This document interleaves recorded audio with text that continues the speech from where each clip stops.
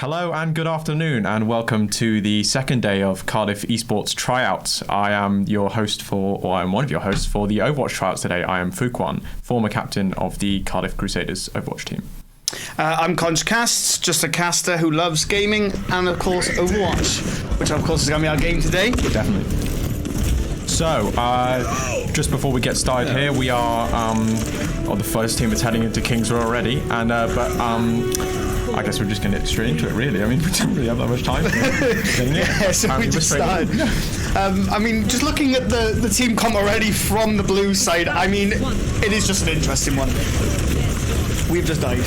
Yes, we appear to be having some technical issues here, but from the freeze frame, I guess we can have a little bit of a dissection here. So on one team, it appears we are almost back. Apologies for this, by the way, and the delay from the start. Nothing runs smoothly here, okay?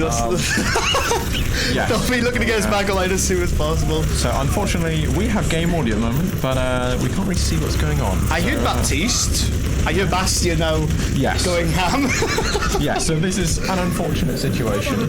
However, hopefully this will be fixed momentarily. Hopefully. Yeah. Okay, so from the looks of it, from team comps at the moment, this is a team filled with quite a lot of fantastic players in. Again, apologies for the technical delays here. But on one side, we've got Chimpy, off-tank former off-tank for the Swansea team, who have done very well in Newell in the past, which is the University Esports Championship for one of them anyway. And other players we've got like Lena as well. They are fantastic as an off-tank. And okay, it looks like our stream is resumed here, so we're going to get straight back into it. That's perfect. And like we mentioned previously, this blue team comp with this Bastion is very filthy. We just the window getting popped right there, and iBlue's already got a kill. Ollie Ball with a second kill, and that's both the Baptiste and Lucio down. Now, some of your team has to fully fall back. Like exactly what's going to happen, but Arisa's just going to hold you back, say, you ain't going to escape from anywhere, and that's exactly what happens. And the team fights once again to the blue side, which I assume they won the first fight once again. Yeah, I mean, from the fact they haven't won the first point, you'd assume so. But it looks like blue team are definitely in control of tempo here. Lena as well, especially using that Arisa Fortify and just pushing forward and getting that space, especially with the Bastion. They're holding it really well. Window pop from the red team there. Baptiste putting in regenerative burst. They're not really struggling to gain ground. All their team low. Lamp popped early there. Ryan's going in. A nice block. Nice block. But oh my god! What a huge high noon from Balloon. He gets himself 4 with that high noon. I'm pretty sure he's back at the telephone box, and I mean, what an amazing time pushing. They're all exposed. This is why playing corners is so important, right? Maybe pushing with the hotel, playing on the statue is so important. You can't just push straight the way in because you've set yourself to so much. And AK in this instance, they've just opened themselves up to just absolute hell, which the hellhole would be that high noon. Definitely. The blue team are doing so well on controlling ground, controlling tempo. They're trying to use the speed boost in there to stop all the gun. Huge stun there, huge block. And again, they're struggling to make that ground up. They're forced lamp early again once more. Maybe this is a time for blue team just control it a bit more. They pull back. They're pushing back in now, gaining that space with a reset. Oh, what a pull. That was absolutely humongous pull. Bit of a miss in the flash, but a huge graviton suit with a dragon combo. This could be it. That's 4. That's absolutely huge so far. They need to keep this momentum now. Killing this Mercy would be absolutely key. So as Mercy dies, you need to keep the aggression. Now, Mercy lived a little bit too long, but nonetheless, she does fall eventually. But Boran pick up 2 kills, as we mentioned many times already before this all started. Boran being a fill, and him not being maybe the technical best, but being proven his worth right there with that huge grab dragons. I mean, you can't fault that. That's all you need in these things. Boran, the proverbial top 500 gamer, coming in with a huge grab dragon combo with a 4K, and then finishing up with the extra 2 at the end. Absolutely phenomenal from him. And here they are, they come through the doors, really forced through that window already. They're pushing through and absolutely melting them. What did he play? That is, whoever's called that is fantastic. The aggression was on it as well. I mean, the window was a little bit far too, I think, forward for blue team to get any usage. So what happened was red just pushed past that window and then just started that aggression on, so that window basically got 0 value, right? Yeah. I feel like, originally when you were stuck on that point, I mean, I know 4 ults, basically 5 coming from that blue side, but I feel like after these ults are used, especially like this Orisa Bong, I think the switch needs to come through. I don't think this Bastion comp is going to work anymore. Definitely. And look, they're really using their sneaky play up here. They've snuck up all the way up here. They're about to speed boost on top of them and use what Ryan Zara does best and just brawl their way through it. They've been spotted by Baptiste. Their time is limited. And it looks like they're rotating backwards. This was looking potentially like a big thing that was going to happen right here. I was looking like a tremendous play, but Shatter does come on through, doesn't find anyone though, unfortunately, and Bastion shooting his own immortality field. He got a little bit triggered right there, a little bit trigger happy, but we do see the bongos getting placed. Mercy also with that Valk right there, and you see Reinhardt swinging, doing Reinhardt things, but he hasn't got much of a team left as Bloon is just absolutely popping off. He's picked up 3. Can he find the 4th on the Lucio? He's trying to find those shots. He's struggling. Can he find it though? Goes to the flash and Ollie Ball to finish and seal the deal. Chippy though taking out Bloon just as he gets out, but the res will come on through, so unfortunately that value is not there. Yeah, if Chippy can make it out, he has not made it out, but if he could have kept that energy, that would have been huge. But Bloon did really well there on as the Cowboy to turn it around, especially when Red got those entry picks. They somehow managed to flip the fight on its head. It's a big pull again from Lena. She tries to kind of group them up. The Bastion is firmly sat on top of that cart there. They're really going to struggle here if they're not trying to kind of close that ground like Lucio and use that speed boost to their advantage, because that's what the blue team have been doing so well, is creating that space between them, so that by the time they get there, their health is depleted almost entirely already. I must say this as well, this fallback was absolutely perfect at the right time. Rather than staying on that cart, letting them speed on top of you, they fell back, used this win to the advantage, so now everyone has to go into LOS, right? Now they can't play into you, but they are going to be playing this distillery. We've got Shatter coming through, this could be potentially huge. The grab comes on through, does find 2, but Immor there, and this Dragons once again absolutely utilising this combo amazingly. We do see Reinhardt now getting pressured as much as possible. That's Bastion finding 1, Bastion finding 2, but Boran finding Tesco Wi-Fi, but iBloon. This is a back and forth battle right now. Boran though finding iBloon once again, Sloth taking Astro, and that's now, it looks a little bit off right now, but it is Blue winning this fight ultimately. 20 seconds left on the clock as well. They've only got 1 engage really left for this. Someone's gonna have to touch point, and it's going to be, Blue team have got the long comeback all the way from their spawn as well, but it looks like Red have got the respawn advantage here. They're ready to touch with both tanks as well. That's going to be a huge advantage for them. This bongo is waiting to be dropped right now, as well as this high noon. These ults from the blue side could be proven to be huge, especially with Tesco Wi-Fi almost close to that Shatter as well. Window coming on through from the red side, just trying to apply that pressure. More and more overtime has now been initiated. Yeah, early lamp from blue as well. That may cost them. That's a huge slam! What the hell? What an amazing slam. Tesco Wi-Fi finding 1 of this. Big fire strike. Oh my god, nice cleanup coming on through now. And well, that's Blue holding it on that just before it got to that second tick, and that's absolutely amazing by them. Yeah, I mean, that is a great round there. Huge back and forth in every fight as well. I mean, both sides were getting picks, especially at the start. Red were doing really well at getting entry picks, but they weren't using that aggression on Lucio enough to really push through and kind of utilize that advantage, because they gave people like Bloom so much space that they would then just turn the fight on its head. Definitely, and I also want to say that when they popped that Grav, I don't feel like it got as much utility burn into as it should. I don't think that Grav Dragon should have been wasted on it, as well. There was only that Kree and that Reinhardt who was actually trapped inside of it. If you'd saved that Grav Dragons, killed the Kree inside of the Grav, maybe killed the Reinhardt as well, you could have used those Dragons to cut off the supports, maybe when everyone was going for retreat, or you could even saved it for another fight, right? But instead that it was pumped into that Grav, and I don't think it was exactly what the team needed. I think they could have held onto those Dragons. Definitely. But anyways, looks like we're having a bit of a change of comp here. Red team are now going for the double shield themselves with Torb and Ash. Looks like they're going to put the Mercy Pocket onto Boran as well, which if his last round is anything to go by, may be an actually solid move. The blue team, on the other hand, looks like they're going to go for a Ryan Zarya now, which is very interesting, but almost kind of flipping it on its head. Scrims for Scrims Row from Tesco's Wi-Fi there, and he's not wrong. Yeah, so this should be really interesting. If Blum is, again, he's on that soldier, so he's going to do everything he can to kind of distance himself and just try go for those picks and isolate targets. But no Lucio from the Ryan Zarya team, so it's going to be interesting how they're going to try and navigate their way around the map, and they're going to have to use hard cover as much as possible to negate the amount of damage they take immediately. Definitely. I mean, the main key factor right now is obviously burning down the point, right? You could still play, now that the other team are playing on that high ground, you still got to play, you know, so out there, LOS, maybe play under them.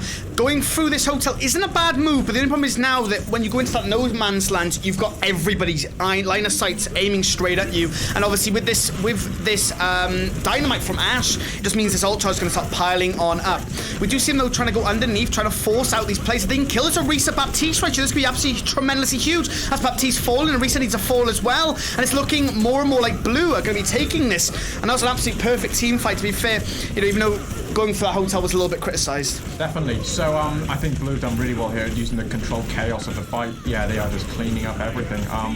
So where Red were trying to kind of stay spread out across different points and try to just kind of isolate them each target and then get damage across from all angles. I mean, Blue just stayed grouped and then just went straight through it and again took as little damage as possible going through.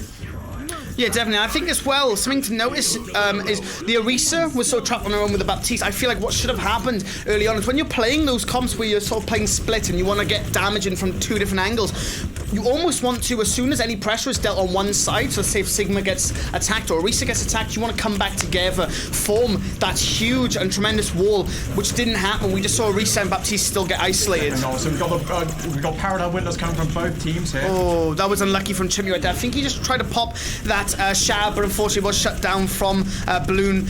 We do see Tac Visor coming online. A lot of ults from Blue side, and they're very close as it is. This could be pretty scary, but we do see Ashtray, though, with this Bongo, which could turn a fight. But right now, they're getting pressured on out, and they will fall. I think this may be all she wrote, because they've got the long respawn back, and that's it. That was just unfortunate, but very well done from Blue. I mean, you know, what a tremendous push from them. And just the momentum just carried on through, and they kept it with the momentum. Didn't even have to burn ults towards the last couple of fights. Just, you know, as people were trying to come back in, it was very staggered. And Boran. 6k is absolutely. He's not going to let this down. I mean, what do we say at this point? Oh, I don't. Am I living in reality, or did Top 500 Boran just get a wild 6k? But nonetheless, I mean, Blue, I think they deserved to win that game. Oh, definitely. Yeah, they controlled the tempo, especially in terms of spacing, in terms of ult usage as well. They didn't dump everything in. They used what they needed to. They slipped up at some points where Red really kind of consolidated and used that aggression on their side, especially as Ryanzara to push through. But really, I think Blue were the better team in that. Oh, 100%. And, you know, the main thing you've also got to realise is that, you know, sort of the, like you said, the momentum and the tempo of Blue team was just so far better. They didn't even need the Lucio. That's how good their tempo was, and that's how confident they were. But we'll be going into a break now, guys. So thank you all very much for watching this first match, and we'll be with you very, very shortly. Thanks, see you in a bit.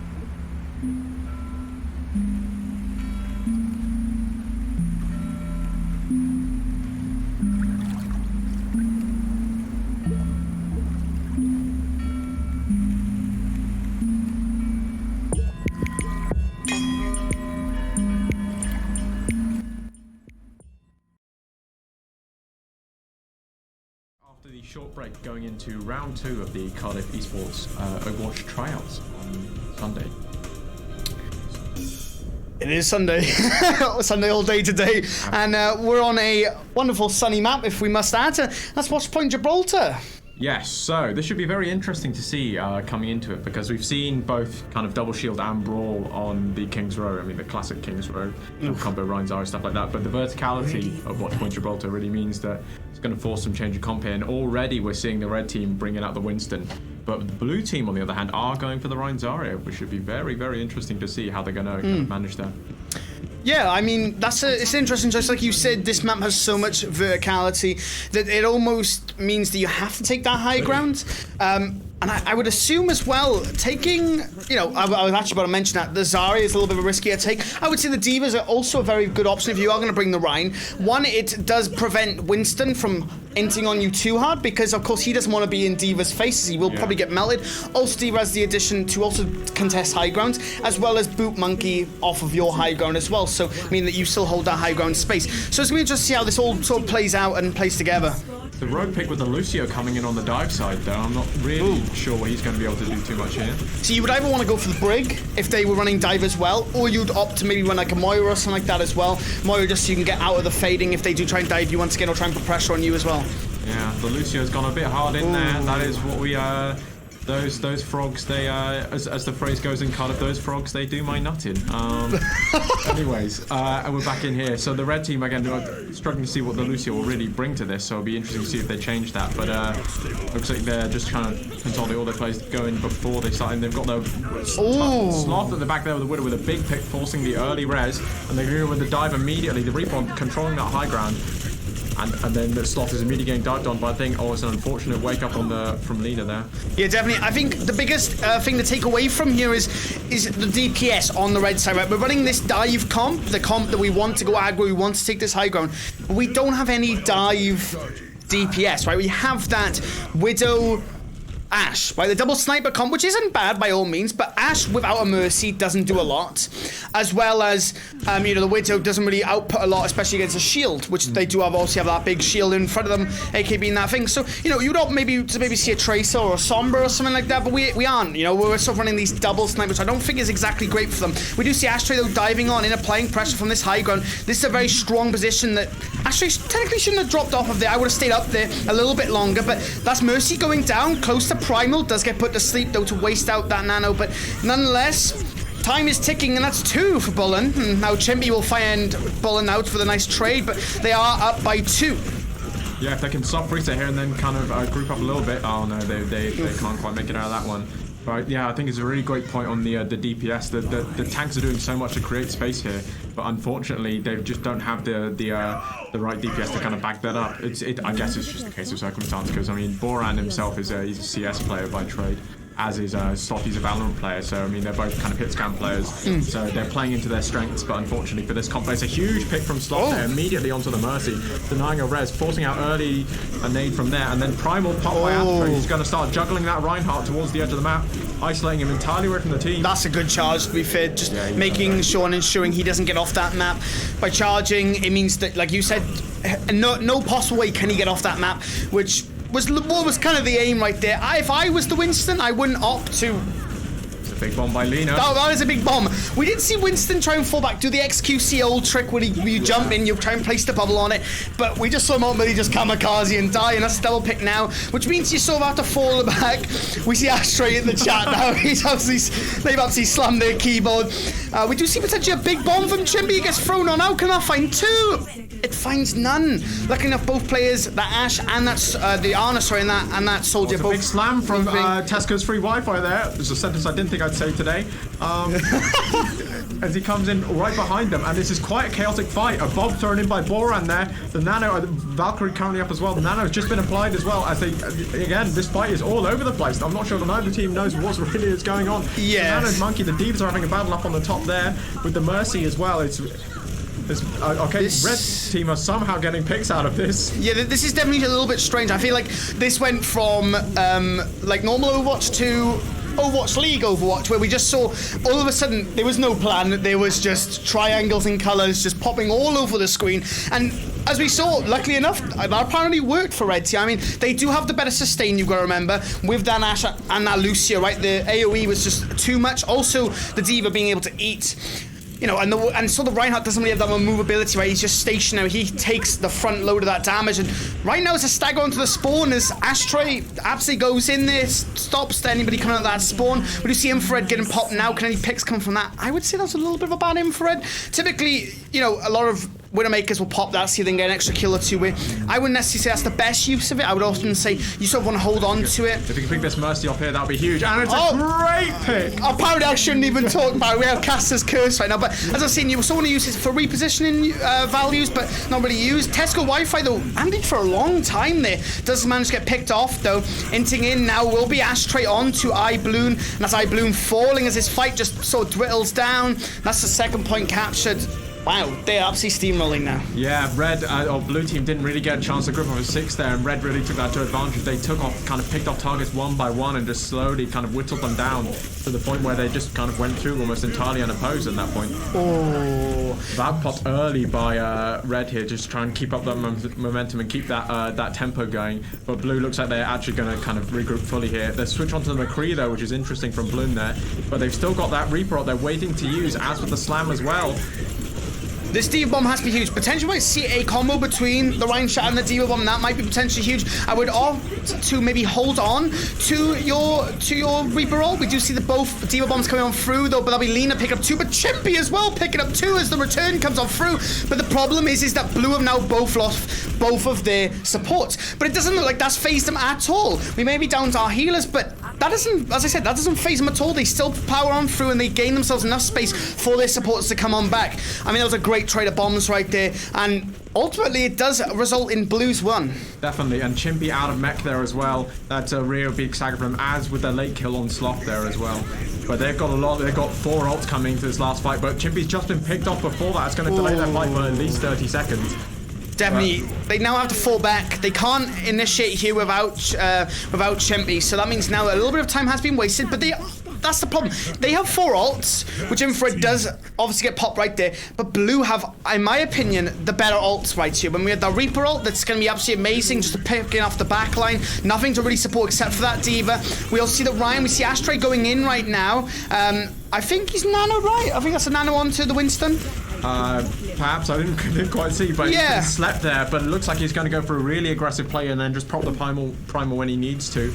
But okay, once he gets the resident, it's a huge slam from Tesco's free wipers. He goes in with the nano as well, picks up another one with a swing, going after that Mercy now. It's an interesting res, it's just been picked off immediately, and yeah, that's the end of that fight. Again, if it looks like Sloth might get kind of staggered here. See, it was looking very, very well for Red Team. They looked like they were now gaining momentum. I think what needs to happen now is I think Ashtray really needs to burn this primal, int in very deep, and then maybe go for a swap onto like the ball or something like that, just to create some more disruption in the backline. As I feel like the backline, Ollie Ball and Aurora are just doing such a great job of just keeping up the team and keeping them all together. We've got the Blue Reaper hiding behind their lines at the moment. He's been waiting for that Death Blossom for minutes now. I think he's just going to run onto their supports and hopefully get the Death Blossom in. But Bloom taken out early there as well by Sloth on Tracer. Okay, the D.Va bomb sent backwards, an interesting move. The Death Blossom picks off the Ana and the Ashe with the bomb from Nino as well. Chimpy getting one with his bomb, but I don't think it's going to be enough. This is absolutely huge so far. Blue looking like they once again taking the lead. I mean, it was looking a little bit scarce right there for the blue team, but ultimately they had the ults to burn through. We do see Chimpy as an interesting choice. He switches over to the Rhine, which I'm not exactly sure what that's exactly going to do in this instance. But we do see Winston coming on in now. That primal needs to be popped. That primal's been held on to for so long. And it's now popped. But Tesco Wi-Fi now with that shot. It comes on down, but unfortunately gets blocked by the Winston bubble. But he has got this nano and he's going to int in hard. This Rhine is now anti. He has to go in hard. Ashtray trying to disrupt that Kree, and that Kree can't manage to get that high noon off, unfortunately, which could be potentially a huge sway for the red team. We do see Tesco Wi-Fi lit up, but with that nade from their Ana, it will keep them up extra bit longer. Tesco Wi-Fi goes in, Chimpy will fall, and as that Valk pops on through, Tesco Wi-Fi another balloon, another shot from him. He's absolutely going in. Tesco Wi-Fi is huge so far, and it's just pickings now from the blue team as they manage to hold them on that third point. They've done very, very well with the Rhine comp there. The blue team, they didn't switch at all. I mean, in that middle point there, when they didn't regroup for 6, they really struggled to put up a defense, as the red team did really well on the dive comp to really isolate targets. But as soon as they regrouped on the 6 on this last point here, they had full control of the match once more. Definitely. I mean, like we were saying, you know, the momentum from red was seeming, after they captured that first point, it was like, my God, this team have woken up. Maybe that was just due to, you know, being in the ship area. I mean, it's Winston's playground, right? I mean, this man was bred on this map. Maybe not born, as he was born, obviously, in space. But, you know, this man has lived here all his life. He knows the ins and outs. And, I mean, he uses that ship more than anyone. And, I mean, they cleaned up the fight mainly, I think, off of the broken fights, right? I mean, they went into the spawn deep.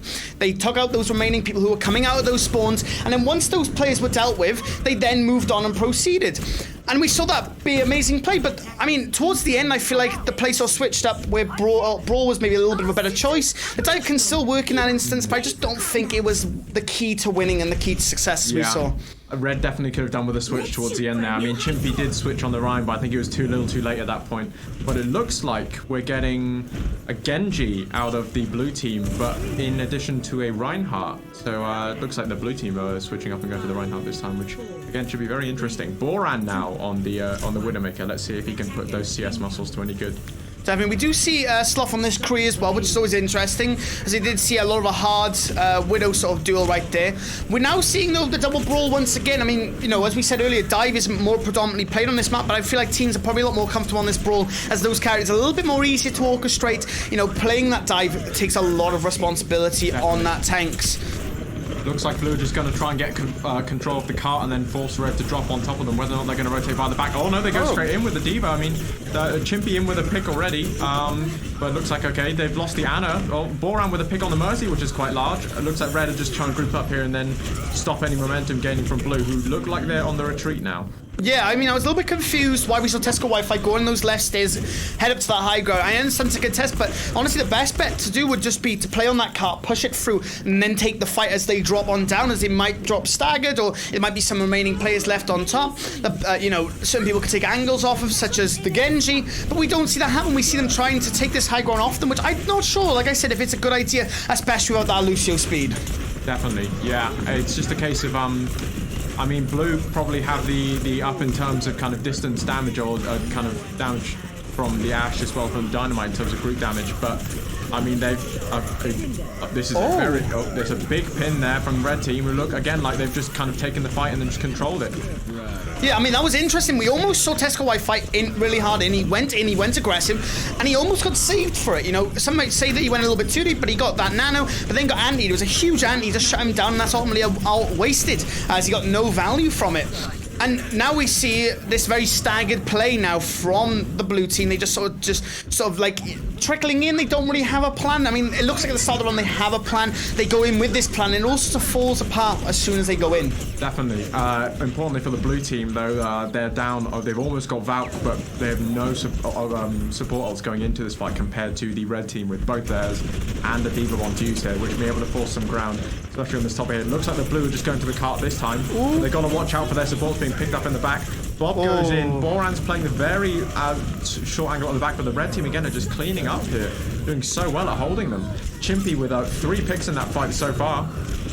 I mean, there's literally no question on what's going on here. I mean, I think we just see a clear advantage when it comes to sort of how the teams want to play with one another. You're leaving your supports behind, which your Diva should be there helping out, sort of helping that support. And once again, the Ana's just been left, and you know, if Chimpy had realised that, he could have gone on that Ana would have died, and that's fight lost once again. Okay, looks like Red are going in aggressive this time, dropping on. It's a slam on the Diva, but okay, the bomb comes in as well. No pick, or 1 pick from the bomb on the special onto the Mercy. That's actually a very big pick. Ollie Ball, they're picking up Sloth. Ashtray taking down Tesco's Wi-Fi, but if they can consolidate here and then just kind of hold their ground and soft reset, wait for their team with the respawn to actually come through.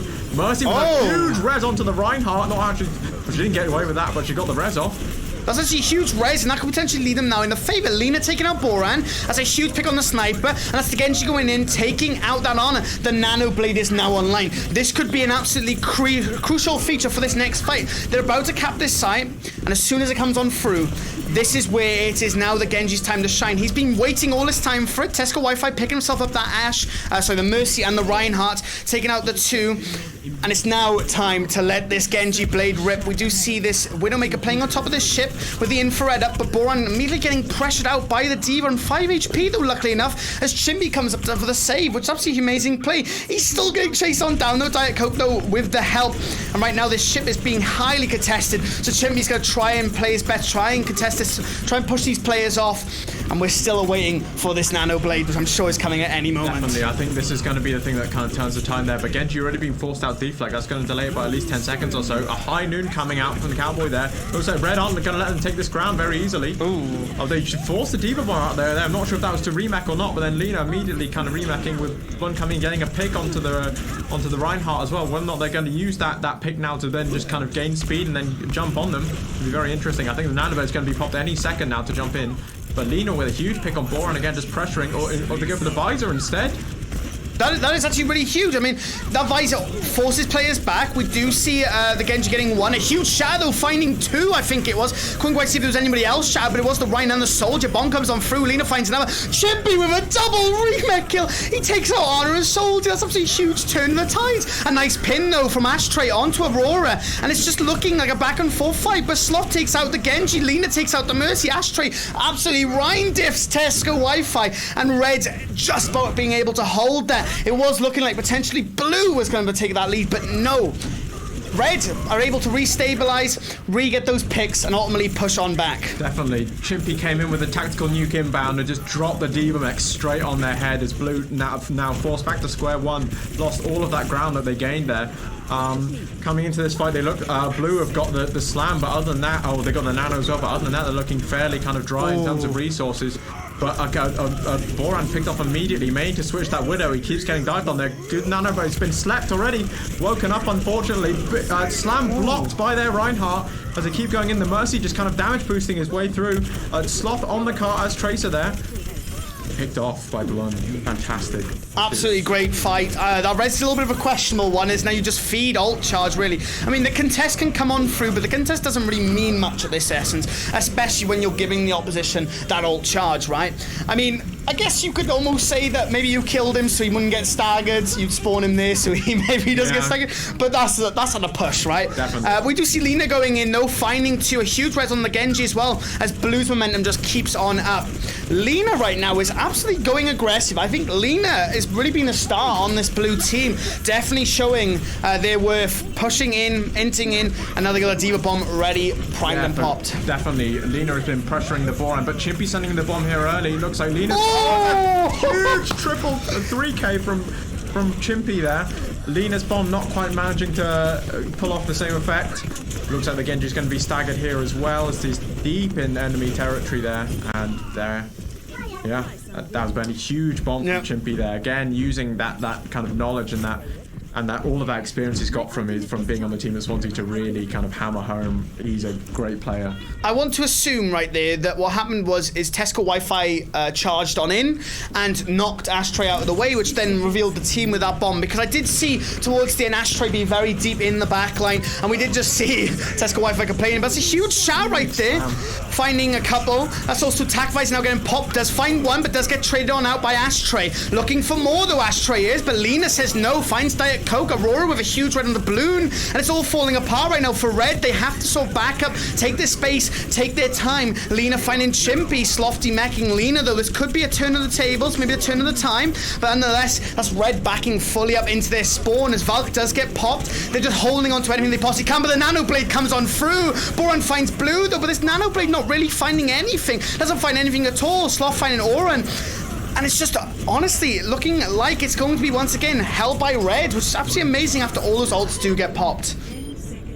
Yeah, it looks like Red really held on here somehow. They really just kind of brought it together. I mean, this is very, very close here. Lina putting the bomb in there just to remech in time, but I don't think anyone can touch. Oh, the force overtime, somebody managed to get there, but I'm not sure. It's a big charge. Oh. And that is it. Red team take the second game. What a charge at the end there. I think that charge honestly set the path for the D.Va way off, meaning that D.Va couldn't touch that payload at all. Which means no more overtime can get triggered. I mean, what a performance right there from Red Team. Well deserved on their part. But big shouts to Blue Team as well. They definitely kept fighting on. It was definitely a close one right the way through the game. Definitely. It was so much to and fro. These teams here are very well balanced. I mean, between both teams have got some fantastic players on each side, and you know, just getting certain performances come through that are really highlighting, like Lina, especially on D.Va, pressuring the kind of Widowmaker and isolating this target so well to kind of take them off one by one. Whereas it looks like Red as well, especially, was so good, especially mid-fight, just kind of coming together and then really turning it on its head. Yeah, definitely. We're going to be going back to another break. Thank you all very much for watching, and we'll be back shortly with you guys. See you in a bit.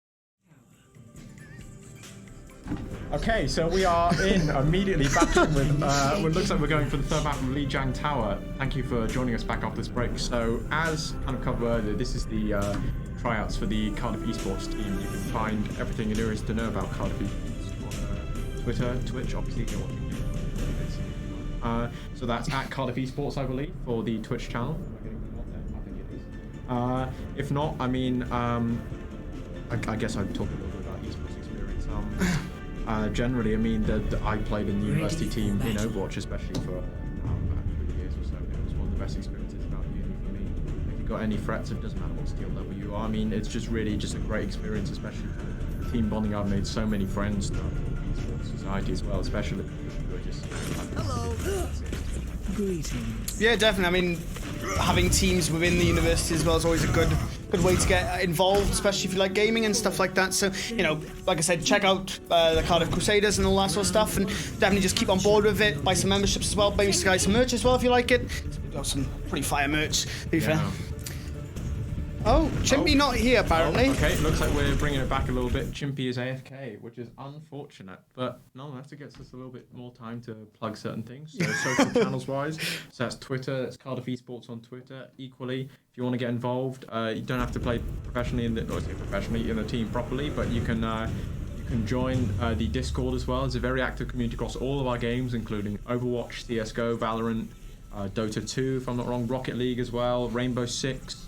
We've got a whole plethora of games that people play on the server, both casually, competitively. I mean, there's so many pathways and opportunities as well you can join to kind of progress your way up. I mean, I got so much experience through the Overwatch team. I mean, it was fantastic.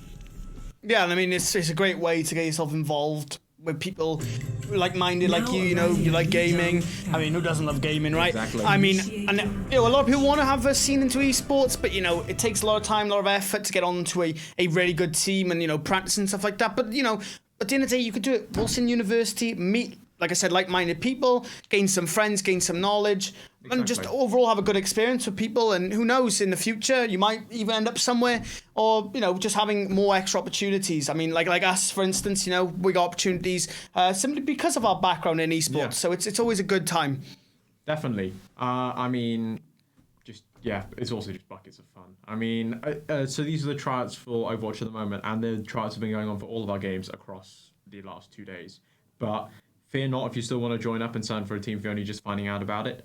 There's always, in most of the university teams, so that's, or most of the university leagues, so that's Newell and NSC, both have 2 splits. So I believe sign-ups are still mostly open for all of them. So if in doubt, try find the game rep within the Discord. They're all highlighted, and give them a message if you still want to play, if you're only just coming across it now. Or alternatively, if you want to sign up for the winter split, they tend to open up around January time. So there's plenty of time and opportunity to play across a team for our university for the distant future.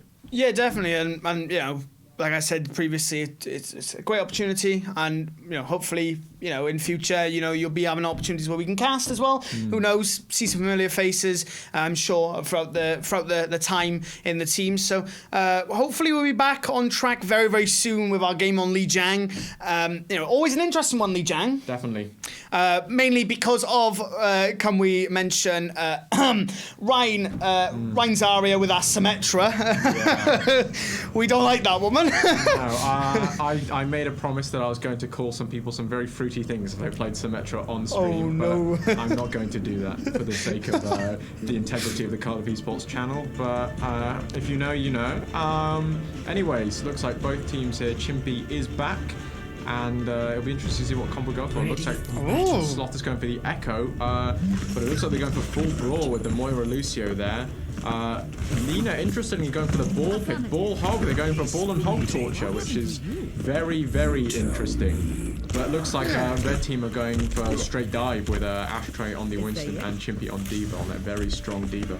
So what I'm interested about, right, is maybe this is different. I come from a console background, so maybe it's a little bit different. I mean, I obviously know of the dive on this map can be very, very strong, but I have seen a lot of times where we will sim TP through that window, take space early on the site. I feel like that's quite a common one. But to see hog, ball maybe, yes. You know, with that new ball comp you could do with the Brig and the Zen. Yeah. But to have hog with that and not something like a D.Va or a Sigma is definitely a weird one. Yeah, it's that. So that ball hog is really about personal things more than anything. It's about creating that controlled chaos within the blue team.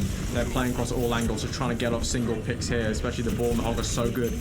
Hog's hook again, bring people in, and then the ball just kind of knocking people away. It looks like blue team have already taken out the ball, but then it's been rezzed already.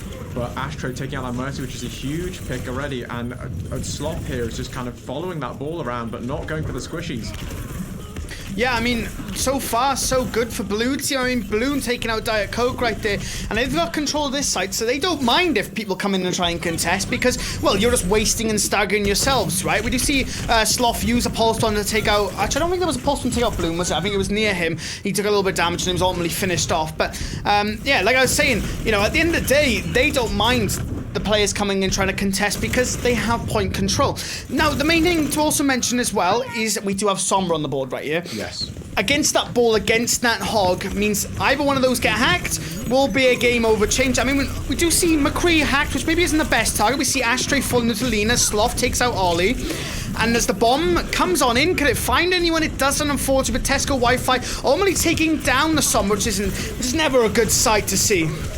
No, but Lena with a big boop onto Anna there, and then Bruin coming in with a pick as well. Chimpy trying to recover and trying to get that pick as well, especially onto the Reaper, that's quite big. But Lena is just powering through their team, just picking them off one by one, doing what Bull does best in this comp, which is utilizing that chaos and just rolling through targets one by one. But it looks like Red have actually kind of brought it together here. If they can pick up that Zen as well, Chimpy, he forces out the Transcendence, which is quite large from them. But Blue are still in control at this point, and they are letting that clock go down. That Mercy anti there, she might go down as well.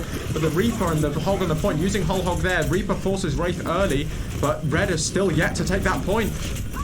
I mean, you must say that, you know, a lot of people might look at that play from that Zen and wonder, why did he pop that ult at that time, right? I mean, that was a little bit of a stupid ult, some may argue, but I think, honestly, that was probably one of the best ults we've seen, just as a general whole. I mean, that ult was ultimately used as a stagger tool, and it ultimately gave the team enough time to come back in force. Now, we do see Diet Coke falling off the map, unfortunately. Sloth right there, EMP coming on through, finds a few, and we do have Reaper's ult online, which I'm sure is going to be coming on in, and as I mentioned it does indeed, gets the majority in by the Diva. Ultimately taking on Ana, though. Lena will find Ashtray. And it's just a back and forth right now. Sloth finding Lena. Eyeball taking out Chimpy as he tries to go for a mech kill. Big picks from Sloth here. Ooh. Maybe he might be able to turn this. He's getting Pulse Bomb very soon as well. But it's 3-on-1, and we've got Lucio contesting. Ashtray coming in on the Winston. There's a Discord on that Lucio. If they can pick him off first and foremost, but that Hog is just doing so much with that Reaper in combination, hooking them in, and then the Reaper just kind of clicking them. Just, you know, the classic Reaper W and M1, and that's it. Moira goes down there, and it's very much just a kind of, I think this is delaying the inevitable here. Yeah, definitely. I mean, they're just touching in, seeing if they can get anything going. But, I mean, what can you get going right now? And we have Ball swinging around on the point. He's trying his best to contest, but we almost see Lena almost fall off. That could be a little bit of a shifty one. But, you know, like you said, this is in Blue's control. It ain't swaying at any point in time. This is just a matter of when. Yeah. I mean, Blue could definitely do better at kind of isolating targets and actually focusing properly so that they're not taking them out kind of slowly, because they have got a lot of stall out of this. But yeah, I think that was in the bag a long time ago. Definitely. I mean, I think if I have to be completely honest with you, I feel like for Red, that ball, the monkey comp was just on it for way too long. I mean, we had the Hog, which is almost a bit of a counter to you, maybe not completely, but Diva's not going to do much against that Hog. Same with Winston. They're just going to tickle him down. Then you also have that addition of that Reaper, which means, you know, as soon as Hog hooks one in, you've got that instant chunk of damage going to burst straight into them, and then the Reaper essentially ripping straight into them. You know, you ain't living that no matter who you are, right? Definitely. So I feel like that monkey comp should have switched off of a long time ago. Definitely. We're going into Control Center now, and it looks like both teams are whacking out the classic Bull, kind of Ryan Zarya, both on Moira, Lucio as well. But so Chimpy going back to that Diva, Ashtray on that Ryan, MML6, who was coming for Boran last game as well, on May, which is his favorite pick from Newell over the last 2 seasons. Our stream has gone a little bit here, and I always come back. Oh, we're back. But it looks like the blue team are running a Symmetra as well, which is I don't know about that. Yeah, especially against some May. Now, right, we're playing for the May wall. Perfect May wall. Finds about 3, and that's Ryan going down. Ashtray finding another MML6. Weird name right there. Does find that Reaper. And that's Red taking control right now, which is a surprising turn, seeing as Blue had had the full control that whole entire game. Ashtray with this shatter, it needs to be big. Ryan versus Ryan now. Tesco Wi-Fi, though, not having a good time in terms of ult charge. Definitely. They've let that Symmetra charge up her beam as well, so it's just going to melt that Ryan shield. Big slam from Ashtray. And a huge wall as well to delay the push back. I mean, what a huge wall right there, cleaning out the Ryan. The Symmetra wall does come up, but I feel like it's just a little bit too late. Does try and build up that beam, trying to get as much damage as possible, goes maybe a little bit too aggressive. The wall comes on through as well, blocking off some more players, and ultimately this is Reds once again. And why are they still investing ults is the real question. Blue didn't really need to invest Lena's ult right there of that D.Va bomb. He could have saved that for an engage, but a huge shot comes on through, does kill the Reaper. D.Va also falls, the pressure is amping up right now, but a huge beat to try and delay that pressure. But Chimpy right there with a bomb into Aurora will fall, and like once again it's just one of those cases where it's just delaying the inevitable. MML6 has come out fighting with this Mei. It's his favorite pick from it's one of his strongest anyway, from playing in Newell and with experience in both kind of NSC and all the kind of university leagues. And that Sombra pick was a bit kind of hesitant for him. He doesn't really have a lot of experience with it. But coming with that Mei, he has shown exactly what he does, what he's known to do, which is get that ward in and just pick off a single target and isolate them and then just win. This Reaper Toby here, Sloth wanting to come in. Flicking heads! And then finishing off that Lucio just with a bit of a flourish. Overkill? Maybe. Necessary? Absolutely. I mean, it was a little bit necessary, but like we got to really talk about the in-depths, and that was a cool style to have. But we got to mention that a lot of people would see that as a waste. You could have saved that for Blossom and Mail. Very old, infamous combo. We do see Creed, though, getting walled off, and that's a huge kill. And another huge shot coming on through. Just Tesco Wi-Fi is just not having a good day right now, as Ashtray just comes and MTDs him to the absolute max. But the Blue Reaper out here pops, but they just can't touch the point.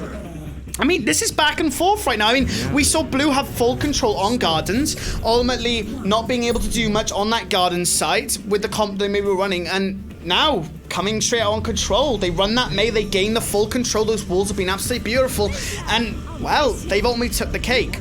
Yeah, this is really interesting to see. I mean, I think as we're starting to see, the teams have mostly stayed the same across the entire kind of games we've been playing so far, and we're really starting to see how the red team love the kind of brawl and they love that kind of chaos but grouping together, whereas the blue love the chaos, they love everything being split out.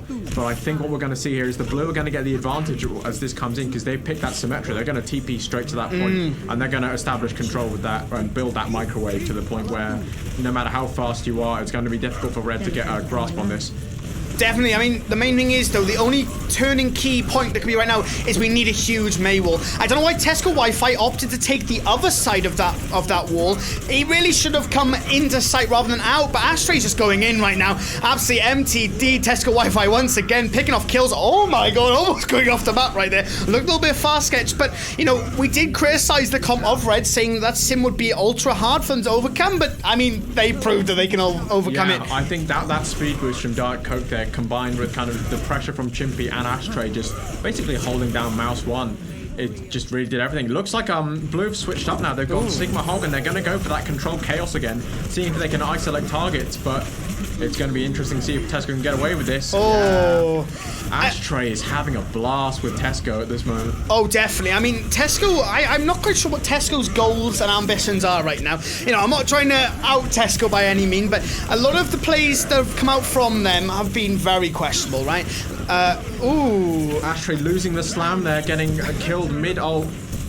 I think Ashtray's getting a little bit too antsy now. I think Ashtray's going, you know what, I'm waltzing in you. I'm the Reinhardt. I mean, he is playing Reinhardt, arguably one of the most alpha tanks in the game. He gets in there, he gets the job done, and I think he got a little bit too antsy with it. Nice wall right there to isolate that Zarya, but luckily enough, it was just a little bit of a gap to try and save that Zarya. Zarya luckily comes out, but that's nonetheless, Red is absolutely just applying pressure, applying this force, forcing these players back, and now the Mei wall is back online. A little bit of a misplay maybe on that wall, but nonetheless, they'll have to give them a little bit of space, let them in, but they've still got to play into this Mei wall in the next 5 seconds. Sigma coming out from Blue here, catching quite a few, forcing beat already. That Zarya is high charge as well, but the huge pick from Sloth. Again, that wall giving them space to push up as the blue team.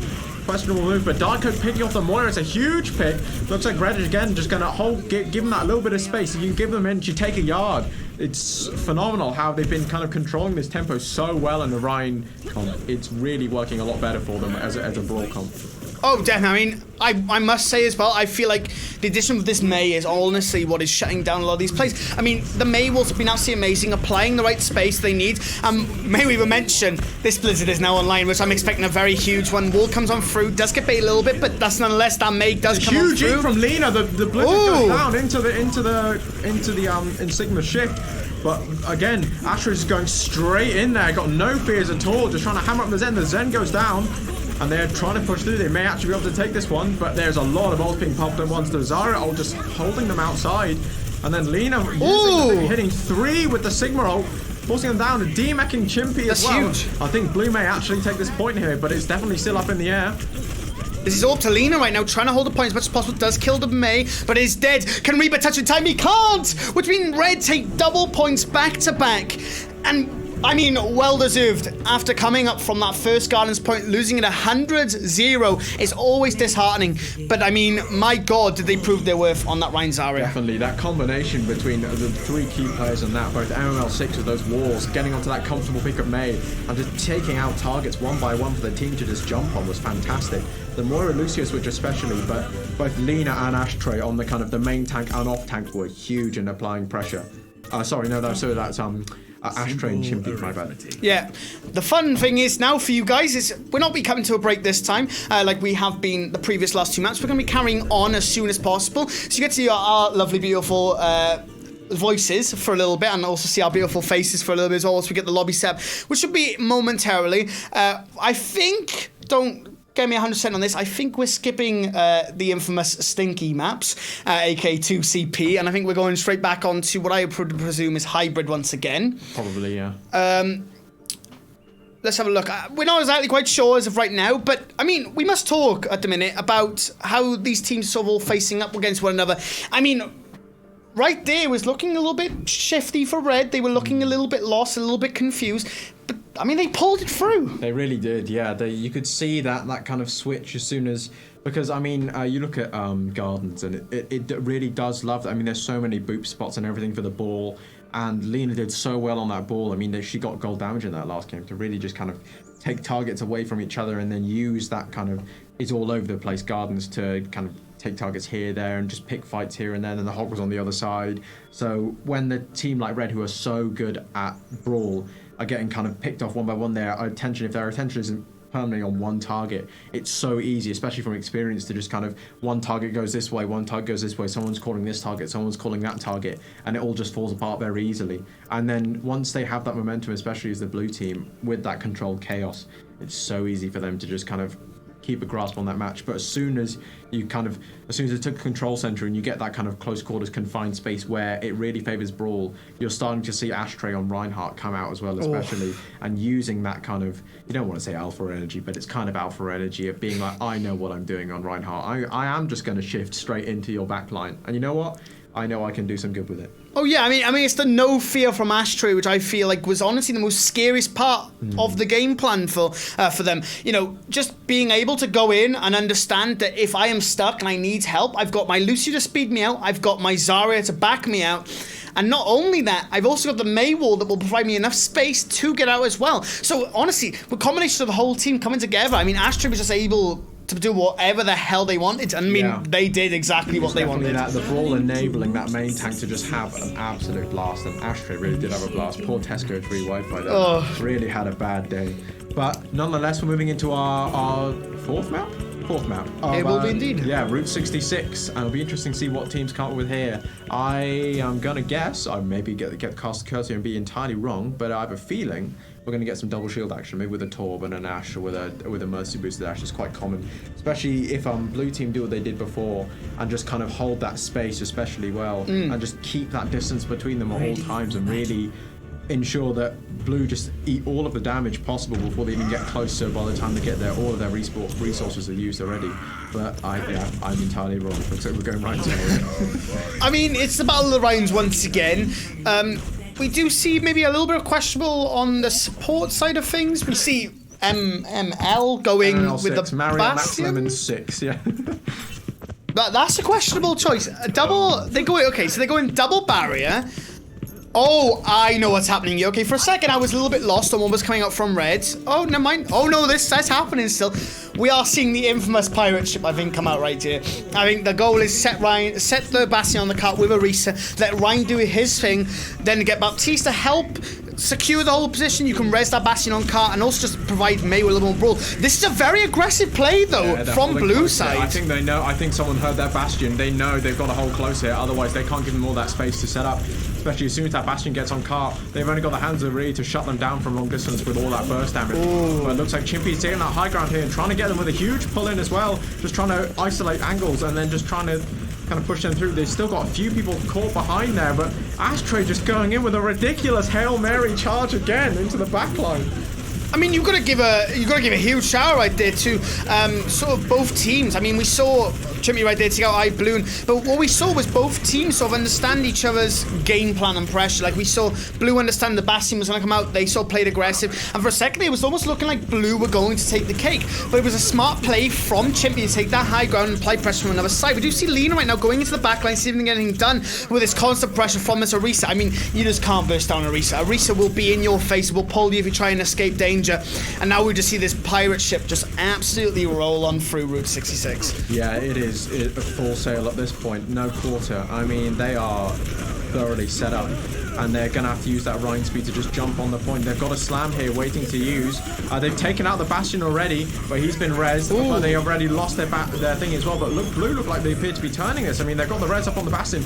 The Bastion's dead, and they are just going to entirely make sure. But it's a big pick for Ashtray again with the bongo to try and stabilize and keep up that tempo. It's a big slam in combination, but it's a grab as well. Everyone is throwing everything in the garden shed at this. I mean, we're just popping ults at this point, see what we can get done. MML6 will take out Aurora, and it's just looking like GG as Lena just tries to hold on with every ounce of willpower that they have left. Unfortunately, there is a cap. I mean, I don't exactly know why certain ults were popped in that instance, especially maybe like Tesco Wi-Fi's shatter maybe, and especially that grab from Lena. We do see Lena going for the switch though, so maybe we'll just have burnt thing, maybe just switch over, as this does require a lot more high ground usage, so maybe that's sort of like the play that they sort of want to go going forward. The pirate ship appears to have been dismantled, and Sloth going for the Widowmaker now, using those Valorant kind of Valorant skills to good, but Blunt getting an early pick onto that Baptiste, forcing the res early, but a huge HD TV coming out from the point there. They're going to use that as best as possible. ML6 with a huge wall to allow as well, back as well, especially. Mercy's caught on that right there. She is really stuck in between them, but she's got about, can she make it out is the question. Definitely. We do see Tesco Wi-Fi now with this shower, which has to be huge. Blizzard does get popped as Ashtray goes in. Lena.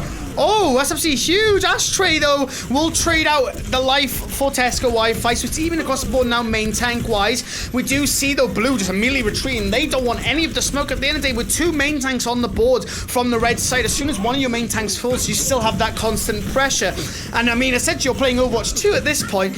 We do see Sloth, though, taking out Bloon, which might potentially slow down any hope for Blue, but a big pick, Astrosaurus there, and they're looking, just trying to control this high ground, but they've got to touch at some point. Oh, it's the slam either way. Both go down, but it's a case of can that, but it's too late. They're capped. I mean, that was just too late. I mean, it was looking good though, but all too late once again. It seems like that keeps happening from Blue. They have the right knowledge, the right plays, but it always comes out just a second too late. Yeah, definitely. I mean, they had the right idea. They're holding the high ground because they knew they just had to drop on them and then they could beat them in the brawl. But they they left it too late, and that was it. Yeah, definitely. We do see Lena now online though with this bomb. We do have a lot of ults going online from Blue, maybe not so much from Red, but Tesco Wi-Fi, I'm very questioning what is going on. It's an interesting play from him, and he's somehow got away with it, but I'm not quite sure how he's done that. I am questioning that as well, to be fair. But Lena right there picking off Ashtray. Ashtray maybe taking a little bit of a backseat this game compared to last map. And unless Lena's going to be looking for this big bomb. Now, there is double barrier, which means it's going to be a bit of a disturbance. We do see MML6 getting taken out right there. But a nice res, which means now it's even across the board. The bomb get dropped, and it does indeed round the corner as well, just as the boot comes on through. The Rhine is now separated. Tesco Wi-Fi as well, going for the shatter at the wrong time as well. Was hoping to potentially get something off before they died. The window as well, maybe not needed, but just to seal the deal. Lena finding that Mercy, trying to turn anything around. The window gets popped from Blue, trying to apply the pressure more and more and more. But it doesn't look like the pressure is enough, as Red just slowly but surely whittle them down. Once again, it's perhaps an overcommittal by ultimates from both sides there, as they try and find all of the picks possible, especially Red using both their support ults and the bongo, but they've got Slam going into this and Blizzard, which ML6 can pop, but will Lena eat it again? A lot of the ults have been eaten. Ryan goes down there. And a nice pin out at the Immel. Yeah, that's a big work from him, but he gets pinned straight back into the thing by Tesco Wi-Fi. It's a big play from him there, but Red are forced on the retreat already, and it looks like those commitments there weren't really enough to win them that fight. Yeah, I mean, that was just unfortunate. It was looking really good for them, and we see Tesco in the chat right now. MTD. That is bold claims from Tesco Wi-Fi right there. Yeah. After what we saw, especially from Lijiang Towers. Compensating is the word I would use, perhaps. Definitely. I mean, a little bit of a risky sort of thing to be saying at this stage in the game, but I mean, he said it, and now he has to own up to it. I mean, we do see Hans right there taking out Red's May, so now the retreat has to come on through. And I think it's a good retreat, you know. Don't want to waste time trying to go in and taking a fight, you know, you're not going to win. Definitely not. But I think Astrosaurus here deserves a special shout. He's been doing so well at keeping that distance between the two teams, even with because they don't have that kind of speed to get onto them. But he's just been kind of getting picks every single fight right at the start and just putting so much damage through. That's a big slam from Tesco Wi-Fi there. But Sloth in the back, it's actually flipped on its head. I mean, Sloth is getting picks there. Lena picks off the Mercy. It's on either way at this point. Oh no, Tesco Wi-Fi got emptied in. I was waiting for it, but nonetheless, we do see it right now. Ashtrace is on the tier once again, trying to gain that space, but both tanks are the only ones on the point with that Mei. They have to sort of like fall back right now as they have no support, and both the Mei and the Ryan are both very low. The Dragon comes on through though, trying to hold them back as long as possible. Does find Ashtray, unfortunately, which means Red are once again on the retreat, on the run. Definitely. So they're going through, and looks like ML6 popping that thing. Can they get that Bongo down? Immediately goes down, which is bad for Chimpy and co. But they forced Lamp out of Baptiste already on the blue team, and Lucio finds the Hanzo in a clip I love to see. Chimpy finding the Baptiste on their team, and Lena is being chased down by Flamewater, who is channeling their best Red at Lucio to really just power through there.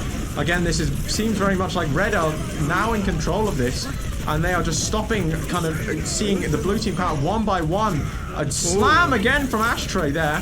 And looks like MML6's Blizzard on the point, and they really have control of this. It's just going to be a case of seeing if they can stall it out now, but I don't think they're going to be able to. As Baptiste tries to touch point, gets the lamp off, but I don't think it's going to last long. That Baptiste touch could actually be really huge now. Try and get it down to OT. Tesco Wi-Fi on the ball. Can he get in? And no, he cannot. That's just unfortunate. But, I mean, 30 seconds, it means that if they do cap with 1 a minute, they could be at favour of winning this, but it's still looking a little bit shifty. Definitely. That last fight especially there was so back and forward. I mean, you're seeing both sides kind of doing what they do best, or we've seen all afternoon so far. But it's going to be very interesting to see what they do here. See if the red team suddenly take the pirate ship approach as well. Oh, no, sorry, the blue team take the pirate ship approach.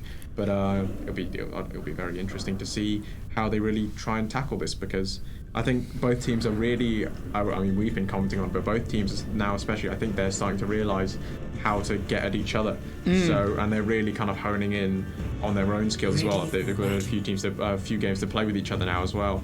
And it looks like Blue have finally counterpicked the Mei, which is something I think they've been hesitant to do. But MMR6 actually not going for the Mei and going for the Ashe, and we're going with what I predicted at the beginning of this match as well, especially now with the double shield, with the Bastion and the Merciful Ashe. It should be it's a classic move on this map, and it's not one of my favourite things to play as a player, but I mean, you never like playing these sorts of comps, do you? One, it's always seen as cheesy. Oh, we're playing the comp that nobody likes, everybody's gonna hate us. But I mean, it ensures the win, don't get me wrong. Yeah. But also, it's a very boring of just barrier, M2, barrier. It's a lot of just the same thing, and I mean, Bastion's just holding down Mouse 1 all day, every day. Yeah, as a support player playing when a comp that got us all the way to the Newell playoffs as the proverbial underdogs with me on Mercy was particularly fun. It's just holding down shift and left click. But anyways, looks like the Slop here is set up on the high ground, and they're gonna give him a bit of space to start off with here. They're popping that wall to try and just give him a bit more time, but there's very few places to hide behind here, with Chimpy using those pulls, Ashtray using those pulls especially. With an early lamp used from Blue there, I'm not quite sure where that's gone through.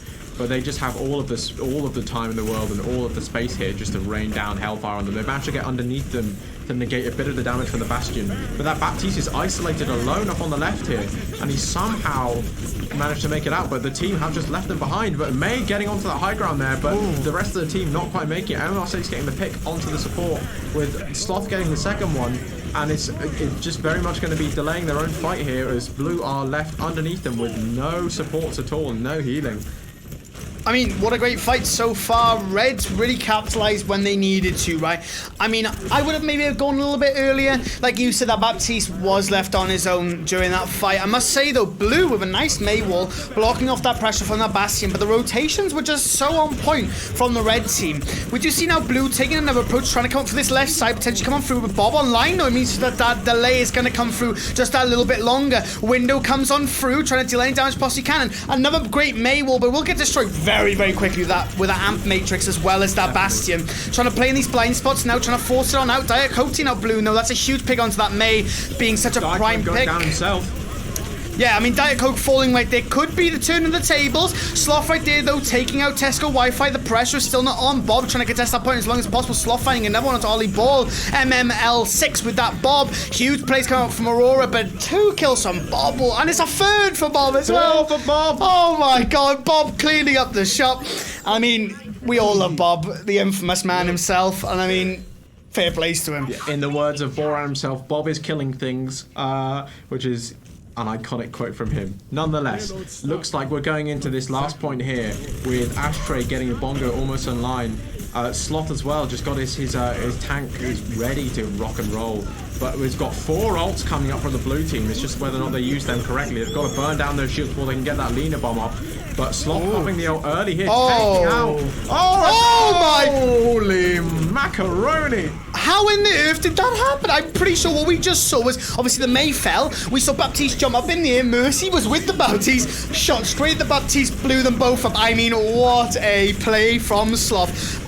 I mean, well-deserved play as well at that. And it's just clean-up crew now for the red team, just trying to clean up these tanks. Shatter comes on through, but it is blocked by the Sigma shield, which is quite unfortunate for Tesco Wi-Fi. Lena, though, taking out Chimpy as Chimpy takes out Tesco Wi-Fi.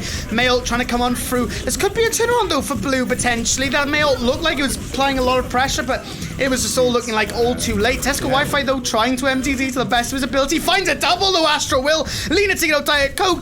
Tesco Wi-Fi with a flame strike. And it's looking like all of a sudden Blue just turned that around. Yeah, they just really found their tempo and then just kind of, especially getting the huge lamp underneath the petrol station or gas station for our, given we're in the States on this map. But yeah, they just really turned that around, and then Astro Short's getting a huge 2K with the Deadeye. Fantastic work. I mean, you've got to also give props to Blue. I mean, they lost 2 very valuable members very early on, which was that Baptiste and that Mercy, and they still ran with it, and they still did an amazing job at being able to withstand and withhold themselves. Yeah, ML6 sitting on the high ground there with the thing just trying to deny them a lot of space. That could be a huge Maybomb coming in from Lena. Gets 2, takes out the lamp as well. But that has forced a lot of resources into that, and as well as getting a lot of picks. This one, not she's then just are going to take this high ground here and just again pick off that Baptiste, and then ML6 is going to try and get away, but to no avail. I mean, using only 2 ults there, you know, especially like that Lena bomb. I mean, as Mercy does say, heroes never die, but I mean, unfortunately for Soldier, this war has just been lost, you know, and it was as soon as that Diva Bomb went in. I mean, what a clean fight. Diva Bomb straight in, wall to fall them back. We chase them down, they die, we win this second point. Now we're going to the third one with 3 minutes on the clock. Now, obviously, Red Team had this quite a lot this time, but the way that Blue are playing right now with this momentum, this could be looking like a lot more time on the board for them. Definitely. Red with 3 ults coming in here. Chimpy with that Flux. Bob is ready to use here, and Valka, they need to stabilize. 2 coming out all at once here from the red team. Chimpy finds 1. D-Mex the Diva, forcing Lamp, getting the res out of the thing, but looks like Mercy will fall here, and does. May Ice Block, I mean, this is Red's fight, but have they invested too much coming in? They've still got 3 minutes left to develop, 2.5 minutes left to defend. They can't afford to overinvest into fights, even if they win them in this case. They need to come back now, set up, maybe set the Ash up on the back high ground so she can get the angles long down. I wouldn't play the Ash up the front for obvious reasons. You don't want to risk her life. We do see Slofto taking out Bloon, which is an immediate shutdown with the spawn only being there, though. It's not too much of a worry, but I mean, 6 seconds, especially in Overwatch, is all to rave about. Definitely, but Blue are coming out now. They're just waiting for a 6. They've got 5 ults to use now ready. It's just a case of whether they want to deploy them all, because where the car needs to go, it's only 2 fights, and they need to win before it's over. Mail comes on out after ML6 gets a kill onto Astra. Astra though getting res. Nice kill from Tesco Wi-Fi though in use for that Blizzard. The Amp Matrix will come out from both teams trying to play that pressure. Sloth pops out that tactical visor. A little bit of a dodgy one on our screen right here, but it's making it work. Sloth finds Blun. And yeah, I mean, it's just all sort of looking like it's falling once again back down to the red team. I mean, they played an amazing game right there, fell back, took the space they needed, and then used that space to their advantage. Red are doing so well at going back, and then I think you've got people like Chimpy, who are a really fantastic leader in terms of Overwatch and IGL, probably calling, look, fall back, we need to kind of give them a little bit of space so that we can then go back in with all of our resources and just win the fight. Definitely, I mean, they have fallen back so many times, and they've fallen back just the right moments and utilized the space that they've given themselves to a perfect advantage. We see Lena now right here trying to apply pressure onto Sloth, but it isn't enough. Chippy though with a nice flex, doesn't manage to get anything though. Bob out though, will fight only Bull, will fight Astra. It's Bob once again, the MVP, our star player right here, going in, taking out two. Will leave the stage though. He wants to make an even fight right here. Lena taking out Sloth though, and I'll be Ash on the red team taking out another. Chimpy taking out Aurora. And it's looking like, once again, Red are just absolutely killing the game so far with only 50 seconds on the clock. It's almost looking like Blue might not even be able to cap this point. Definitely. With this last bit, with it so confined, Lena is so good on the blue team at finding targets and kind of shutting down the space, but they can't do anything. There's just not, they try and push that soldier off the high ground, but they just fall into the middle of their team, and then Lena's left just with no options at all. Again, trying to push from that high ground. A window coming out, but it's a huge slam from Tesco, but it can't do anything in front of that window. It just gets melted immediately. Yeah, I mean, that shot was amazing, right? He applied that pressure with a shot. What we should have done immediately is jumped in front of that Matrix set same behind it. We do see Bloom, though, taking out Diet Coke as the res comes on through onto Diet Coke. Bloom takes out another one to Ashtray, but that's the Ash of Red taking out Astra. Frozen in the mail. Huge cryo, though, will find Chimpy, and it's just a matter of seconds before it falls now back to blue side. They're working with OT, though, so one fight for Red. They see it fall back, gain the space they need. Ashtray, though, is gone. We don't give out space. I'll just take my own back. And as right now, we'll see Tesco Wi-Fi finding when a huge shot comes on through. Can he find the players, though, needed? And he can't. Massive lamp from the blue team, from Ollie Ball here. A big wall from the May as well. Again, slamming down though, but it's a big from Chimpy. Red have turned this on its head with Ashtray and Chimpy coming to town and absolutely cleaning up, and Red have taken the game. Wow. Wow. I mean, there is no other word to describe that game than wow. I mean, what a brilliant use of ult, especially Chimpy with that flux at the end as well. It was almost like Blue were going to take it. Talking about Chimpy right here, our MVP for this match, player of the game to him. I mean, what, this right at the end as well. I mean, I honestly think this is what turned the tides back in the favor. I mean, Red for a second were looking so good. So good, and boom. I mean, all it takes is one Sigma ult, Ashtray as well, to go in hard as soon as all his players land. And I mean, like we always say, that's all she wrote. Yeah, I mean, Overwatch is a team game, and it relies so much on that kind of synergy between players and the different kind of uses and ultimates. But at the end of the day, you forget quite often that all it takes is one good player and one good play to really flip a game on its head, and I think we saw that in Chimpy there with all of his experience. Definitely. We'll be forwarding to another break, so thank you all very much for watching, and we'll be back very, very shortly. Yeah, okay, see ya.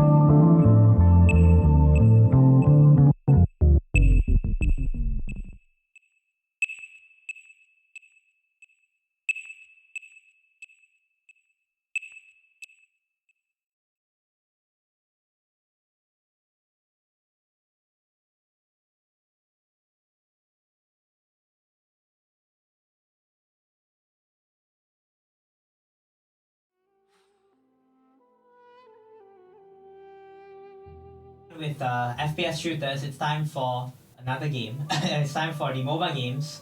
First we'll have Dota 2, and later at 8 p.m. we'll have League of Legends.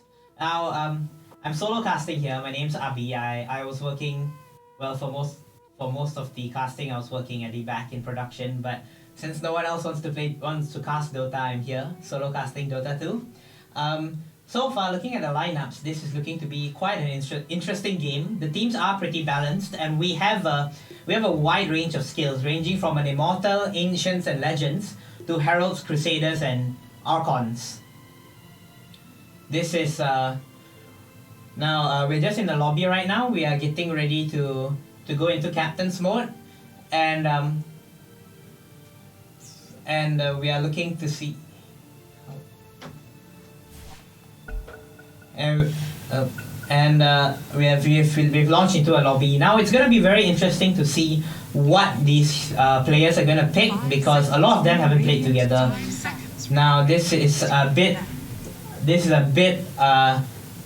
kind of half of the previous Dota 2 team for Cardiff, as we've got a lot of new sign-ups recently. And even if you haven't signed up for tryouts but you'd still like to play Dota, it's no worries.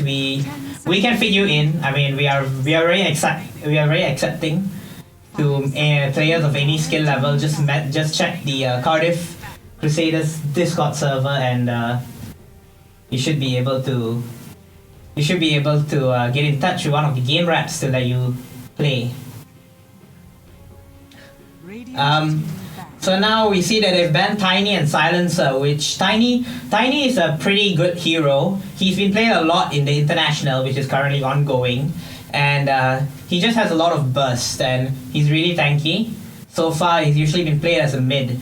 So it's a pretty standard going for high pick rate bans from Derby Esports, and while 2Base has banned Silencer as well.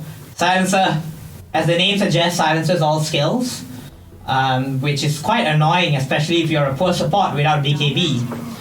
And surprisingly, Derby Esports has went into their overtime, despite this only being the second ban of the game. This might be because they all haven't worked together, and they do not know each other's strengths. This team was made about like 5 minutes ago or 10 minutes ago, and they haven't really had time to discuss strategies and their best ops and how they play. We see a Weaver being banned by 2Base. This is also a very popular hero recently, with his Sakuchi ability breaking the max movement speed and allowing him to escape if you've already run out of stuns, or you don't have stuns on your team. So far, we're only seeing heroes we are seeing really annoying heroes being banned. But we see the first pick of the game, which is Witch Doctor. Now, Witch Doctor's a really good support. He has a stun, he has a high damage ability, he has a heal, and he has an ability that works really well with high damage cores. Witch Doctor although he is really soft, if you can get a team that's built around or built to support the Witch Doctor, that would really make Witch Doctor a good pick.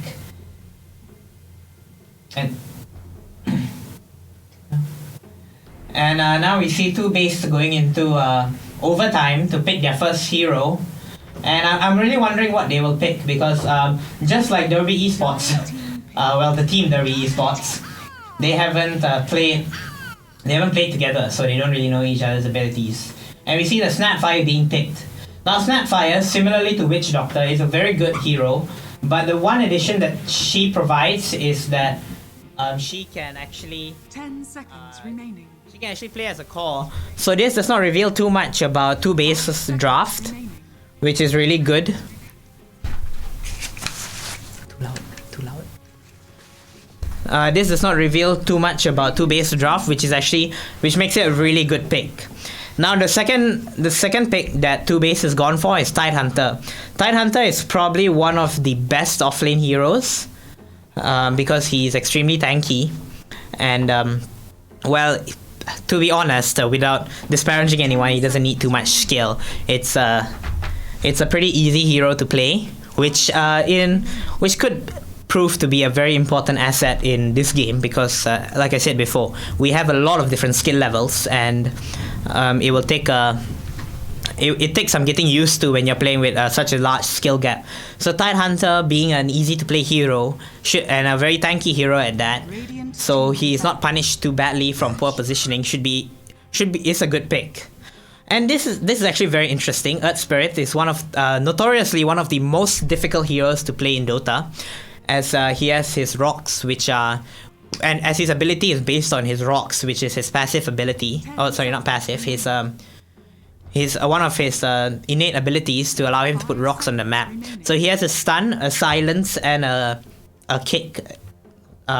Which is very useful if you can play him correctly. However, he's also a very high risk and high reward hero, as if you miss your kick, miss your stun, miss your silence, or miss your roll, you're gonna be in a very big problem, as you'll probably be in the middle of the enemy team. So I'm really curious as to who would be playing Earth Spirit, as like I said, it's a very high skill hero. So I'm just interested because I know for Derby Esports at least, the highest rank is Ancient. So it might be the Ancient that is playing Earth Spirit. We'll see. And now we see Derby's banned Templar Assassin. And Templar Assassin is also a very good hero. She's received quite a few nerfs recently. However, personally, I think that doesn't really affect her ability. I mean, it does to some extent, but it's not a major change that would reduce her pick rate by a lot. Her range has been nerfed, and her Desolate ability has been nerfed, but she's still a very dangerous hero in the mid to late game, with her ability to burst down poor supports like Witch Doctor. And we see Two Base has banned Earth Spirit, which is interesting because Earthshaker, which is interesting because Earthshaker is mostly a hero that benefits from a lot of units, which so far Snapfire and Tidehunter are not. So they might be looking at a Wraith King, or I mean, I'll be very excited to see this, but a Meepo pick, but I highly doubt that. And the next two bans have come in from Derby and Two Based, Viper and Doom. These are solid offlaners. It seems that Derby is thinking of banning the offlaners because for some reason they don't think that Tidehunter is gonna be an offlane, which is possible as Tidehunter can be a mid, but that's a very rare possibility. Now Viper and Doom are pretty good heroes. They are both tanky in their own right. Viper has a very good magic resistance, whilst Doom has really good physical resistance and health regen. Doom also has the ability to completely mute and silence all abilities, even through BKB. So that's a very good hero that has been banned by Two Base. Now we are waiting to see what the next bans will be for both the teams, and I'm really curious as they've already used quite a lot of their additional time. Oh, we see a Slark coming out. Now Slark's a very scaling hero. I think because this team has not had the time to come together to operate on their abilities, operate on their skill sets and work together. Slark would be easy. It'll be easy for Slark to scale up into the late game. So a Slark ban is really good. And we see Two Base has banned Axe and picked Legion Commander. They are both very similar heroes. But one thing to note that's very interesting is Tidehunter and Legion Commander are picked on the same team, which means one of them would be an offlaner and the other would be a position 4 most likely. And with Snapfire being a position 5. It's quite interesting that so far Two Base has gone with a full strength lineup, and Derby Esports has rightfully countered with a Timbersaw, as Timbersaw's ability, his first ability of removing 15% of your base attribute is very useful against strength heroes, because that effectively means you're removing 15% of their health, their max HP, which is really devastating if you are not full health. So maybe this might cause a bit of concern for Two Base, which we'll see how they go about it. And Derby has picked up Centaur War Runner. He is also a fairly tanky hero, and he's someone that really likes being in fights. Now, there's a lot of similarities between Legion Commander and Centaur Warrunner. They both have the ability to save, with Centaur Warrunner's ult and Legion Commander's press the attack, being able to save operators, being able to save heroes. Sorry, I casted Siege earlier, yesterday. Yeah, being able to save heroes. So it seems that both teams are going for a pretty defensive-oriented lineup and not taking too many risks, with the exception of Earth Spirit, which is a very high-risk hero.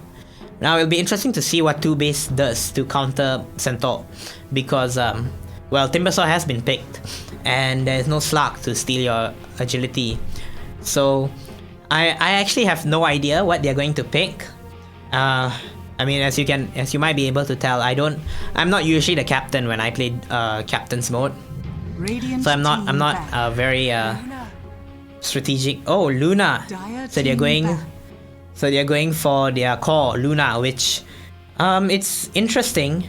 I mean, Luna's a pretty soft hero, but she can push really fast. So if 2-base can get a really good team fight, a team wipe, a really solid team wipe, they can actually take a lot of the base, so even just push towers. So, but she is very soft, so a Centaur Warrunner ult or poorly positioned Luna with a Timbersaw's Timber Chain and his ult with his first could just be the end of her. Now it also seems, well, I'm not really sure how Derby Esports is going to line up either, because well, Centaur Warrunner Timbersaw are position 3s usually, well, at least in the competitive scene. But they are both drafted on the same team, so one of them's definitely gonna give. I think it's most likely gonna be Timbersaw mid, as Timbersaw does benefit a lot from the early levels. Now we see Derby banning Shadow Fiend. Shadow Fiend's he's been reworked about a few months ago, and so far, personally, I don't think that he's that much of a threatening hero, as his souls have been reworked, so he gets fewer souls, but he gets more damage per soul. But that causes his Requiem to have causes it to have fewer razors, or fewer lines, which causes less damage overall in the AoE. Now the final ban from Derby is Outworld Devourer. So from the previous 2 bans, we can see that well, Charlie is definitely thinking that 2-base is going to go for a mid, which is what I think as well. And so Outworld Devourer is a pretty good hero. He's a mid hero, but he has a lot of saves, which is really good. And well, the lineup right now from Derby Esports does not have a lot of intelligence. Centaur Warrunner, Timbersaw, and Earth Spirit are notably low for their intelligence gain, whereas Outworld Devourer really benefits from the high intelligence gap between himself and other heroes, as that scales with his damage. Now, 2-base has 30 seconds left to decide their final ban and their final pick. I have a feeling they have been a bit stunned by Derby Esports' picks and bans, and they might be rethinking their strategy right now. We'll see what they have. They only have 13 seconds left, and this is getting a bit intense, because we have to remember they still have their final pick left, and they have banned Spectre. Now, Spectre's a good hero. She has the ability to jump across the map to any hero with her ultimate ability, Haunt, which causes an illusion for every enemy hero on the map, no matter where they are. She also has Dispersion, which returns up to 32% of her damage back to the enemy team, which when you're against Luna is pretty bad, as Luna is a pretty soft hero, but she does an insane amount of damage. And same thing with Legion Commander. With her ultimate ability of Duel, she does a lot of damage in very little time to kill you and get the bonus attack damage. Now, the final pick from Derby Esports and 2-base is Phantom Assassin and Bat Rider. Now, Phantom Assassin is similarly to Luna, is a very good hero for causing a lot of damage in a small amount of time. She has her dagger and her blink, which allows her to slow targets and jump on them instantly and deliver killing blows. But I'm a bit surprised at that pick, as as 2-based isn't soft at all, except for maybe Luna, where Luna's protected by Legion Commander, Bat Rider, and Snapfire. So it'd be interesting to see how Phantom Assassin plays out in this game. If 2-base can shut down the PA, I think they do have a good shot at winning. We see Bat Rider picked up. 10 seconds. We see Bat Rider. We see a Witch Doctor. Well, I think someone's AFK, so someone hasn't picked up a Witch Doctor.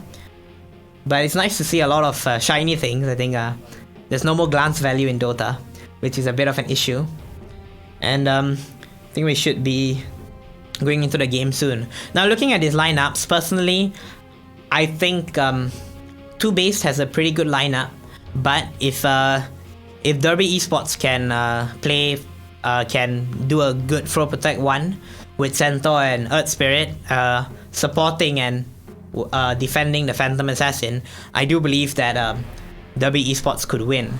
It's all up with these lineups. It's all up to timings. So Phantom Assassin is a pretty late game hero, just like Luna. However, Luna is a lot better early game compared to Phantom Assassin, as she has her glaives, which can allow her to push towers early on. Whereas Phantom Assassin is really soft, and she could be easily picked on by Luna and Bat Rider and Snapfire's magical damage. Now, we're going to see where these teams go. It'll be interesting to see if there'll be a rune fight. Usually there isn't, but I mean, a rune fight's always fun to look at. And well, the Dota voice lines are coming out. That's the fun part of TI season, voice lines. So we can see Luna, and is that a Legion Commander up top? Interesting. Earth Spirit, I think, is going to ward the top jungle, to try and block the camps, which is quite important. I'm still not quite sure who's playing mid for 2-based. Oh well, I think it'll be easier to call them the Radiant and the Dire side. The Dire being Derby Esports and the Radiant being 2-based. It seems like there doesn't seem to be a rune fight, as the teams are pretty happy to give up the runes to play safe. Now we heard a ward being put down. I think that was put down in mid. Was that put down in mid? Yeah, I think that was put down in mid by the Dire side. Yep. There's a mid ward now. That mid ward provides a lot of vision, and it's crucial to winning the mid lane, as it gives you an exact idea of where your enemies are, as the mid lane is one of the most important lanes in Dota early game, as the heroes can snowball. Now, from the looks of it, it's a Bat Rider mid against a Centaur mid. I'm pretty sure Witch Doctor's not mid. Yeah, it's a Centaur mid, which is interesting. I'm looking forward to see how that pans out. Here we see PA against Tidehunter and Snapfire. It's gonna be a difficult lane for her. Oh, sorry, it's not PA. It's a Timbersaw against Snapfire and Tidehunter, which is interesting. I mean, I think the Radiant have anticipated that the top lane will be easier, as a Luna and POS 5 Legion would be easy pickings for a lucky crit and some good pickouts. And we see Radiant's career getting killed by Snapfire. It looks like Timbersaw wasn't careful with his career, and now he's paid the price. I don't think any items have been lost, but it is annoying that you can't ship out items for a minute or two. We see a tri-lane top, which I think it goes with the 4 Protect 1 that I was talking about earlier. So it seems like they are really committing to 4 Protect 1. Now, we can see Legion Commander made a big mistake. Now, you can't put a ward in the spawn box of a neutral camp, as that will block the camp. And when you're playing on the safe lane, which is the top for Dire and bottom for Radiant, you do not want the small camp blocked, because you would like to pull creeps if the lane gets too pushed, and that allows you to farm near your tower. Here we see a gank, Earth Spirit's ganking mid, but he misses the stun. And Bat Rider's putting out a lot of damage onto Centaur, but Centaur's a pretty tanky hero, so he just walks away and continues about his day. That was unfortunate. If Bat Rider was a little bit more forward, he could have Earth Spirit stun could have connected, and we could have seen first blood. Now, if you take a look at last hits, well, we can see a Centaur Warrunner using his Stomp to secure last hits, and Bat Rider is, well, completely obliterating Centaur, and well, not first blood but second blood on Centaur Warrunner. We see Charlie got first blood on Legion Commander, and we saw that she was pretty low earlier. I'm surprised she didn't go back to heal up, but that's honestly pretty careless by Legion Commander, especially when you're against a PA. You don't want to give her any farm, so you need to keep her as low as possible. And now your Luna as a soft hero is very exposed despite being under the tower. So we can see that the gold change that happened due to the kill that PA did. Well, she gained quite a bit of gold, about 300 gold, which is very significant. That is I think basically her boots. Yeah, that's basically her boots. Boots are 400 gold, and boots are very important early on as it allows you to chase heroes and run away from death. So as we see the last hits, Luna is leading with last hits at 16, which is decent at 3 minutes in. I mean, she's against a tri lane, so it's understandable that she hasn't got too many last hits. But I think considering that she's at the top of the last hit charts, that's pretty good. And we see five denies from both Bat Rider and Luna. That is pretty important, especially against a tri lane, as you reduce XP based on the amount of heroes that are in the area. So every deny for Luna is crucial to stopping PA from getting that all important level 6. Now we see a pull by the top lane to try and get Luna to be in a more exposed position. And we see Legion Commander being attacked by Witch Doctor. It's not much, it's just harass, but it's always good to have some harass just to scare heroes away and make it easier for future kills. And we see down bottom that Timbersaw has actually killed Snapfire. Now this is very good for Timbersaw, as being solo lane, he gets a lot of XP, and with a kill he's only gonna accelerate. And just like PA, Timbersaw is a hero that accelerates very quickly with the amount of levels that he gets. And Luna's getting slightly stuck here. She got Maledict, which means the more damage she takes, more damage she takes. Oh, and PA, she went a bit too deep and she got caught out by not expecting the Snapfire's teleport and her cookie to give her the stun and allow Legion Commander to secure the kill. And we see mid. It seems like Centaur isn't doing too well down in the mid lane, which is concerning because Bat Rider's a pretty good ganker, so once he gets level 6. Oh, we see another great cookie by Snapfire to secure the kill on Witch Doctor. And we can see the top lane turning around into the favor of the Dire, where else the mid lane has been in the favor of the Dire for pretty long. Now the only saving grace for the Radiant is the bot lane, where Timbersaw is doing pretty well against against Tidehunter, and being a Timbersaw against a strength hero, that's amazing for getting damage. We can see the harass by Timbersaw down bottom and secures the kill on Tidehunter. So that's already 3 deaths or 3 kills, I believe, for Timbersaw, and that's surely going to be a cause for concern for Dire. Now you see Luna has leveled up her glaives, which at 6 minutes in, it's an understandable tactic as PA is a melee hero and you'd want to harass her as much as possible. However, that does push out the lanes, so you would want your supports, which in this case is Legion Commander, to be pulling the creeps. Oh, and we see a double kill by Bat Rider. Oh, it seems like Snap or Earth Spirit and Centaur Warrunner dived mid to try and get Bat Rider, but unfortunately due to the XP gain and money gain that Bat Rider had from killing Centaur twice, it seems like Bat Rider managed to get both of them and escape with his life. Now we see Bat Rider has quite a bit of gold. I'm wondering if he's saving up for a Blink Dagger, as Blink Dagger is a very good item for Bat Rider to get his Blink Dagger, which will allow him to jump onto, well, PA especially. And well, PA being a soft hero should die in a matter of minutes or matter of seconds actually. Now I'm wondering what Centaur's saving up for. Oh, and seems like Centaur's bought something. Not exactly sure what it is, but it's alright. I think Bat Rider is definitely saving up for a Blink Dagger. Now we see Timbersaw is rotated into the mid lane. I think this is to counter the fact that Bat Rider has been getting a really good lane, and you don't want to give up mid easily as it's the center of the map, and you do not want, and that gives a lot of power to the enemy team if you give it up. Now we see Centaur has got a kill. Oh sorry, Centaur's got a kill on Snapfire. So it seems that rotating bottom has been going pretty well for Centaur, which is good for the Radiant team.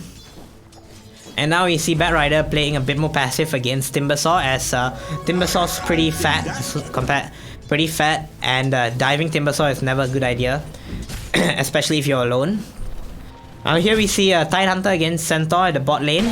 The Radiant seem to have rotated their teams because, well, it wasn't working out previously. But right now it seems to be going not bad. Here we see Bat Rider diving in for Witch Doctor, which is, wow, he got the kill and got out with a lot. Here we see, oh, Timbersaw might die. Oh wow, Bat Rider is Bat Rider gonna get away with his life? Oh, he's taking out to earn. No, he's not. That is a very good turn of events for Bat Rider, getting 3 kills right off the bat, and one of them is for the highest XP hero on the Radiant side, Timbersaw. Now those kills would just accelerate his farm, so he should be getting the Blink Dagger pretty early at about 10 minutes in. And we see in the top jungle, Legion Commander stacking for Luna, Luna is probably the best hero to take stacks, as she has glaives which provide damage to all creeps around provide damage to creeps in the area.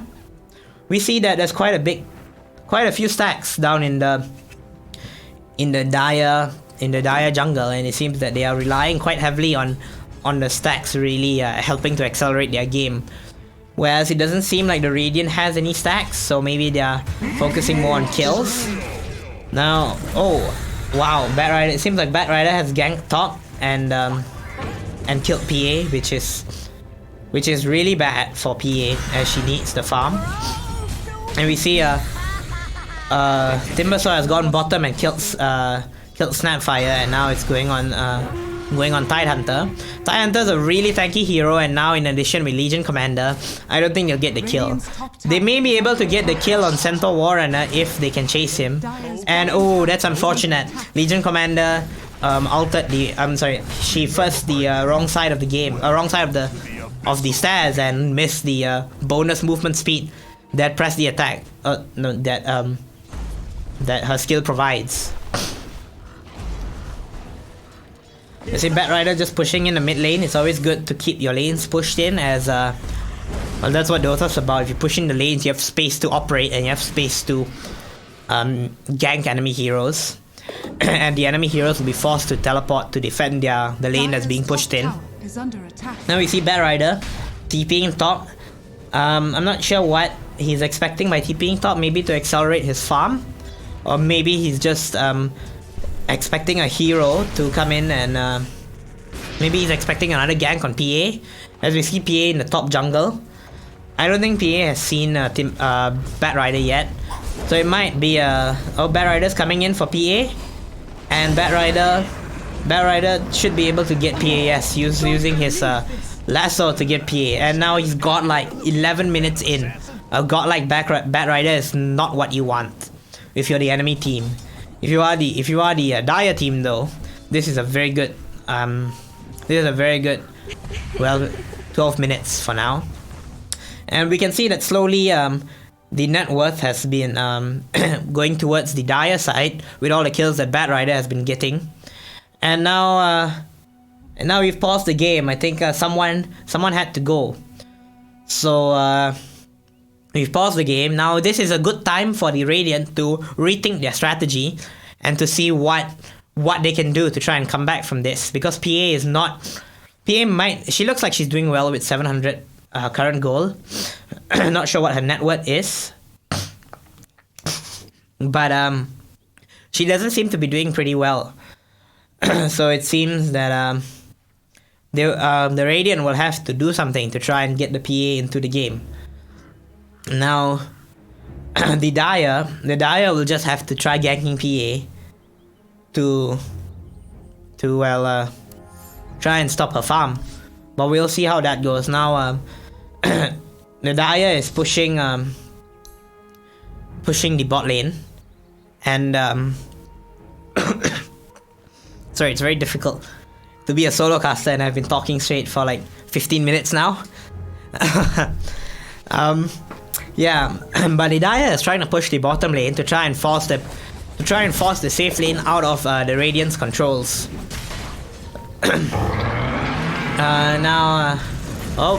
Centaur Warrunner has used his ult. They're trying to catch Tidehunter and Luna, and Tidehunter's used his ult, and Luna's used her ult, and they combo really well. They have almost got Centaur Warrunner, but he manages to escape with a sliver of health. And Luna decides to back as PA is in as well. Now, all the Radiant heroes are getting away with barely any HP, and the Dire are losing heroes one by one. This is very unfortunate, and I think the key thing really is that Bat Rider wasn't here. And now that Bat Rider's here, they've at least managed to get a consolation kill on Earth Spirit. While that isn't what they would have wanted, having used Ravage and Solar Eclipse, it's a pretty good trade. And now Luna can now push the bot tower and get the safe lane out of Dire's, and get the bottom safe lane out of Dire's control. And now this really opens up the map for the Radiant team.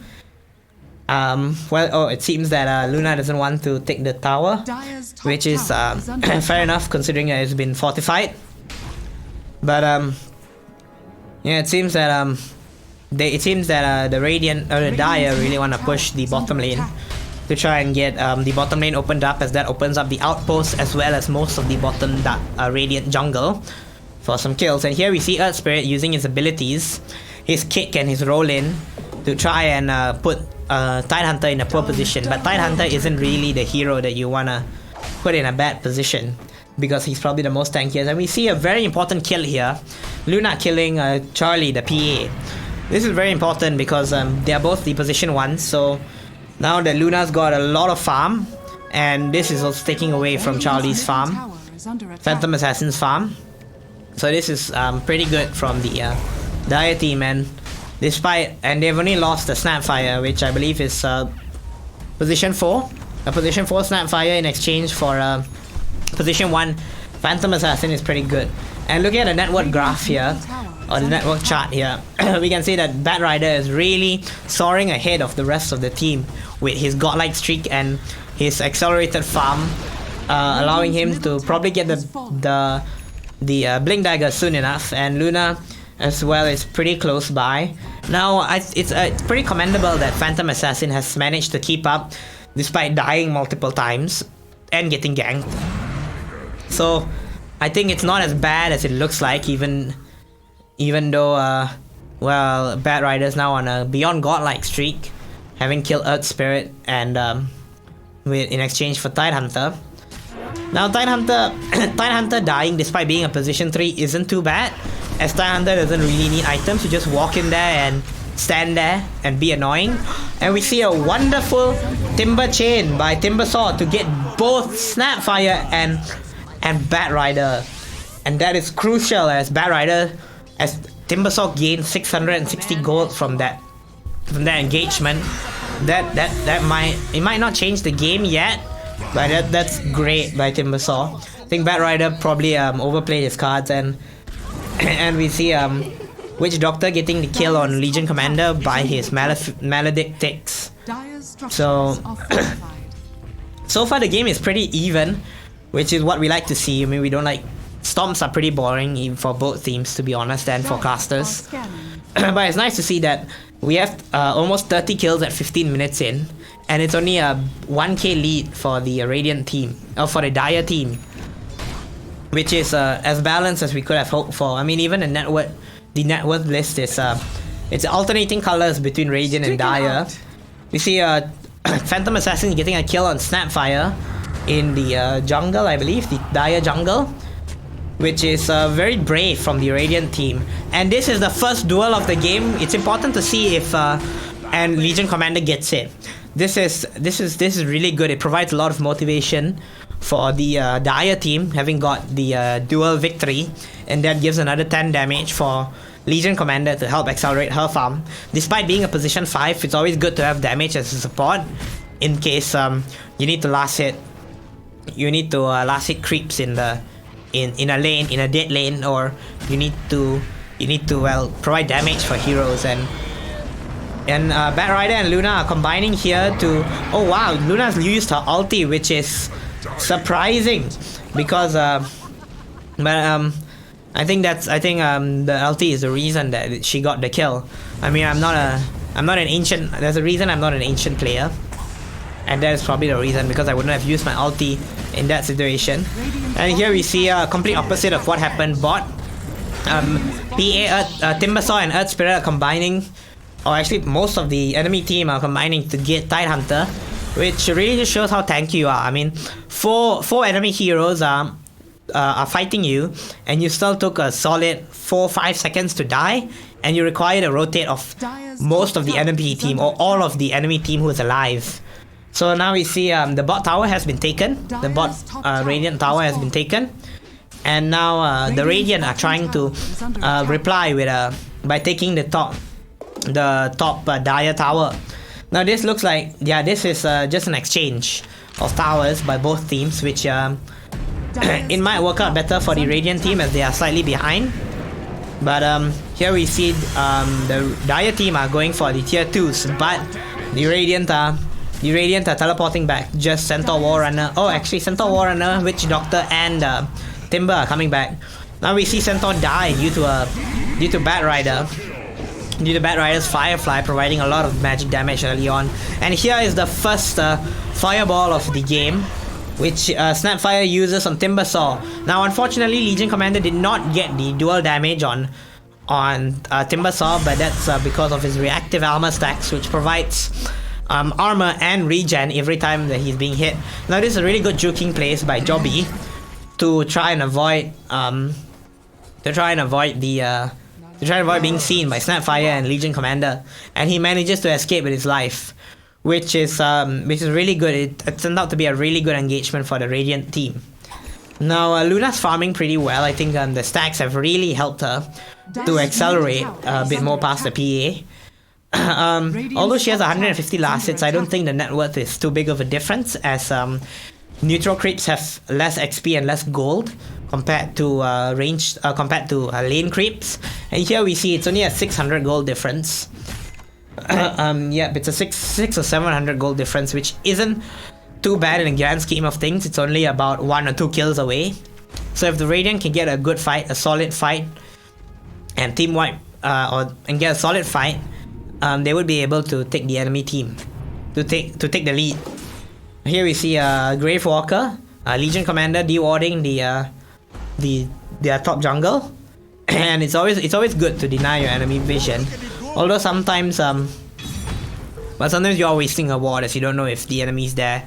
But it's always good to try and deny vision and keep good control, keep good vision on the map. And we're also seeing very interesting warding spots, not the standard. Well, not standard for me. And oops, sorry to interrupt, but here we see Centaur, Earth Spirit and PA jumping on Batrider. It seems that they're now ganging up as a team because they've realized that independently they don't really work. And now jumping onto Batrider's kill. Oh, that's a very lucky crit by PA. Now they've got both Batrider and Snapfire, and they can push in the top lane and take a bit of the Dire jungle.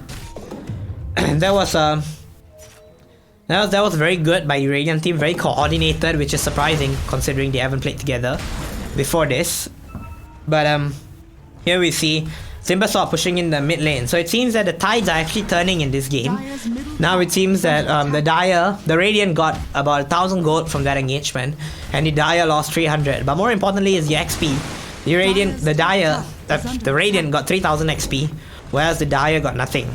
And if we look at the team levels for a second, we can see that really only Bat Rider, I believe, is Bat Rider is yeah, Bat Rider is the only one that's really surpassing. Now this is the first use of Witch Doctor's ultimate, and that's used to secure the kill on Bat Rider.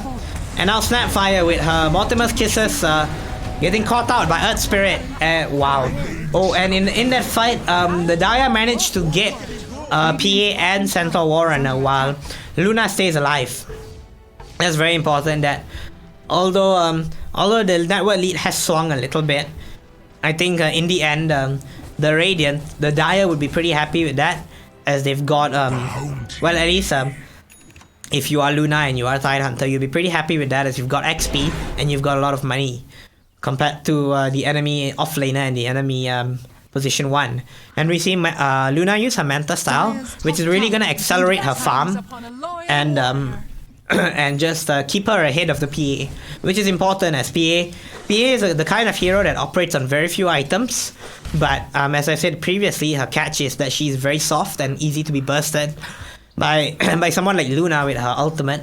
If she gets an Aghanim Scepter, she can use her Lucent Beam on a hero as many times as she'd like within I believe a 5-second period, and that would really destroy PA if they manage to catch her without her BKB. So it's important that Luna keeps ahead of the PA, which so far it seems like she is doing in both last hits and net worth wise.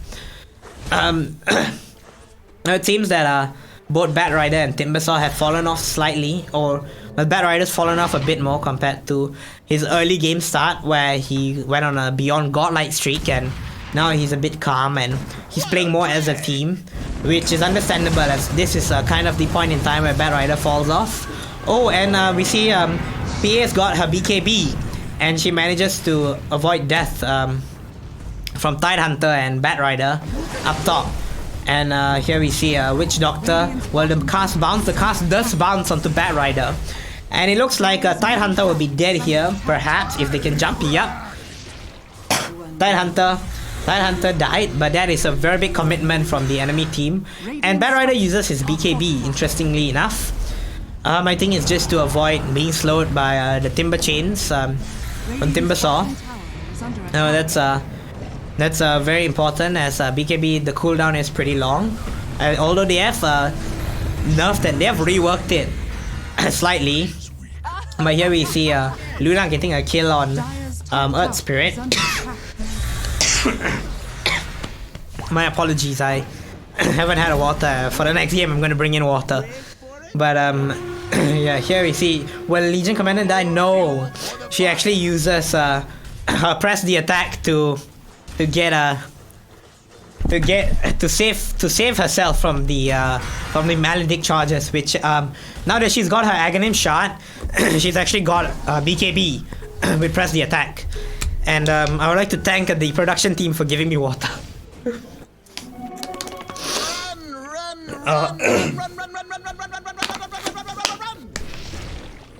Now I understand why people say solo casting is hard.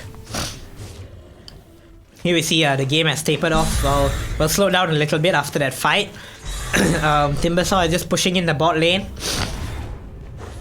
Well, it seems like Witch Doctor, I think it's... No, not Witch Doctor. Bat Rider is just farming the top the top jungle. Now most of the team is at bottom here. Tidehunter has used his ultimate, and it seems like they are focusing on Timbersaw because he's a very important hero, and it looks like Centaur is dead due to Bat Rider. Bat Rider's Firefly was too much magic damage for Centaur, while Witch Doctor's ult did quite a bit of damage but was not enough to finish off anyone. Now this ult manages, Legion Commander's ultimate duel manages to secure the damage and the kill on Timbersaw, which is really good. And for being down for about 65 seconds now, that opens up the room for Daya to push into the other other side of the map. And we see that Luna has gained quite a bit from the fight. That looks to be about 1,000, a bit more than 1,000 gold, which is important. And we can see in the current gold that she has a lot of gold stored up. I'm wondering what she's going for, because Luna doesn't really benefit from buying a big item instantly. She benefits a lot from having stats. So I'm wondering why she is keeping a lot of gold, and a lot of that gold would be lost if she does die. But maybe maybe she hasn't decided on what she wants to do with that money. We see she's still keeping ahead of PA, which is good for the Dire team. And now this is the first Roshan of the game. Roshan's been nerfed, so it's just the Aegis for now. And the next would also be the Aegis, I believe, and she's. Whereas the third would open up the Aghanim Shard or the Aghanim Scepter Shard. And here we see they are focusing on Witch Doctor, so he doesn't manage to use his ultimate. And it seems like Tide Hunter's getting busted down by Maledict and Timbersaw. But it seems like this is a bit of a chaotic fight for Radiant. They've already lost 4 heroes, and PA just manages to get out with her life as the rest of the Dire team were focusing on the rest of the team. Now we are starting to see a gold swing towards the Dire team, and that's well, I think this may be going on for a while, as now they've taken the first tier 2 tower of the game, which opens up the outpost, and by opening up the outpost you also allow them to get more XP. And now we see really the power of Luna pushing in the tier 3 tower and the barracks, and we're getting a 27-minute barracks, which is interesting. Oh, and Bat Rider has got his Aghanim Shard. Whereas here we see Dire is actually really going for the end of the game, which is surprising. I think they're just trying to force out buybacks, especially from Timbersaw, which actually that might be why he was keeping the gold. I mean, once again, I'm a Crusader, so yeah.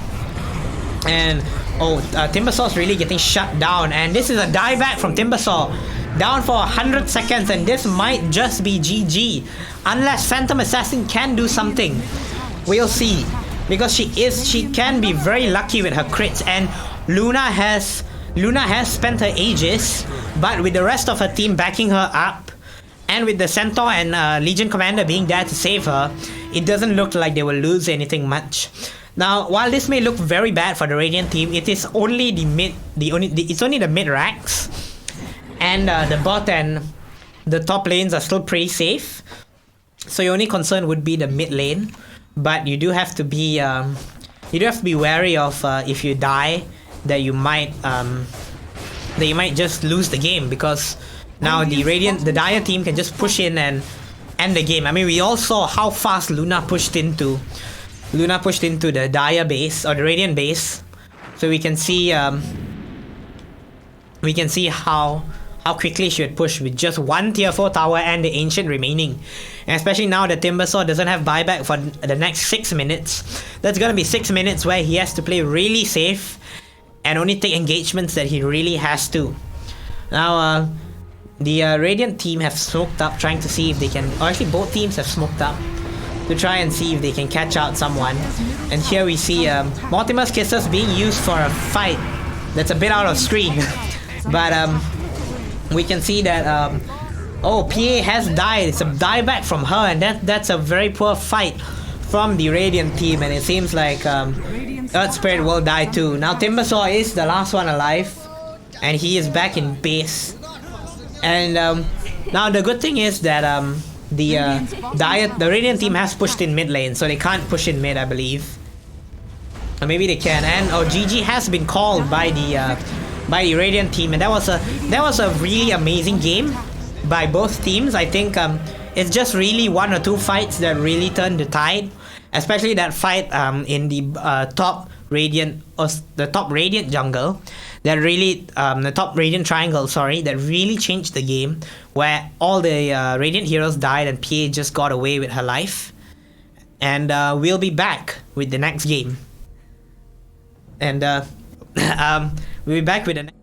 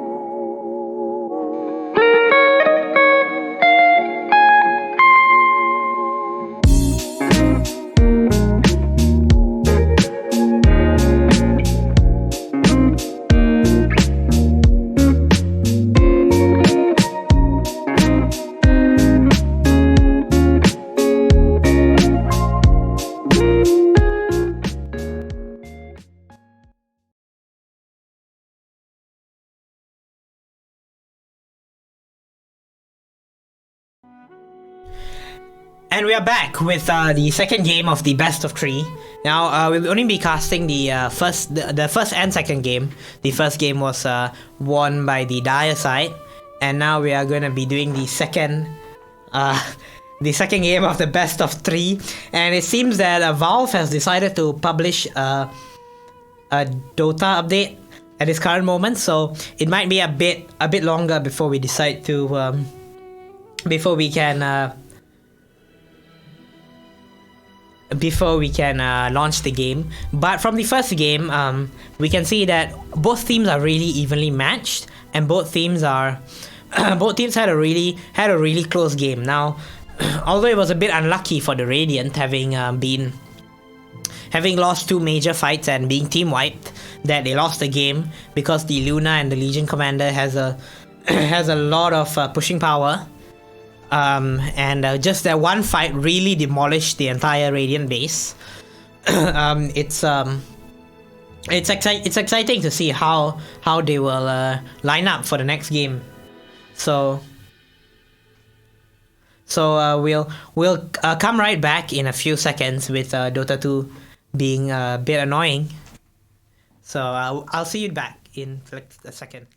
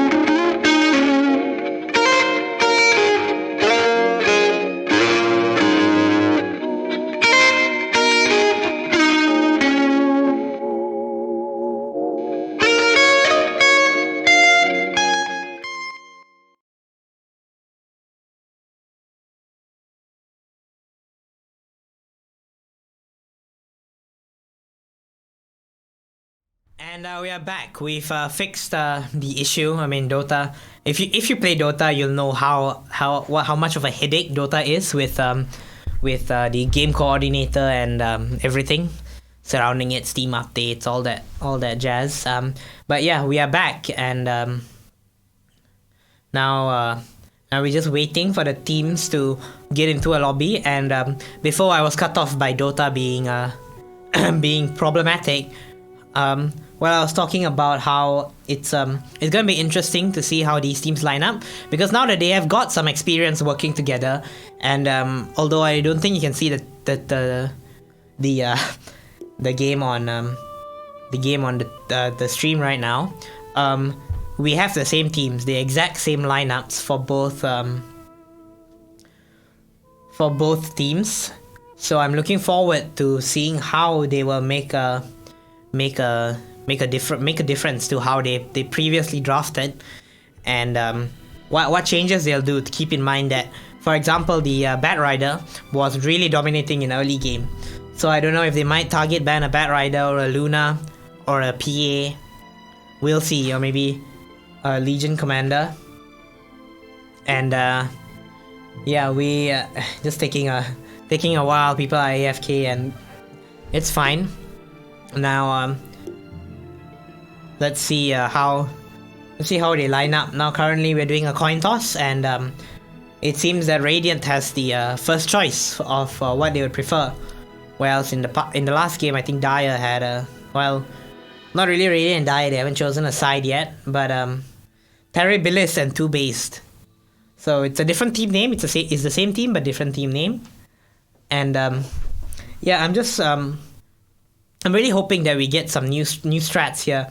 Now in the previous game, the Legion Commander and the Legion Commander Centaur Tidehunter combination was very interesting, and while they did win, they did have some issues starting in the early game, but they managed to overcome it with that really good execution of their team fights and overcome Radiant and win. Now we're just going into the banning phase of the game, and let's see who, if they will target ban. Team ban. Anyone. If ban Tiny, just like how they 2Based, actually no. Derby Esports banned Tiny previously. Well, Derby Esports is Terribilis. Dota team names are weird. I'm just gonna call Radiant and Dire just for simplicity. But Radiant bans Tiny just like how they did earlier. And here we see a target ban for Bat Rider, as we saw previously that the Bat Rider really stomped over the Centaur mid and continued stomping until about minute 15, remaining. where there was a bit of 5 seconds remaining. where he stumbled into a bit of issues coming into the Timbersaw and the rest of the team. And it's a Tiny Silencer ban. Now Silencer, this is the second game in a row that Silencer's been banned. Once again, from the previous game we can see that these people, the teams, like to play with heroes that have spells, and early game Silencer's really annoying with his silence abilities and his ability that forces you to cast a spell, his ability that forces you not to cast a spell, as well as Intelligence Steal that scales throughout the late game. Now we're gonna see what Terribilis is going to ban, and they're already into their overtime, which is interesting, but this is similar to the previous game. And it does seem like Terribilis is just target banning the previous game, who they've been playing with Snapfire and Bat Rider. And although, I mean, ideally a Dota 2 player should be able to play multiple heroes in multiple positions, given that this is well, this is not really a professional scene. This is I would say a high level amateur, I hope. Thing a target ban is pretty good, Bat Rider and Snapfire. Now we're gonna see who the opening pick is. Now this opening pick will decide a lot now that both teams know who their position 5 and 4, who plays where. So this opening pick will really decide how the rest of the draft goes. And it's Lion. Lion's a really good hero. He is personally one of my favorite supports. He has a stun, a Hex, which mutes and stuns. He has mana drain, which means he has 0 mana problems the entire game. And he also has Finger of Death, which is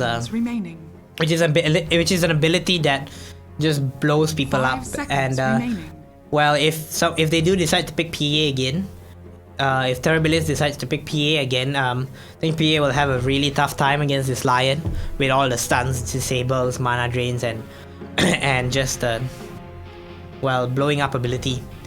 And now we are seeing Terribilis go into their overtime to see who they can pick to in a way to support their position 1 as well as not to be too weak. And it's Oracle. Oracle's a really good hero. Now he has his Dispel, he has his heal, he has his ultimate, which delays damage until you've healed up and doubles your healing. So that's really good for countering Lion, as Lion's instant burst damage of 650 to about 1000. So Oracle can delay that and heal you to increase your likelihood of survival. But once again, just like Earth Spirit the previous game, Oracle is a very complicated hero. I mean, there is I'm not good at Oracle, and there is I believe you need to do your magic immune spell before you do your heal and damage spell. If not, you are really healing only about 10 or 20 HP which is pointless. And in some cases, I've seen in professional games where you actually cause your, well, usually enemy carry to die, which is really bad. But yeah, I think I actually forgot who was playing Earth Spirit the previous game. And we see Nyx Assassin coming out. Now this is a real, this is not so much a position 4 but as a roamer. So the mid lane and the safe lane, I think we'll have to be pretty careful about Nyx Assassin, as similarly to Lion, he has a stun and he has an ability. He has a pseudo blade mail that reflects your damage but only once, and he also has mana drain.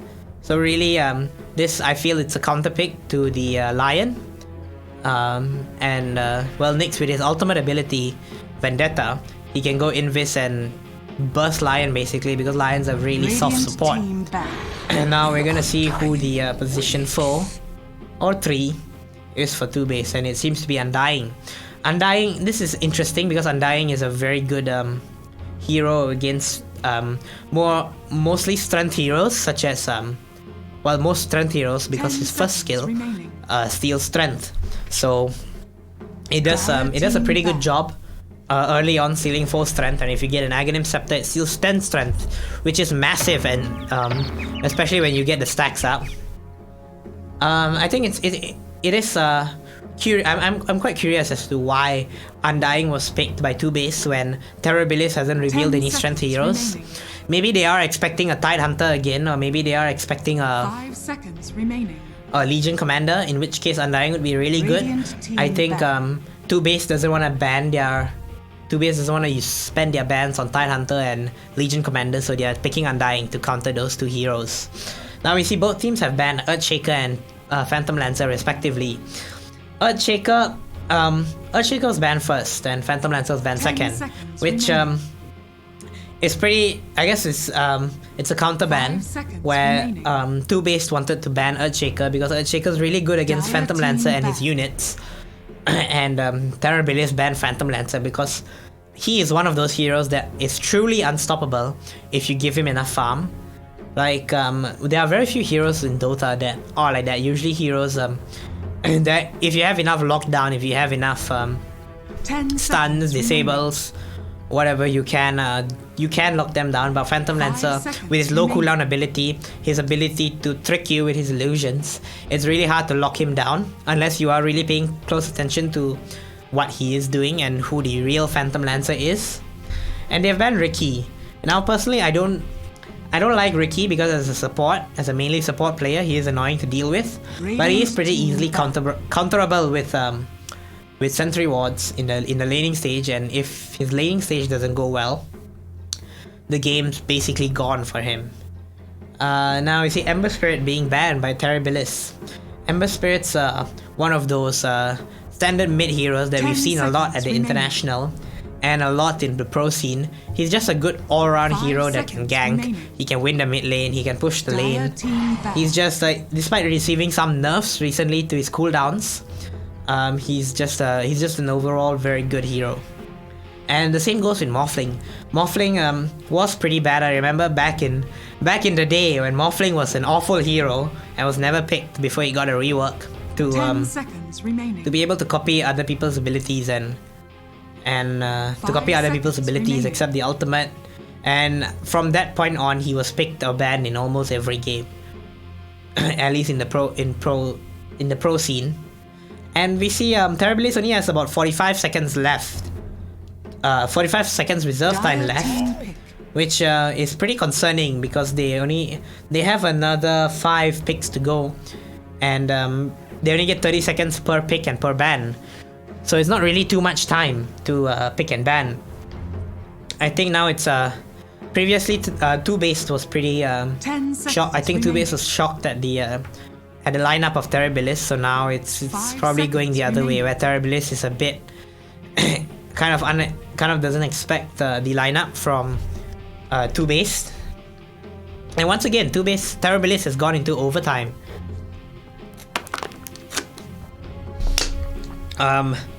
Yeah, I mean, I'm not sure what they are really thinking here. It's only been 2 heroes picked, and this is the 3rd hero. This is most likely gonna be an offlane hero, And I'm wondering if they're gonna go with a Tide Hunter or Centaur again, and maybe play the Centaur in off lane instead of safe lane. Radiant team. But we'll see. They only have 10. Oh, and they've picked Sand King. Sand King's a really good, really good hero with the ability to push the lane and some burst damage and a stun. So he's a pretty good off lane. He's not too much of a tank, so he doesn't stand there and annoy you. But he does annoy you in other ways, which you can deal with if you have sentry wards, if you have the heroes to deal with it, like Lion with his point casted ability, and Undying with his strength steal, and heroes with cleave like Sven or PA if you buy a Battle Fury. Now the Axe is also a very good counter to Sand King. This is a counter to Sand King because Sand King will not be revealed in his second skill Sandstorm if he does not attack, but Axe forces you to attack him. So if Axe can get a good call on Sand King, then Sand King is probably toast. And we see Spectre being picked up for 2 based.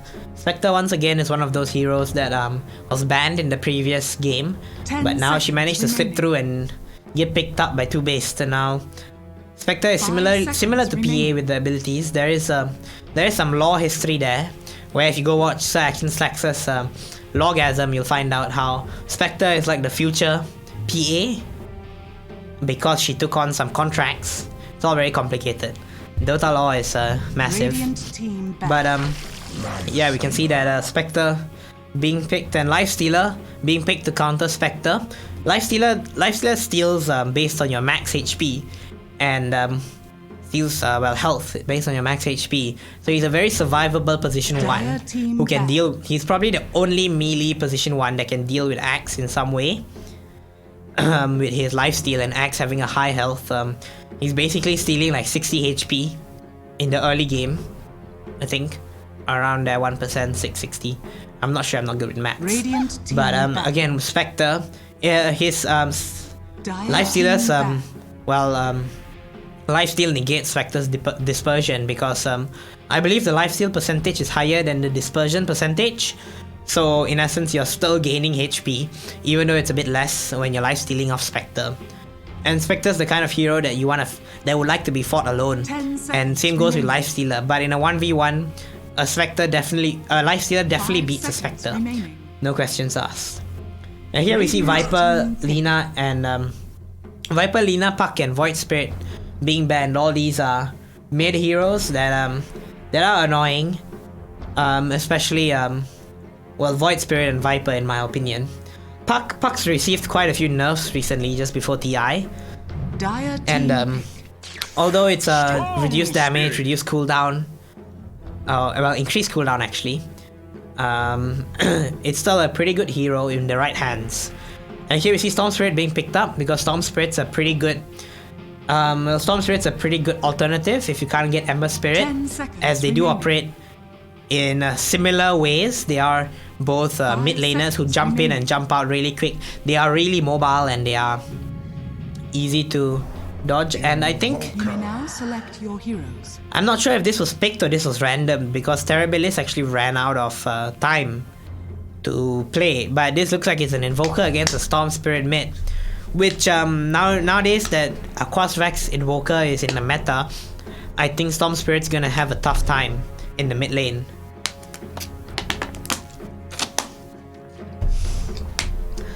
And we see I believe they're all playing the same positions except for the Lion, who I think swapped with the offlaner. So now Gravewalker's position 5, and I have no idea how to pronounce that name, and I'm not gonna say their real name in on stream, but yeah, they are now position 5. So it's just a bit of mixing up the teams, trying to see what works and how they can play in NFC together, and just seeing what position works best for everyone and how what kind of synergy we can get with people playing different roles, because different people play different roles differently. So we'll see how that's going. And I think this is again once a very evenly matched game. Hopefully we get something that's pretty interesting, just like last game. We also see that Terrabilis, who's the Dire, does not have any items. It's pretty disappointing. I was expecting a Golden Lifestealer. I mean, if Valve made a Golden Lifestealer set, there's a reason it exists. Prepare for battle. But now, well, last game we did not see any bounty challenges. Now, I'm gonna... I think we are gonna see some bounty challenges here. Because the Dire has a really good team for challenging bounty runes. With Lifestealer sitting up front and Oracle and Invoker. I'm not sure what Invoker's gone first. But it should be Quas. And with Cold Snap, Oracle's Dispel, Sand King stun, Nyx Assassin's stun. They should be able to get a kill if Storm Spirit or Lion do decide to take some risk and go a bit deep. Now they probably won't get Axe or Spectre, but even causing a lot of damage and forcing regen from offlaners and safe lanes are really important. And here we have a pause. I think hopefully Dota hasn't crashed again or been a bit annoying, but we should be back in game soon. Yeah, TI season is what's it? TI season is voice line season, which is pretty fun. So I'm just I actually don't know how this is gonna play out. This seems like a more standard draft by both teams, where you have a clear position 1, 2, 3, 4, and 5 on both sides. So it might be a more standard game of Dota, and we might not see a 27-minute GG. It'll be quite interesting to see these teams play out longer, because they are very evenly matched teams, as we saw in the previous game. Now, unfortunately, we don't have the time to, because we have League of Legends later on at 8 PM UK time. But we don't have the time to show the third game of this best of 3 series, assuming it goes to a best of 3. But I'm actually not sure what the issue is. No one seems to have disconnected. It might just be someone's lagging, or someone's got a phone call. But okay, so it seems that everyone's good to go. That's great to hear, and we are off again. And seems that Lion's actually at position 4, I think, unless they're challenging for runes. But yeah, we see the same ward by the Dire side. That was previously the Radiant side. A similar ward in mid, just to provide vision for the mid laners to know where the enemy mid laner is and provide missing calls, and easy to distinguish. Now it seems that there's gonna be a fight top lane. Axe has used his ability Battle Hunger, and Oracle's used Dispel, and they're going on to Axe. Ooh, Lion missed his stun. Now that's disappointing. Lion's stun is a point cast ability, but you can unit cast it, which means you can click on the hero and guarantee a stun, although that does reduce its range, but at that range it wouldn't really matter. And we see Axe has gone down to about half HP. Now that's not the end of the world for Axe, but that is painful for Axe, because as an offlaner you want to be tanky, you want to be strong, and you want to annoy the enemy safe laner. But unfortunately it seems like he'll have to regen before he can do any of that. We see a ward placed down by Lion to just keep an eye out on ganks by Oracle, in case Oracle comes from behind and sets up a Dispel on Lion or Axe. But this just it just seems to be a normal safe lane so far. Nothing too fancy. It does seem like Storm is picking up the lead on Invoker with 4 last hits to 2 or 3 right now. And I think the XP lead should be favoring Storm as well. Now Invoker also seems to be taking quite a bit of harass, but Invoker's one of those heroes where with Quas you don't really mind too much with harass, as long as you're not bursted, because you do have the bonus regen. Now the top lane, the Radiant off lane and the Dire safe lane are being pretty well challenged, with a lot of abilities being used. Lion just spamming his stun, Axe is spamming his Battle Hunger on this Oracle, and we see first blood by Lifestealer. when Lion actually overextended and didn't anticipate that Oracle could catch him with his dispel and damage burst. So that's one of the fun things about Oracle. Even as a support, you have both a heal and a burst early on into the game. So that's gonna be great for Lifestealer. And we see bot lane's being pretty chill.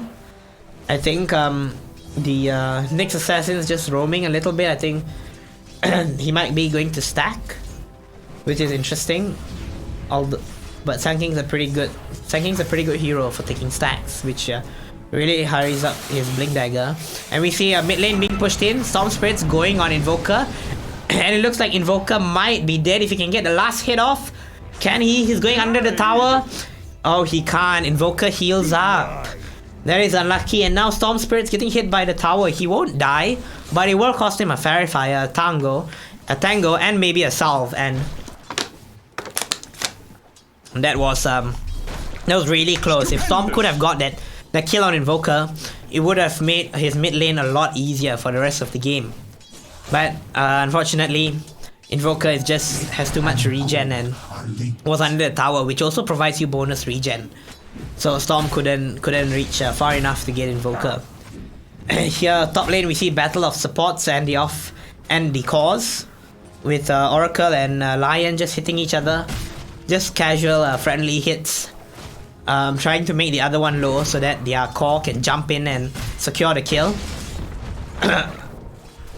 And here, Lion's using mana drain on Oracle, because Oracle's a very mana dependent hero, and by reducing his mana, you are really reducing his ability, because he's not a tanky hero and he doesn't really provide right click damage. So if Oracle doesn't have mana, he's basically not a hero. He's basically a fifth observer, I guess, a second observer, I mean. Now we see Storm. I think Storm has got his bottle, and yep, Storm's got his bottle. He's secured the water rune, and is now regenning up to full. Now, here in bot lane, Sand King is forced to use his Sandstorm to stop getting hit by Undying, and it's just they're being really annoying to Spectre by making the creep equilibrium a little bit skewed. And just kind of pushing the lane from the Radiant side. I think in terms of both the position ones, I think the Lifestealer would be happier, and now he's going onto the Lion. Oh, a beautiful call by Axe to deny Lifestealer and force Lifestealer to attack Axe instead of Lion, which saves Lion's life. And now Lifestealer's career might be in danger, but he manages to get it away as Axe can't chase the creeps. Now, Lion's come back to help his core, but might just die. Oh, another wonderful call by Axe. And now Axe is going for Oracle, while Lifestealer has managed to kill Lion. And it seems that Axe might just get Oracle. Yes, he does. And both cores up top have managed to get one kill each. This is pretty even, I think. Both the supports died, both the cores got a kill. It's not too big of a deal. It's just a trade. But I think, yeah, once again, Lifestealer will be much happier with a kill. And here, oh, Storm Spirit dives in, and a TP by Oracle is not enough to save Invoker. But can Oracle get the kill on Storm Spirit? That is important. Oh, Oracle actually puts a Observer Ward behind the Dire Tier 1 mid, which oh wow, that was a really crucial timing by Oracle to deny the Storm Spirit from getting the double damage rune. Now I just need to turn back to the mid lane, where there is a Observer Ward for the Dire side before the Dire Tier 1 tower. Now, while unfortunately that Observer Ward didn't get them the kill, it turns out to be a bit of a waste. Sometimes it is worth it to put observers there in safe places, despite tips telling you not to, just so that you get the extra bit of vision so that you can hit the hero. But in the end, it didn't really matter. Here we see Nyx and Sand King just pressuring Spectre. And it seems that Oracle has rotated mid. He has noticed that his core, his position 1 lifestealer has been doing pretty well up top and decided to help the Invoker, who has been struggling in mid slightly. Although Invoker has only died once and is not too far back in the and is pretty far back in the last hits, but isn't too far back in the levels. He is suffering, and slowly, if you do not address that mid lane gap, it will become worse. Now here we see X doing one of my favorite things to do as an offlaner, which is cutting creeps. And there is really nothing that Lifestealer can do being a melee hero. And now bottom, Sand King has actually killed Undying, which is probably Undying just overextending. We see the Spectre being really safe, denying her creeps that are close to her and not really challenging for her last hit. I think she's just a bit concerned with the killing power of Sand King and Nyx Assassin with the amount of damage that they have. But being level 6, she should be able to run away pretty quick. Now we see a rotate into mid lane by Oracle, and Lions as well rotating into mid. And Lion managed to steal the Invis rune from Nyx Assassin, but unfortunately he can't really put it to use as Nyx has backed into the tier 1 tower.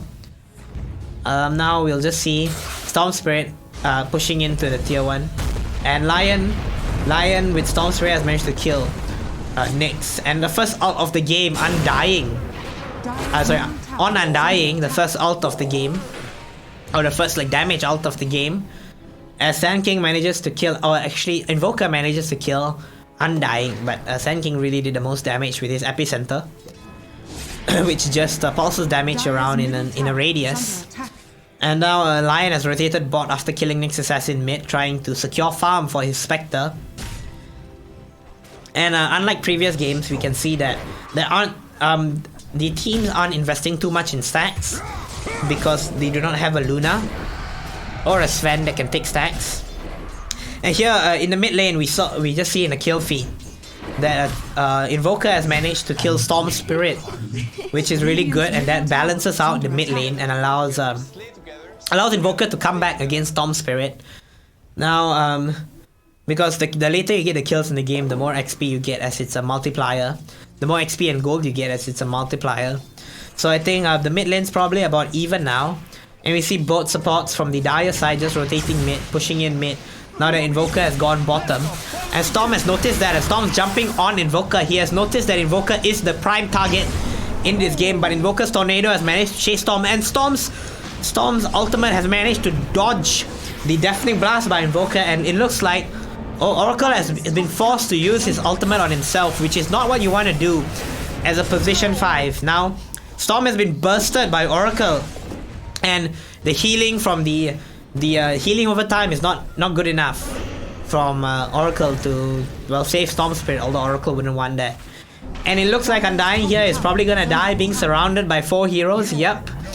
Undying will die, and Lion has managed to escape with his life. That was a really good rotate by Dire, and we are seeing that they have learned quite a bit as to how they need to take the game, and they need to really put the pressure on early game in order to win the game.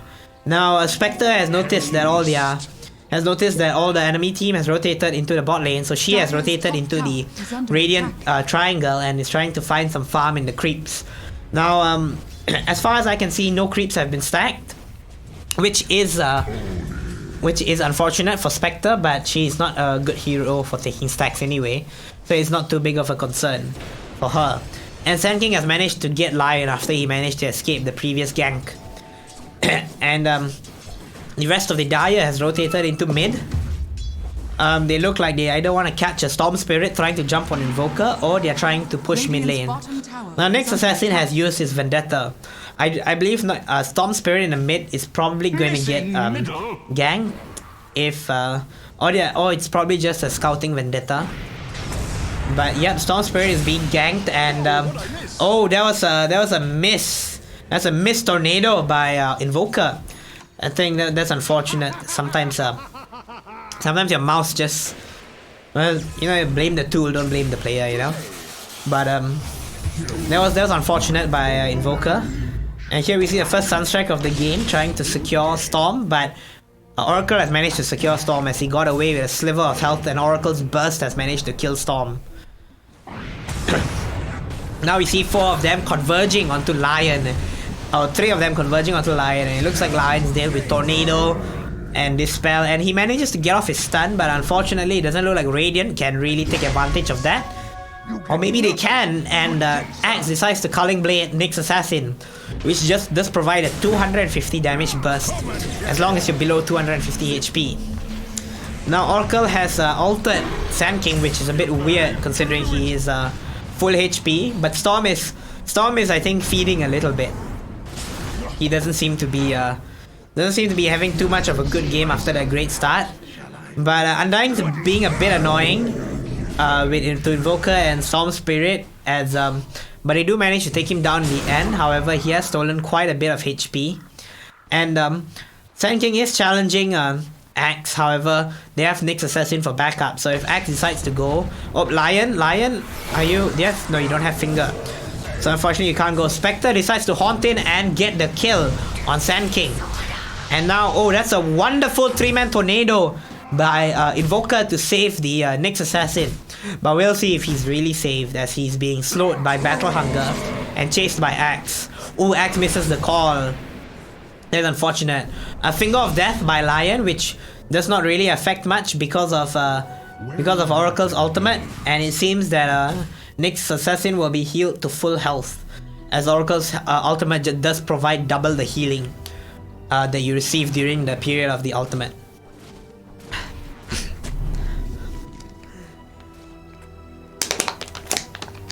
Apologies if you heard the bottle. But we are seeing that Axe is gaining pretty well on the XP and is keeping up with Spectre on last hits at least. Stupendous. And is soaring ahead of Lifestealer, which is good. Lifestealer, I mean, you don't want to be even on Lifestealer, as Lifestealer is like PA, a hero that can do a lot with a little as long as you give him the right conditions. Now we see that Axe and Lion are pushing in mid, and Lion's got a haste. It'll be interesting. Haste is one of the better runes for getting kills.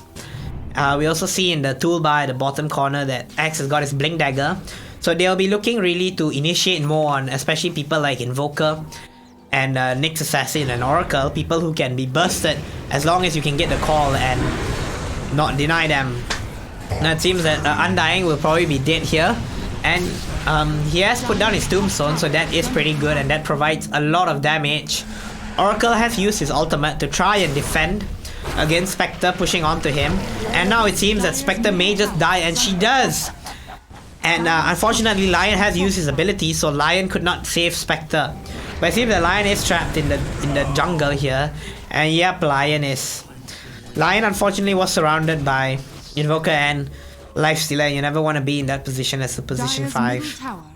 I've been there many times and it is painful and sad, but there is nothing you can do. You can't TP because of the stuns, you can't even the damage is too much to TP. It's just a death you have to accept.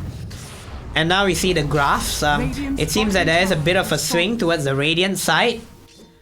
The Radiant side has been performing pretty well, although well, it seems to be a swinging between both teams, although it's not as even as the previous game. However, it is Dota and comebacks are very possible. It's only it's a less than 1k goal lead for the Dire side, so anything can happen. And we see the first hero to cross the 100 last hit mark is Storm Spirit at 15 minutes. It's pretty good for Storm Spirit to be 100 last hits with Axe being really close behind. Now we see 3 people from the Dire team smoked to try and see if they can get anyone in the bottom Radiant jungle. However, it does not seem like they can, because most of the Radiant team are stuck in the tier 1 jungle, tier 1 tower, as they seem to be too scared for their lives. But Invoker has been caught out by Lion, and Nyx Assassin has been jumped on by Axe, and Oracle somehow got stuck in the middle of everyone in the Radiant team, and Nyx is the next casualty. Let's see if Invoker, nope, they have a sentry ward in the high ground, and Invoker gets seen. Now Invoker's Deafening Blast, could he escape? It's highly unlikely, and no, he does not. And the mega kill streak goes to Spectre, probably the worst hero you want to give your mega kill streak to. but at least you're making space for your lifestealer to farm, as there was an entire rotate by the entire Radiant team. Now, the Dire has also put good wards in the Radiant jungle, so we'll see if it gets dewarded, and it seems to have been getting dewarded as Lion has put down some wards. I'm not sure if it actually got it, but I think it did. Well, I hope it did. And Storm's just casually farming. I'm not sure what item is that. I think that's a Lotus Orb? Not Lotus Orb, sorry. I forgot the item name. Orchid? Oh, that's Axe. Axe is going for a Blade Mail. I think Storm should be going for an Orchid. If he hasn't got it already, Orchid's a pretty good item for Storm. And Spectre has got her Echo Saber, which is gonna be really good. As we've previously seen with the Invoker and the Oracle. She has been struggling to catch up with heroes, and the Echo Saber will give her the movement speed and the maim and slow to allow her to catch up to heroes. But Axe seems to be in a pretty poor position, and Nyx Assassin has used his stun to try and get Axe, and it seems like Axe is dead with 4 of the Dire team coming to kill Axe. That is a little bit careless from Axe, as he should have realized that none of his team was here. And it seems that Spectre has killed Sand King. I think that was in the top lane together with Undying. That's a pretty good kill for Spectre. And now this is just the mid game where we are chilling and seeing pickoffs here and there. And unlike the previous game, no one's really going together as a team. I mean, there are like rotates, but most people are farming and just waiting up for their ability cooldowns to come online and gank and smoke and gank. So we see Essence Ring, Philosopher's Stone, and Vambrand. Oh, actually, Essence Ring is for the Dire side, but Philosopher's Stone and Vambrand is for the Radiant side. And Vambrand is a really good item for Axe. It provides a lot of magic resistance, which is amazing against Invoker and Oracle. Just literally cuts off 10% of their damage, just like that, and provides you 10 strength. So the effective damage reduction is actually more like 12%, if I'm not wrong. And the Philosopher's Stone is really good for heroes like supports, just allowing the Lion to really get more items quickly. And we see Storm Spirit has picked off Invoker. Invoker was farming a bit too ahead, considering that his tier 1 tower was down. It was a bit surprising that he farmed there with no vision. But now they have jumped into Nyx Assassin, and Lifestealer's coming in against the foe. I'm not sure if he thinks that he has the damage, but it does not seem like he has, and he does not. That was a bit unnecessary from Lifestealer. He could have just farmed into the Radiant jungle. But sometimes, you know, when you've been farming pretty well in the game, you want to continue, and you think you're stronger than you are. And we see Undying just running into Oracle and dying. Storm Spirit Orchid's Oracle and kills him. And here we see the tipping coming out from Axe. That's Dota. Oh, the tornado actually clips Lion and stops his TP. And oh, that is unfortunate. The stun by Nyx Assassin does not allow the Sunstrike to connect. I'm sorry. And that's just one of the things where you really need team coordination to know to know how as an Invoker you would play, as a Nyx you would play, and where you should put your Sunstrikes. That's just something that you would learn over time. And now it's just back to farming again. So your last game ended at 27 minutes, and we'll see how long this game goes for. But we only have about 13 minutes left, so if it does exceed I think 40 minutes, 37 minutes, we will have to switch over to League. And tune in for that, it's gonna be very exciting.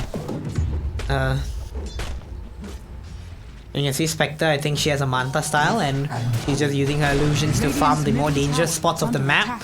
As with her dispersion and her piercing ability, she can farm pretty fast. She can farm pretty fast with a Manta style.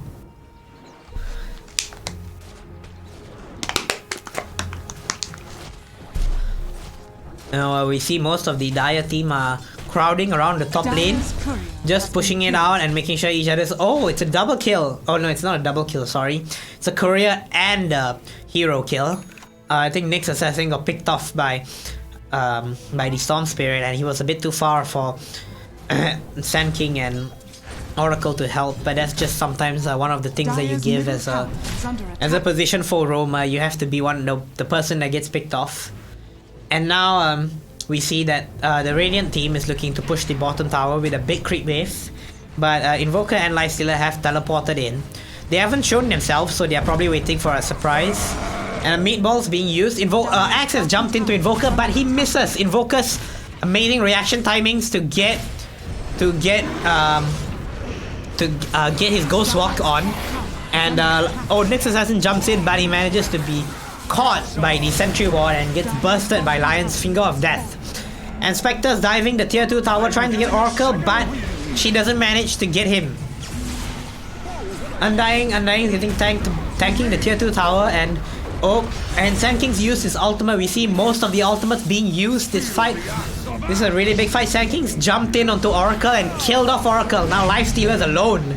And once again we are seeing a replay of the first game, where previously it was the Radiant team and now it's the Dire team, where they just lose these big fights and lose objectives. Like now they're probably gonna lose the tier 2 tower, which is a very important tower as it opens up the outpost and gives you a lot of XP.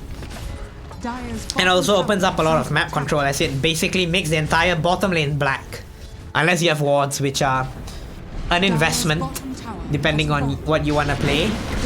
See Nyx Assassin using his Meteor Hammer, but unfortunately he will too die. And another tip by Axe, a bit of BM. But I mean, we've seen this in Pro League, and that's Dota for you. Now we see Oracle just using the Trusty Shovel to get some items. I think he got a Cobalt there, which is probably the worst item the worst thing you can get as a support. Now the Radiant is really trying to secure the Dire Triangle, and we can see the graph here. It's really favoring the Radiant now after that fight. I think the swing looks to be about, I can't really see from here, but should be about 4k I believe. Yep, and 4k at 13 levels, which is massive across the whole team. We can also see that all the Radiant core heroes are now above in net worth compared to the Dire heroes, which means that the Dire really has to play pretty well. And the Meteor Hammer gets cancelled. Nyx Assassin's Meteor Hammer gets cancelled, and Storm Spirit once again successfully jumps onto Oracle, and Axe manages to kill Nyx Assassin. Now this is a really tanky, or was a really tanky Sand King, but he dies due to the amount of damage and Undying's strength steal ability. And I'm not really sure how Invoker died, but I can only assume it's in the team fight. And yeah, once again, similar to the last game, I think we have to commend that the Storm Spirit did really well to come back from the early mid game where he was feeding a decent amount, and now he's really doing good jumps onto the backlines, Oracle and Invoker really, and just preventing them from really casting their ultimates or casting any abilities whatsoever. And it's really helpful right now since Axe and Spectre do not have their Black King bars, which I don't think Axe would go for a Black King bar, but Spectre, oh actually Axe is going for a Black King bar, sorry, that's my bad. I should probably look at the item loadout first. But Axe is going for a Black King bar. Well, Spectre, I'm not really too sure what she's going for. But it's really making the fight so much easier for the rest of the team when Storm just jumps in and deals with both the backlines. And now we see that the Radiant has backed off a bit after taking the tier 2 tower. They don't really want to overextend. I think they want to keep this game clean and simple, which is also pretty good for me because I'm getting pretty tired talking for almost an hour straight. But I mean, it's Dota, it's fun for me. And here Oracle's just pushing the mid lane, which is pretty dangerous. Here now we see the Radiant slowly converging into the top tier 2, just trying to get that final tier 2 tower and hopefully open up a push into the tier 3 or to secure Roshan. So far there have been a few close calls, but the Dire does not, after having learned from their mistakes of diving in too deep and being a bit too cocky, to be honest, to jump into those fights with a 14k net worth deficit. I think they're learning from their mistakes of not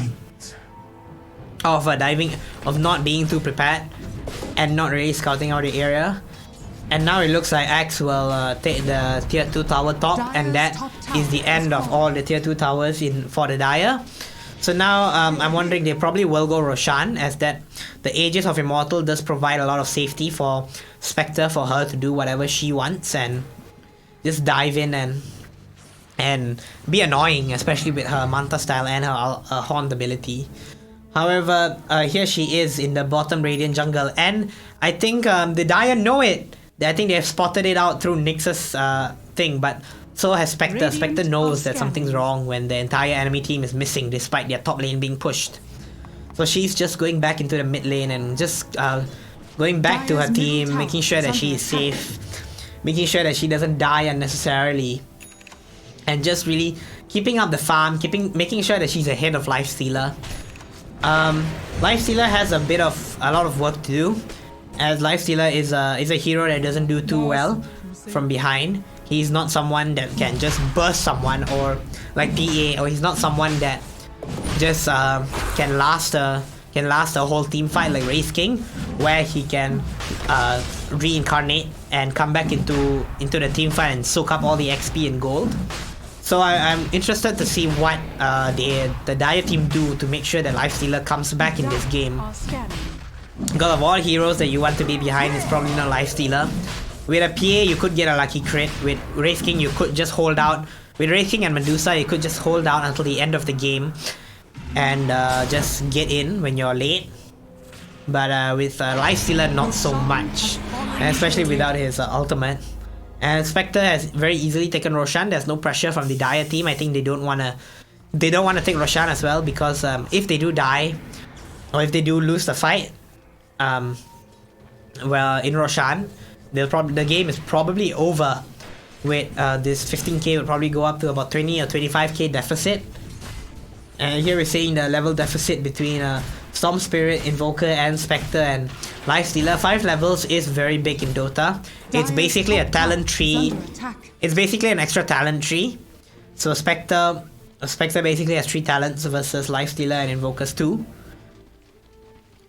Now we see the whole of the Radiant team going into the bottom lane and just trying to keep both the mid and bot pushed, and just trying to put pressure on the map, not allowing any of them to leave the base. And Storm Spirit has jumped onto Sand King, and he's gone really low. Can Sand King? Nope. Sand King has been fingered by Lion, and Sand King's out of the fight. He has no buyback, and Invoker's dead as well. Invoker got caught by Storm Spirit, and now Nyx has been forced to be altered by Oracle, and Oracle has been killed by Spectre. And it looks like this game is going the way of the first game, where it just tumbles in. Now Invoker, Nyx, and Oracle have bought back, but I'm not sure what they can do without Sand King. Sand King is one of those heroes that is pretty good at at high ground defense, where he has his Sandstorm and he has his ultimate ability Epicenter to just force heroes out of the lane.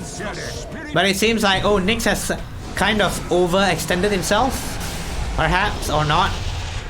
Now, Invoker, all the heroes except for Lifestealer will have to be pretty careful, as they don't. Lifestealer has buyback. All the heroes will have to be careful, as all the Dire heroes will have to be careful, as they have no buyback. But Lifestealer can be a bit more aggressive, and as he has buyback.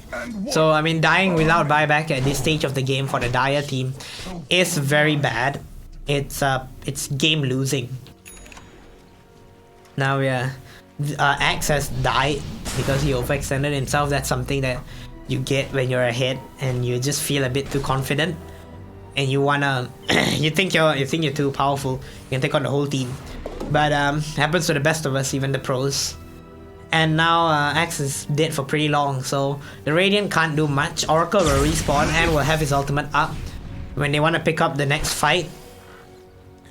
Now Axe, Invoker's actually going on to Storm, and Storm Storm is actually reducing mana a lot. I think he realizes that Invoker's there because Cold Feet, I believe, or Ghostwalk, sorry, provides his ability, provides slow.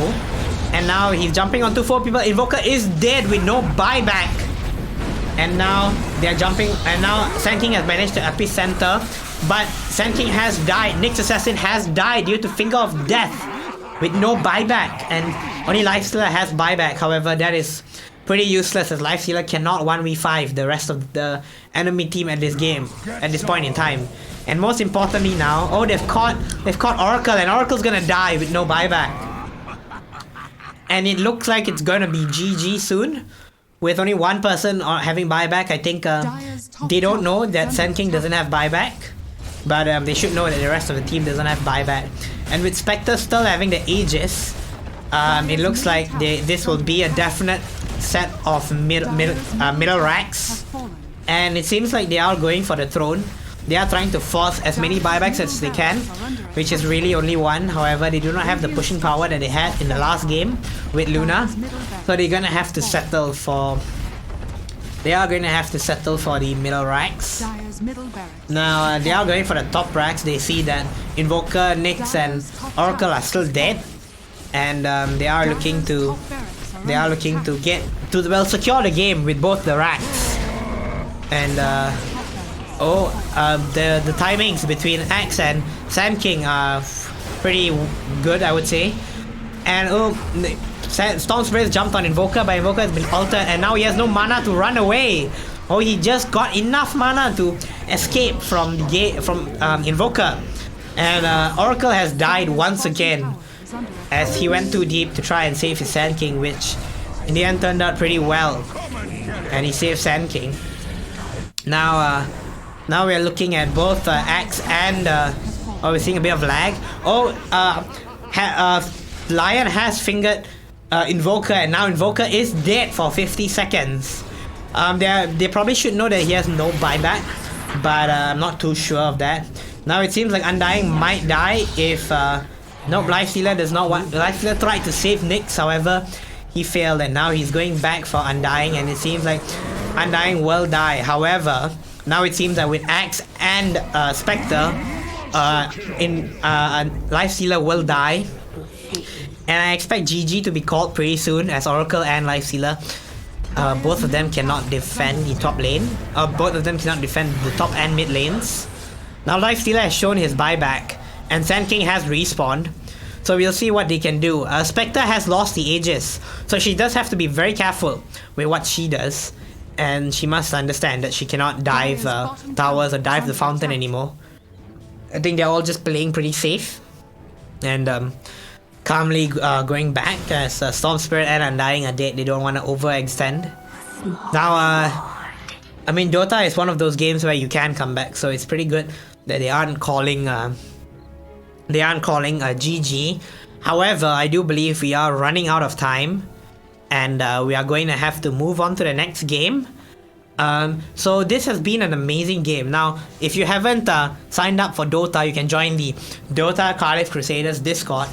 If you're not in the Cardiff Crusaders Discord, you could join me at the SU, cardiffstudents.com, Cardiff Esports. There should be links there. And from there, you should be able to see the Cardiff Dota 2 Discord server. Now, I think...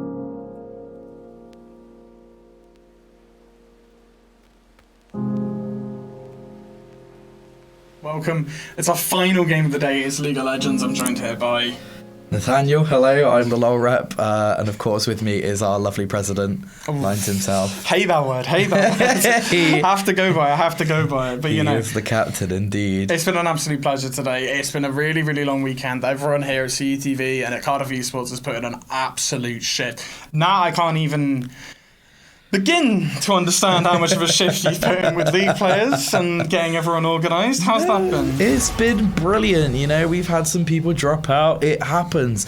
You know, people have got things to do in their real lives, your parents, uni work, pesky uni work, you know. But we have eventually sorted out all the teams, so hopefully everything is going smoothly. We are just observing the top tier bracket games today, unfortunately. We don't have enough casters to cast for everybody, but I'm sure we'll get some lovely results from the teams below, as well as what we've got today. Starting off for today, though. Yeah. We've got some really good players. Yeah. Returning. We got Grandma Bud. Loving to see his return. It's been really nice seeing him back on the team. Climbed. Take a lot of the time on this season to actually climb up and get some LP and stuff like that. We've also got Hatham's returning, obviously. The undisputed king of mid lane from Cardiff for the last 2 years has been really, really nice. He's coming in, he's subbing in for a support today. And also Stepbro Gaming. Owen, lovely to have you back on air. Really, really lovely to have you back at the mid lane. Swapped roles a couple of times, inconsistency king. But we love that here. I swap roles quite a lot. We change it about. We have a little bit of variety in your life. It's good. Absolutely. We like a little bit of variety. We love that. That's it for those that are returning, though. Everyone else that we've got in today are some newcomers, whether they be freshers or second year surges. Who knows? God knows. But joining in and finally ready to do some competing. We do have everyone else. So going through them, Cardboardfish. Turns out, fun little story. We actually live. I live above him. Really? I had no idea. Wait, really? Yes, I know. Wow, I literally found out today before I came. Just walking out. We were talking corridor. about some lovely happenings with CPS. Oh yeah. And yeah, sent a little picture. Cardiff, isn't it? Sent a little picture. It's like, that looks like my radiator. Where do you live? And he's like, oh, here. I was like, wow, me too. Oh, lovely. So, you know, that was a lovely little moment. So, yeah, that wraps it up for oh, no, we've got Acid Ranger too. Acid Ranger. Yeah, I don't know a lot about this geese, but seems pretty solid. A bit of a jungle. Actually, a bit of a prodigy in all roles. In their Trout form, they did indeed announce that they have a platinum account across each role. So, showing off a bit of a multi-talent there. Coming into the game, though, we see from both sides jungle being targeted heavily, the fiddlesticks being taken away, and also the new meta junglers, this Talon, this Zed that we've been seeing across play-ins have recently been so strong and so dominant. And then pickups from either side. We're looking for the Draven here. It's been a comfort down there. More than a comfort. Well, absolutely. I did a little bit of research before the game, and Priox, the ADC, is a very solid Draven wannabe. You know, he is the Tyler 1 of EUS. Oh, wow. So Draven was a definite solid pick here. Oh, wow. We do have a Gragas mid lane coming in. I was informed that this would be a pick seen from Owen himself, Stepbro Gaming. So it'd be interesting to see where he takes this. I feel as if there could be, it could either go one of two ways into a Yasuo, which will definitely be going to Mythic, a solid pick. Brilliant takeaway as well. The Yasuo Diana combo being so strong, but with a Gragas support as well with the Draven, you got so much kill pressure there, and the easy knockup for Yasuo. It's a great takeaway. I'm really happy to see this combo come out though, the Diana Yasuo. It was so strong in that sort of lead up to Worlds, and obviously things have changed. You've got the AD junglers now, and you've got sort of like the mid pressure with these control mages with that point and click CC, but the Yasuo Diana still works. Absolutely. It's still strong. The AP jungler is still coming in, still being really, really strong, and Yasuo mid having a lot of lane power and still chunking out with the Immortal Shield bow shields, with the Infinity Edge second item giving him as much control as it can. It's great to see. Definitely as well, we could end up seeing a bit of a disgusting, shield bow wit's end moment to really remove that Gragas from the game. Coming in for more bans, so we do see the Cogmore band. Not really sure who that's for, but a Seraphine band does come in, as Ugandan Shorty is quite the Seraphine savant. I've been told. So it's definitely a solid ban. We don't want to see that champion, especially since it's such a good good champion to apply the Ardent Sensor, particularly on all of these champions who are incredibly synergize well with attack speed. Walking in there with the Kentech Putrefier as well. You've got Graves coming in with either Eclipse or Immortal Shield Bow. You've got potentially AoE healing with Moonstone on Lulu, and you've got healing from Gragas even a little bit. And that value, Seraphine is the best applier of this Kentech Purifier. It's such a strong 2-item power spike, and even if whether it's in support, well, that's pretty spicy there. So yeah, we got a Twitch. We do have a Twitch Lulu coming in strong.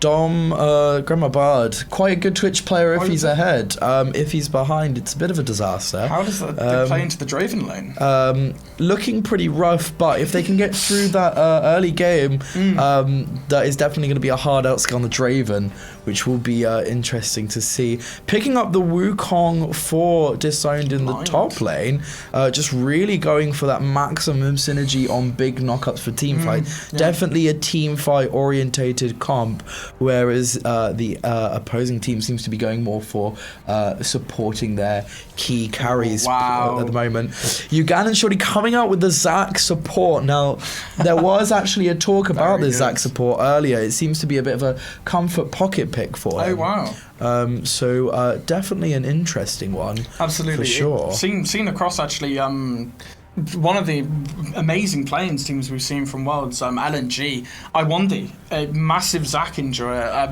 pulling out in solo queue quite a lot, along with the Mumu that was seen banned as well. Even one of the ones that was enjoying the Echo support for a little bit, having a little bit of spice in there. Yeah, we see it all as a return into this Wukong, and I don't mind it. I don't mind it at all. It allows this team to, when they walk into them with the Zaki, with the Yasuo passing through, with the Diana engaged, with this Wukong engaged, they have a Lulu, they have a Gragas, they have an Ornn. They can separate this team up as they're trying to walk into them.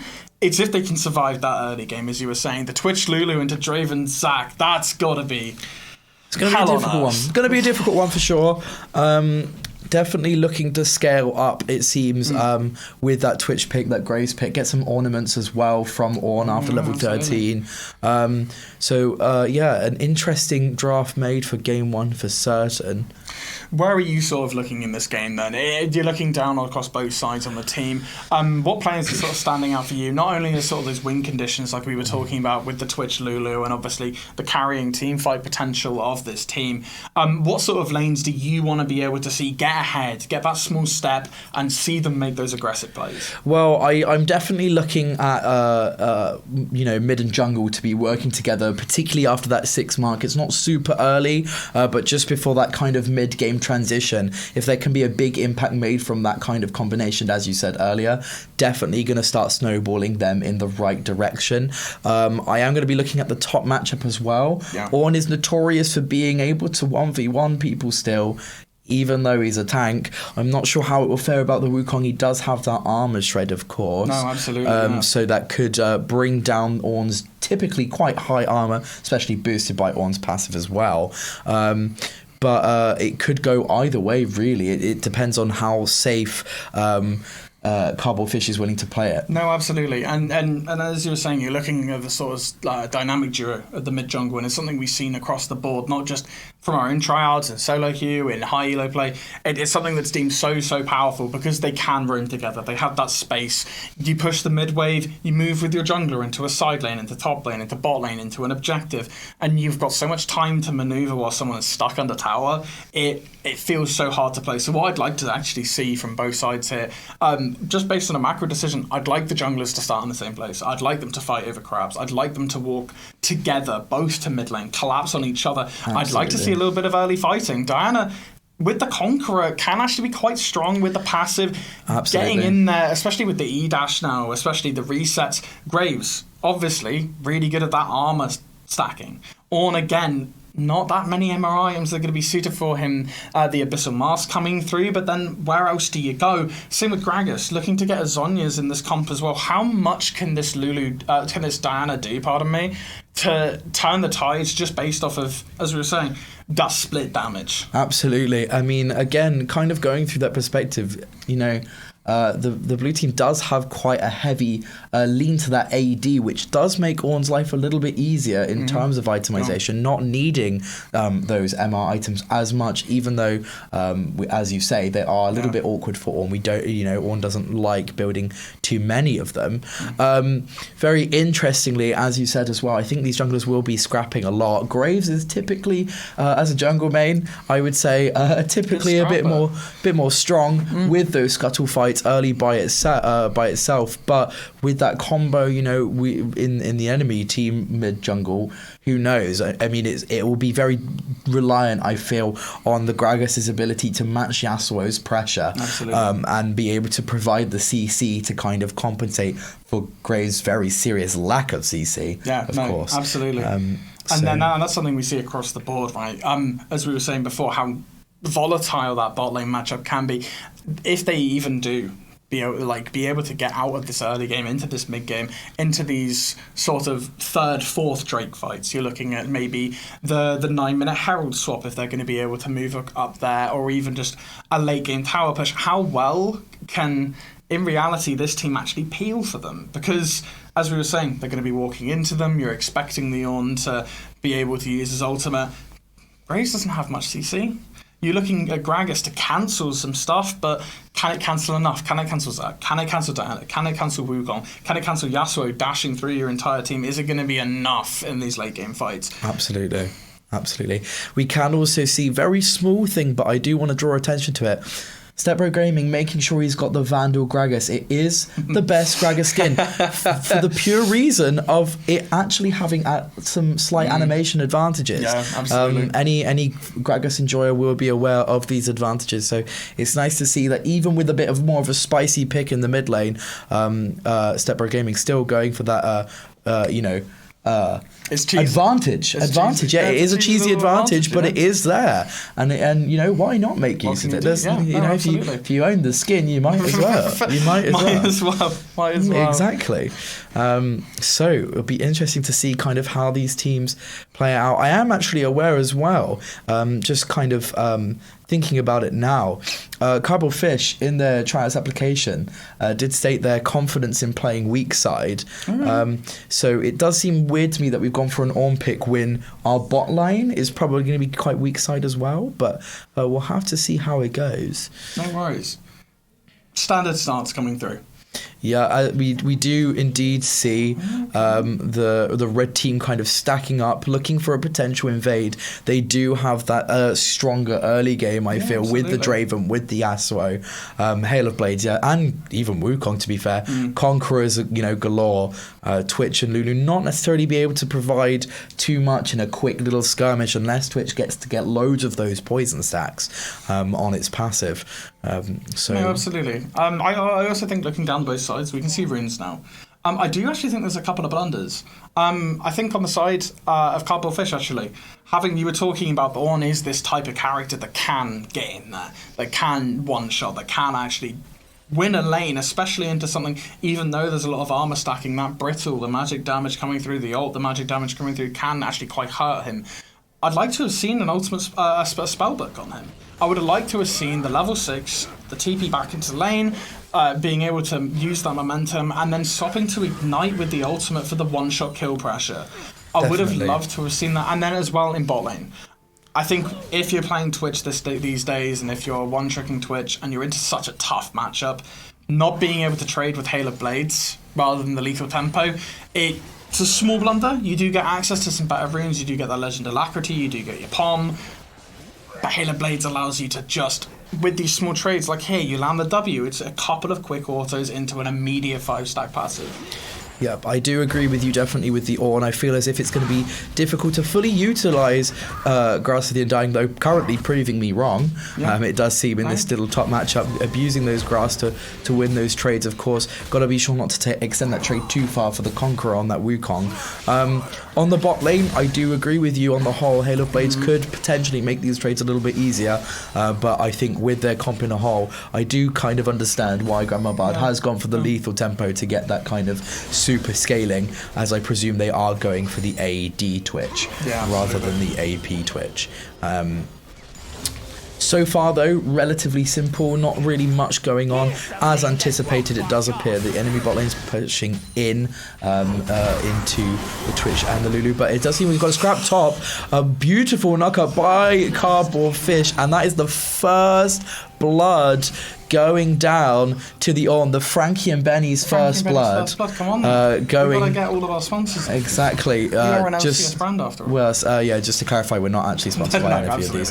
But the Frankie and Benny's first blood going to the Ornn. It does seem a scrap is going down in the bot lane, just as a top lane one as well. Is Ornn going to be able to make it out? We did see a TP from the Wukong, not quite catching out the Ornn, even with the Diana gank. So a few resources potentially wasted there.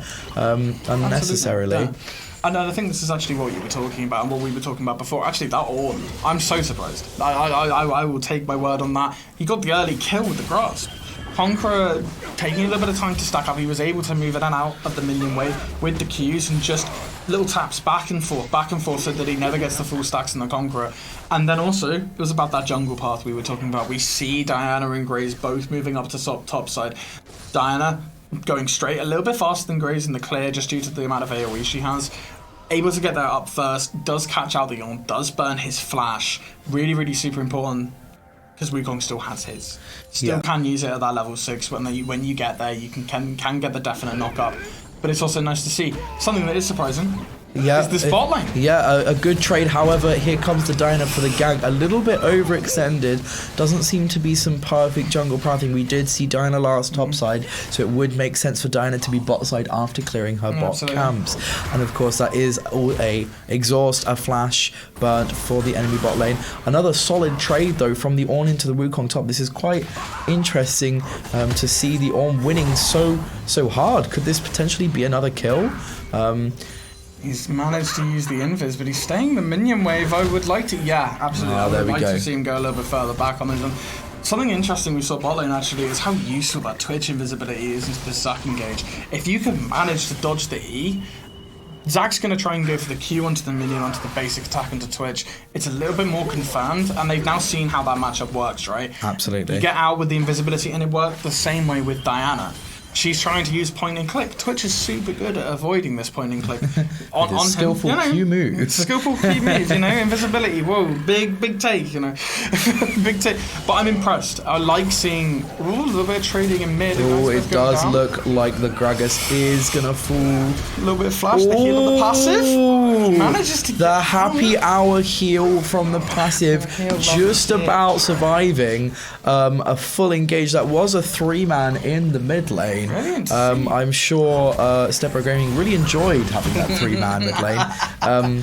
Definitely would not be. I've never seen Salt from such a situation, of course. And as you can see, Zac jumping back down in bot lane. That is the power of Zac, kind of engaging from really awkward positions. Yet another trade happening top though. The QE coming out from Ornn.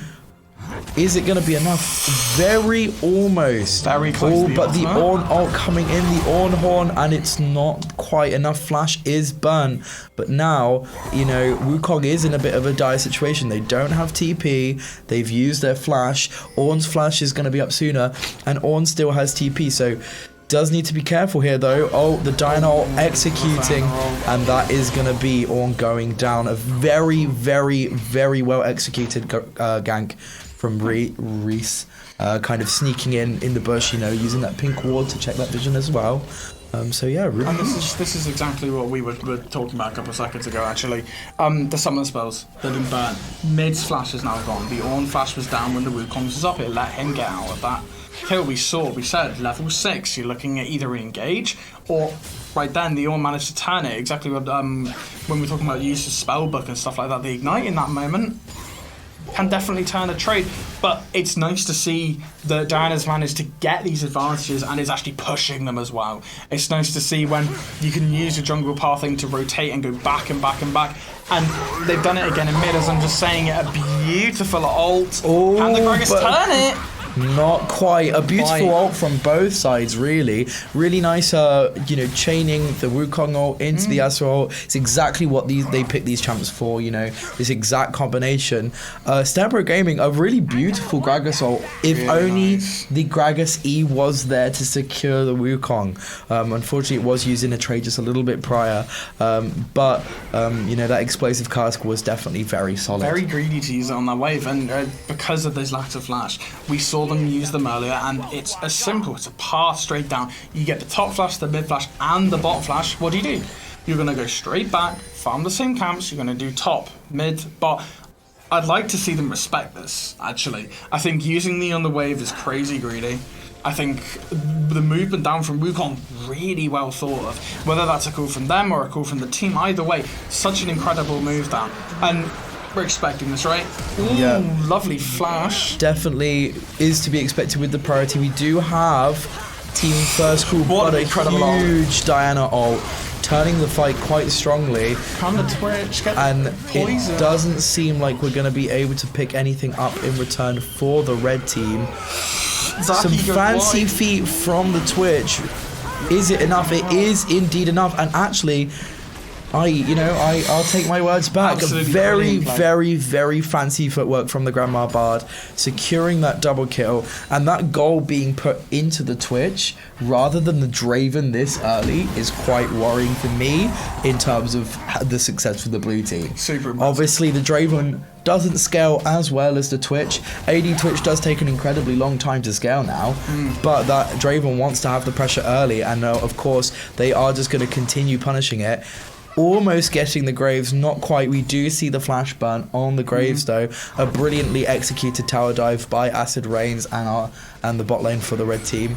No, absolutely, yeah. And it's great to see. And great to see the Twitch being able to use that poison you were talking about, the lethal tempo. It's too easy for him. He's having a field day with it. Another kill on the top lane as well. Yeah, not quite how I anticipated this matchup going, to be honest. No. I was expecting the Wukong to be able to dominate a little bit forward to that sort of 6th level. I know the early can be a little bit all in favoured. Those base stats being really super useful for those tanks, especially early. But that walk back potential that we were talking about, this is what this comp is going to do into the one over there. Oh, onto the blue side, sorry. You're going to be able to get in there, you're going to be able to walk backwards, and this Twitch does so much damage when given the time. Absolutely. With the Lulu E as well, coming through with the help picks, you're going to be able to stack up your with your Venom and be able to... the poison on this one, and be able to use it. Can we see another free kill? Potentially. It does look like quite the messy team fight. Another really solid Diana ult, and the blue team getting exactly what they're looking for there. That Diana Yasuo combo is often seen as a very try-hard combo in solo queue, and that's because it works so well. You lock people in the Diana ult with the Yasuo ult, the Diana ult comes down, too much damage, and just caught in between. It does look like Grandma Bug going for the solo kill and getting it on the Draven. Exactly what I was on about earlier. That little lead that Twitch has now is not going to be favourable for Pryox on the Draven. Admittedly, there is a bit of a skill disparity between these two players. Pryox is Platinum 4 and Grandma Bard is Diamond 4. We are going to expect a little bit of, mistakes from Pryox in that kind of regard. However, it is quite shocking to see how, Grandma Bard is able to recognize, I can go for this kill, even though I'm not necessarily considered as strong an early game champ. So lovely abuse of that kind of gold lead. Really, really lovely. And it's what we were talking about earlier. Really nice to see, actually, them using their comments to their strength, both sides. This walk back from the Twitch and the Lulu, and not even that, but that mid lane play where you see the turnaround from the Yasuo, the Zac, and the Diana, they're grouping together with their AoE knockups. They're grouping together to match the plays that we see. That 2v2 in the jungle again. They're walking around, they're being aggressive, but one team is bringing their support with them, their engaged support. This is the weaknesses that we've been seeing across the globe with these enchanters, Super, super good for the late game. Excellent for the late game. Really, really good scalers, especially the Lulu. Super good in lane. Can even bully out the Zac a little bit, especially early. Definitely. Lack of CC, you can be knocked up, sure. But the Lulu's going to chase you down. She's going to use her help pick. She's going to slow you with her Q. She's going to immediately polymorph you into a little tiny squirrel for 2.5 seconds. Like, what can you do into that sort of thing? it's nice seeing them using their advantages, and this is just one more. Absolutely, just really going for that kind of put all the resources into the Twitch, make the Twitch the carry. You know, it is clear at this point that the Gragas pick has not been as spicy for laning, but of course team fighting is going to be great. Now, moving on, more skirmishes, you know, as I was talking through and analysing that a bit further, Mythic getting the solo kill on the Graves a bit overextended, you know, Yasuo is really strong, and once again, trades top. I can't keep up, there's just so many kind of little skirmishes going on. It does potential. We do see another kill on the Mythic's Yasuo, very strong, but returning a kill with the Ornn onto the Wukong in the top lane. Absolutely incredible. It is interesting to see where the gold is going. Of course, we are very much so relying, it seems, on the jungle and mid for the blue team, whereas the red team definitely going for that super scaling through bot lane, and eventually when we get those ornaments from Ornn as well. Absolutely, yeah. So what are you, when you're looking at both sides here, you've got the next 10 minutes, yeah, they're still going to be scrapping quite a lot because these lanes are overextending. It's the first time they played together, they're not going to be perfect and all that sort of lovely stuff. You're looking into the next 10 minutes and you're looking at both sides of the map. For me, I'm looking right now, this is sort of my midpoint. The second dragon's being taken, lane priority, right? We're looking at potentially a soul coming through, potentially bigger objectives coming up in the near future, the next 6 minutes. You're looking at that Baron being on the map, you're looking at big item completions, you're looking at Yasuo hitting 2 items, you're looking at Twitch hitting 2 items, you're looking at these ornaments coming through in the late game. What would you like to see from both these teams to be successful in this game? So for me personally, I just want to see what kind of both teams are doing at the moment. They've clearly got a good idea of what their win conditions are from this point. Mythic and Reese need to keep on pushing their combo together, you know, throw in the extra. There we go, we got some items up finally. Awesome. Thank you, Lestron. So yeah, absolutely, just keep on looking for a lovely disengage from the Gragas. Just going to pause for a moment. Is it going to be enough? We do see the transmogulate from the Lulu saving Gragas. So yes, as I was trying to say, absolutely kind of want to see the blue team playing around Mythic and Reese right now. They're both incredibly strong. The combo is so strong, and they've just got the perfect champions to kind of amplify it. Draven's damage is really solid. We kind of chain that CC, but it does seem like Reese is going to get caught out a bit too far deep.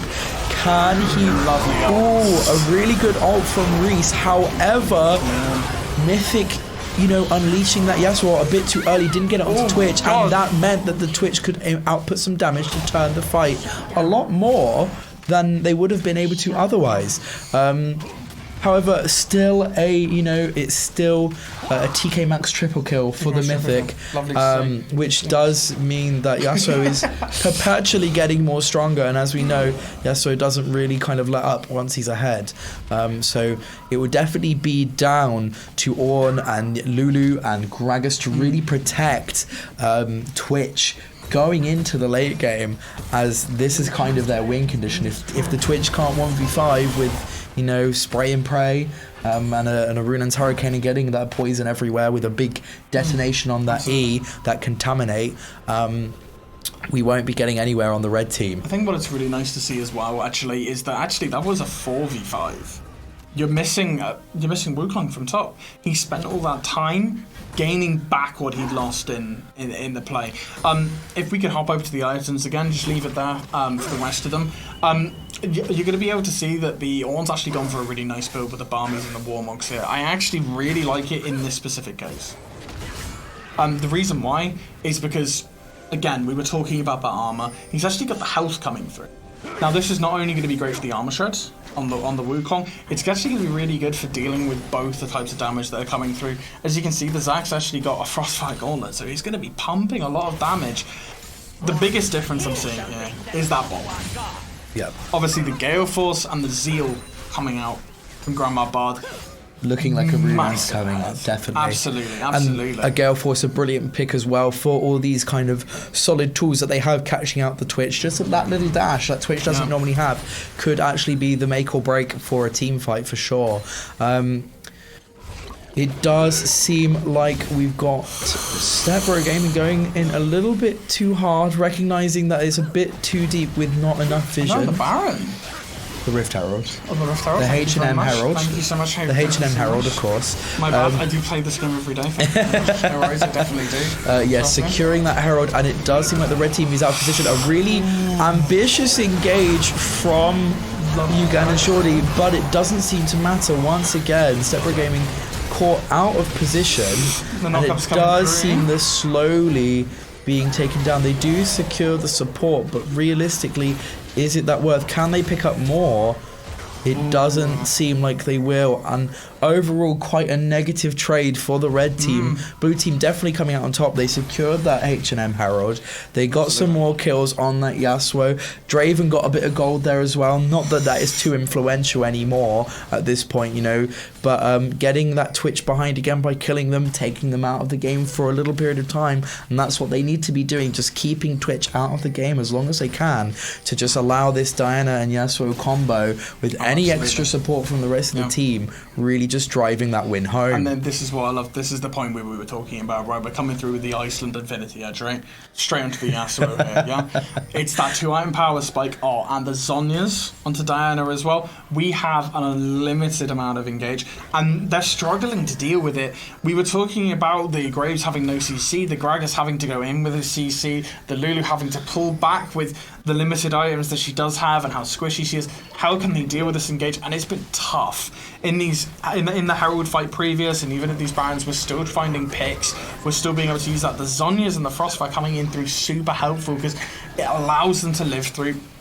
If they do walk back, the initial burst from the Graves, the initial burst from the Gragas, it's purely on that Twitch, and they can stack armor. You've got Zhonya's, you've got plated steel caps coming through, you've got Frostfire Gauntlet down on the Zac, and you're looking at getting more and more and more and more. The top lane should be going into a Black Cleaver, stacking the health on there, but you could even go later on for things like Randred Omens, and we see a massive, huge Diana into Yasuo combo. Again, I can't stress it enough, this combo is too strong. You group up together anywhere, and that is how you're going to lose the fight. The Yasuo does get taken down, and Ornn, you know, doing a brilliant job of holding two people back actually to buy the Twitch time. Just killing the Draven. However, that engage, you can't afford to clump in these corridors. Yes, I appreciate you're trying to get some contesting on this Ocean Drake, but it's not there. And Hatem's getting a bit too close to that Diana getting taken out. And that is going to be the third Drake, the Oreo's Ocean Drake. Ocean Drake, love to see it. Getting secured health coming for the blue team. It is interesting to appreciate as well. Obviously, we are on the ocean map. It is the most one of the trickier maps to play on because of the extra bushes. Ooh, we were almost looking at a little bit spicy. Almost looking at the IBN ints there, but not quite. Yeah, you know, you can't afford to play in these corridors without vision. So it's going to be really important that not only Hatem's as the support, but everybody in their team is carrying their weight by placing vision. Yeah, and kind of denying vision, more importantly, to make sure that Diana can't go for these, you know, really broken engages. And it's nice to see those engages coming through. I like the mention about the ocean map actually, because it's about that denying of vision. But if you do get the vision, especially as blue side, you're one off Sol now. Baron has spawned. Finally, I know. But Baron has spawned. You can actually use these bushes, this lack of vision, because they're so engage heavy with the Wukong invisibility, with the Zac engage, with the stat aside from Draven, with the Diana ultimate, all these tools, right? All these tools to, no matter who face checks. It facilitates the Yasuo, and that's what they need. Absolutely. And it does seem like the blue team is going to go for the B&Q Baron. Now, we do need to watch, we do need to be careful. There are ways to steal this. Gragas does have a lovely good disengage tool to get them out of the pit, and Graves has a lot of burst. It's dependent on how well they can kite away from this fight and go slowly. Huge damage on the Graves, actually taking down quite a few, but Twitch is down, I do agree. So it does seem like they have stopped this Baron attempt, but not exactly as nicely kind of drawn away from the Baron as we would have liked.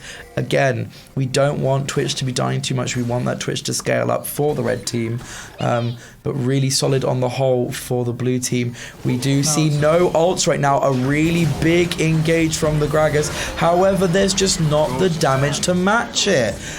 We didn't have the Graves, we didn't have the On to chain the CC, and they're too far ahead. As beautiful as the engage was, there's no point if there's nothing there to follow up from it. And they're off tempo here. You see the death timers are still stacking up, but Twitch is back up and alive. You can see him pacing down, and he's trying to get to this fight. But is it really over before he gets there? How much can they live? The Eclipse healing coming through. He's invisible. He's got the little bit of poison, but Wukong is so tanky with the Divine Sundering, moving into that Black Cleaver. So strong. You got to be asking yourself, if you're red team here, how do you try and get yourself back into this game? How do you try and use this way? Because what I'm seeing here, I've seen 2 cloth armors on a Yasuo who's incredibly fed and is the #1 damage source. I'm seeing a Draven down here going into a Immortal Shilbo as they find another lovely pick. It's a great flash, but it's not going to be enough. Can they get the Draven from this? Can they get anything from this? It looks like they've gone far too far in. The Lulu Shield coming up, the ultimate coming in from Yasuo. Owen's been killed straight up next to his support, and Ornn's going to have to flash the wall. They can't do anything. They're staggered. They're too late to these engages. They're not together. The Ornn...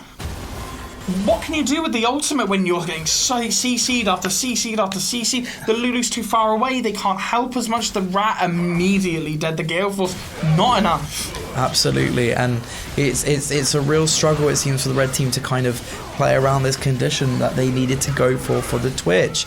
They've got too far, too cocky, too willing to do some coin flips, and the deny of the steal with the Yasuo Tornado as well. They do pick up the support, but again, often the case, we keep on seeing these little engages. You're getting the Zac. Who cares? Absolutely. It doesn't matter. They've got a Baron. Yasuo's got more kills and gold. Diana's got more kills and gold. Draven's actually in a comfortable position now where if the Draven completes its mythic item and Twitch is alone, unless Twitch has that ult and that Q attack damage ready, that Draven is going to be doing solid damage. I like seeing that a lot. He's gone especially with the Eclipse. Yeah. Absolutely. Lots of damage. Absolutely. We know how strong lethality can be if you've been watching Play-ins or anything like that. Misfortune's been absolutely pumping numbers with just an Eclipse and the Yomis and things like that.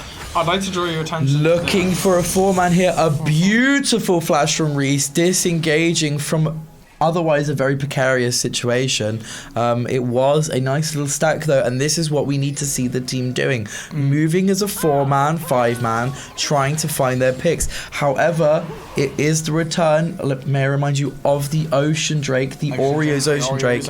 And you know, the last thing we want is the Starbucks Soul to go to the red team. Another engage though, and it just seems like... Can Twitch move back far enough? The red team can't seem to avoid these kind of engages. It's too much for them. They can move back. Grandma Bar being able to come out of Invis there doesn't have the ultimate. He's not going to be able to pump enough damage. That should be a clean song. Yep, that does appear to be the Starbucks Soul going to the blue team, and this is incredibly dangerous actually now. Like the red team is not looking in a good position at all. Twitch is finding it harder and harder to do what Twitch needs to do. They've tried to play around the Twitch, but it's not going to be enough when there's such a gap in gold and experience everywhere else. We got too many knockups to play around the Yasuo to just completely demolish the team. Let us not discredit, of course, Draven's going to be doing additional damage as well, and the Diana's ult damage with a Void Staff so early. It doesn't matter if they build MR, because he's just going to shred through all the MR immediately.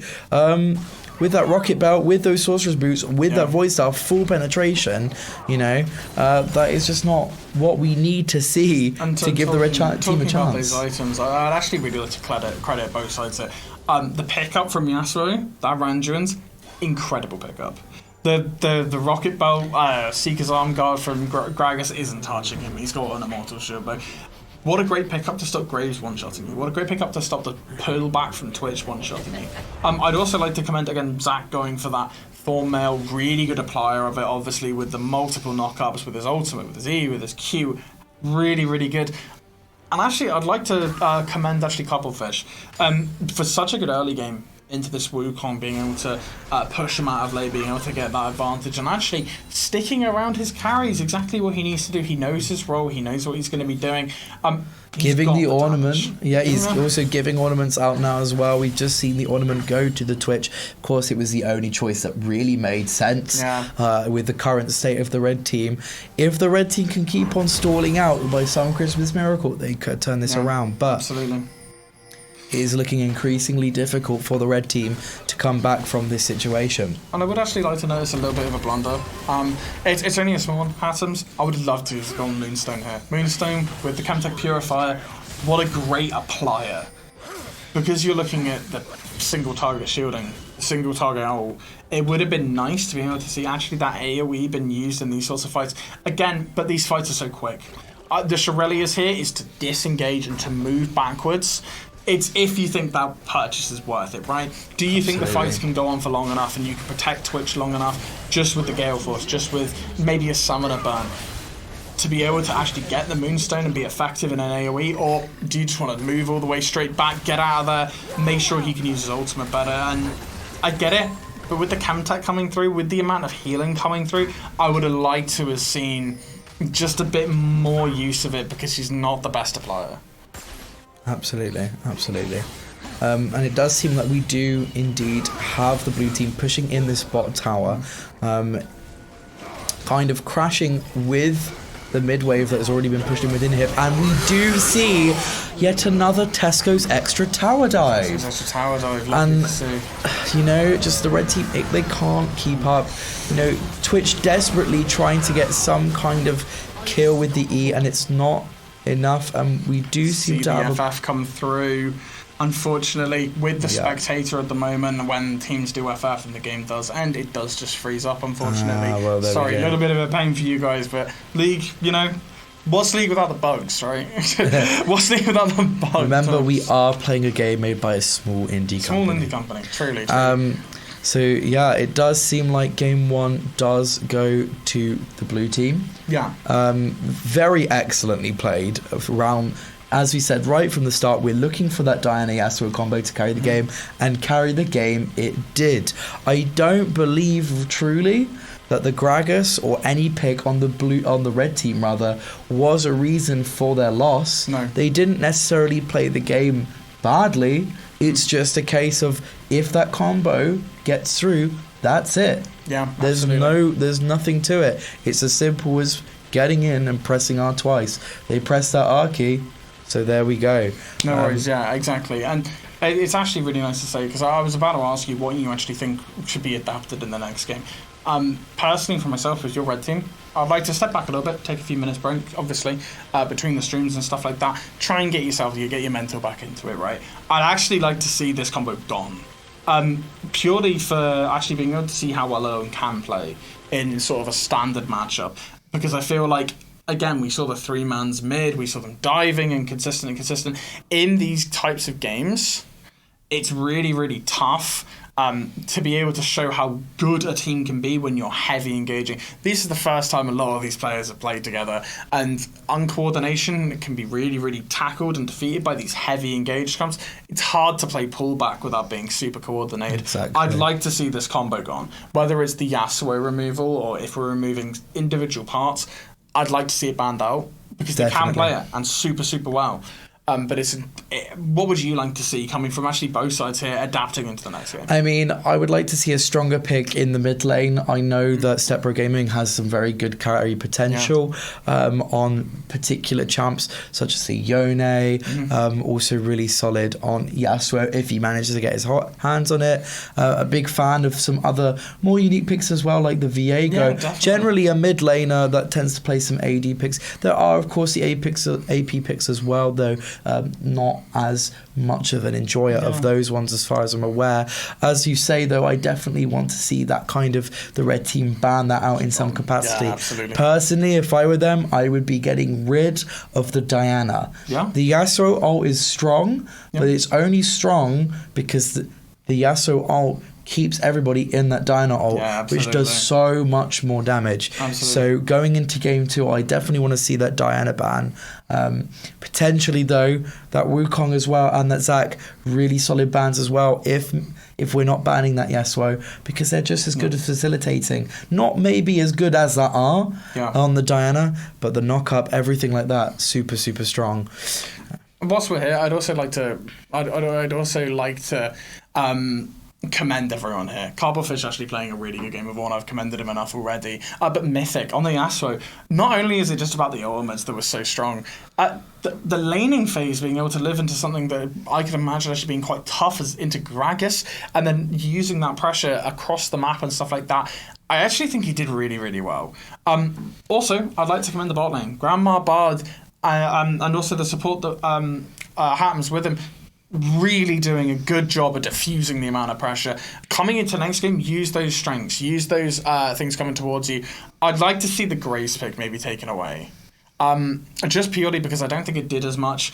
I think it would be better suited to having a little bit more CC, a little bit more just ability to be able to knock back. But hopefully we should be going to a break, and we would like to be able to get a little bit 5 minutes. It's boiling in this room, and we'll come back to you with game 2. Okay, fantastic. Lovely.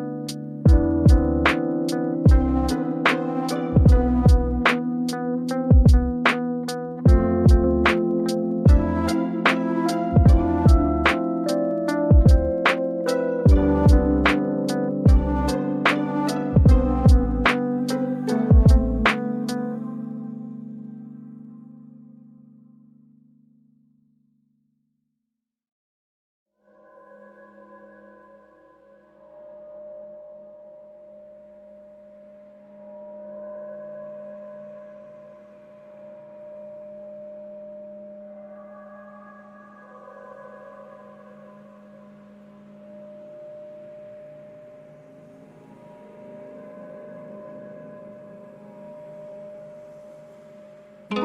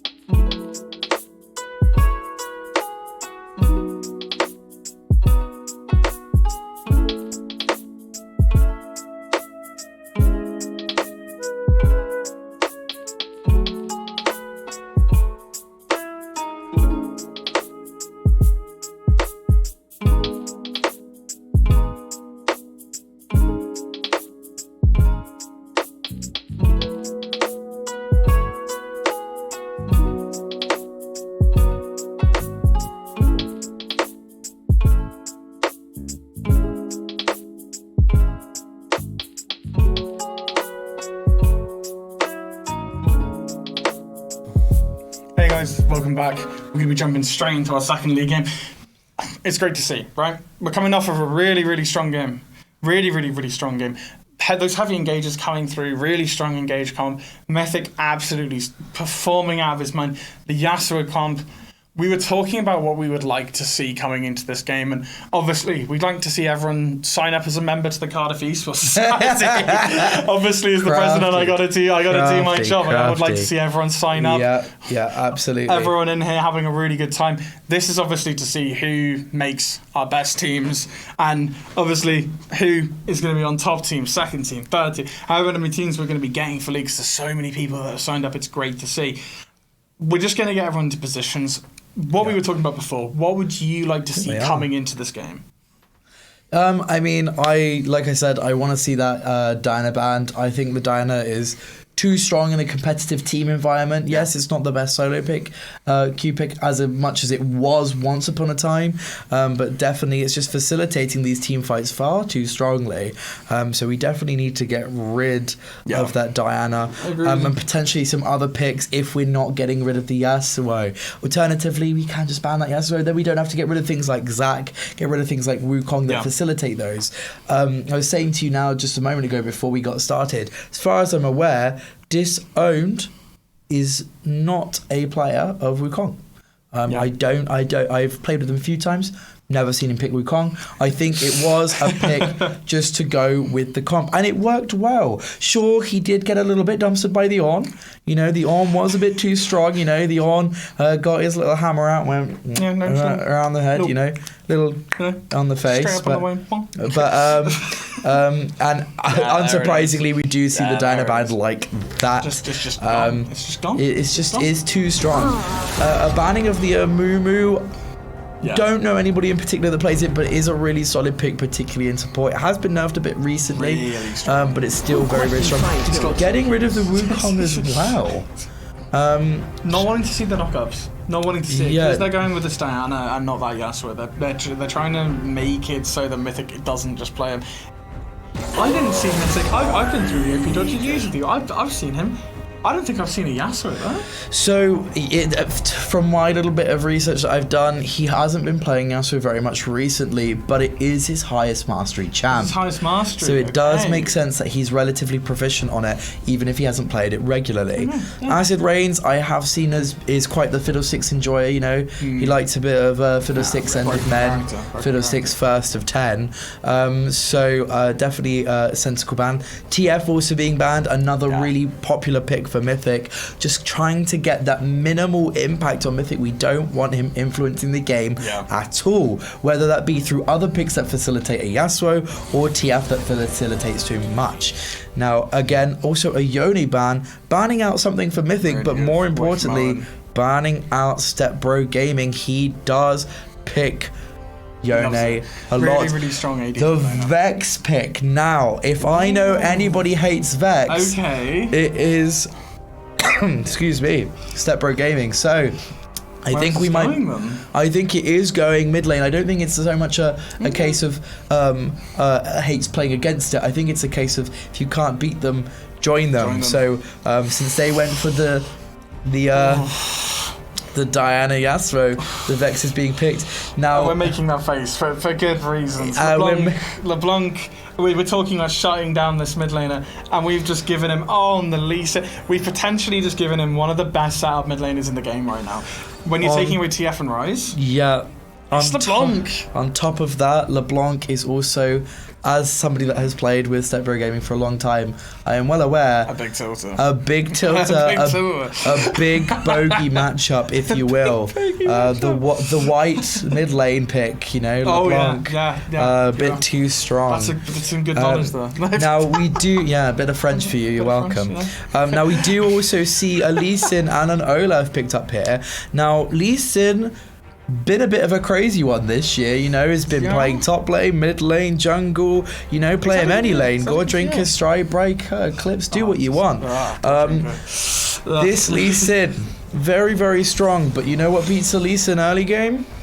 An Olaf. Olaf, king of dueling early, so it's nice to see that picked up. Seraphine secured though for now the blue team. They've swapped sides. Have they managed to pick up the Draven again? Well, one thing I was talking about before when we were coming into this game is like what we would like to see adapted. And actually, one of the few things I didn't manage to get onto, Grandma Bard. I know Twitch is a really big comfort for him, but he's got an enchanter here. He's got CC. He's got dueling potential. I'd actually like to see him. I know it's into Draven. I'd like to see him on something that's got a little bit more lane presence. And obviously Twitch, super weak early. He's a small little rat with a gun. He doesn't do too much damage at the beginning of the game, but maybe something like that MF, maybe something like that Jhin, maybe something like an Ashe, where you can actually use your early game super strong. That Olaf is going to need setup. He's got himself a Seraphine. He's got himself a Vex. What more can we bring to the table? And I'm looking down on the board. You've got a LeBlanc, you've got a Draven, you've got a Lee Sin. There's a lot of ability there. I'd like to see something come out where he can actually either match that, be able to get out of the way of it, something like an Ezreal, or trade into it. And I'd love to see the double setup, the Jhin here with the Vex, with the Seraphines, with the Olaf, throwing the axes over the walls and stuff like that.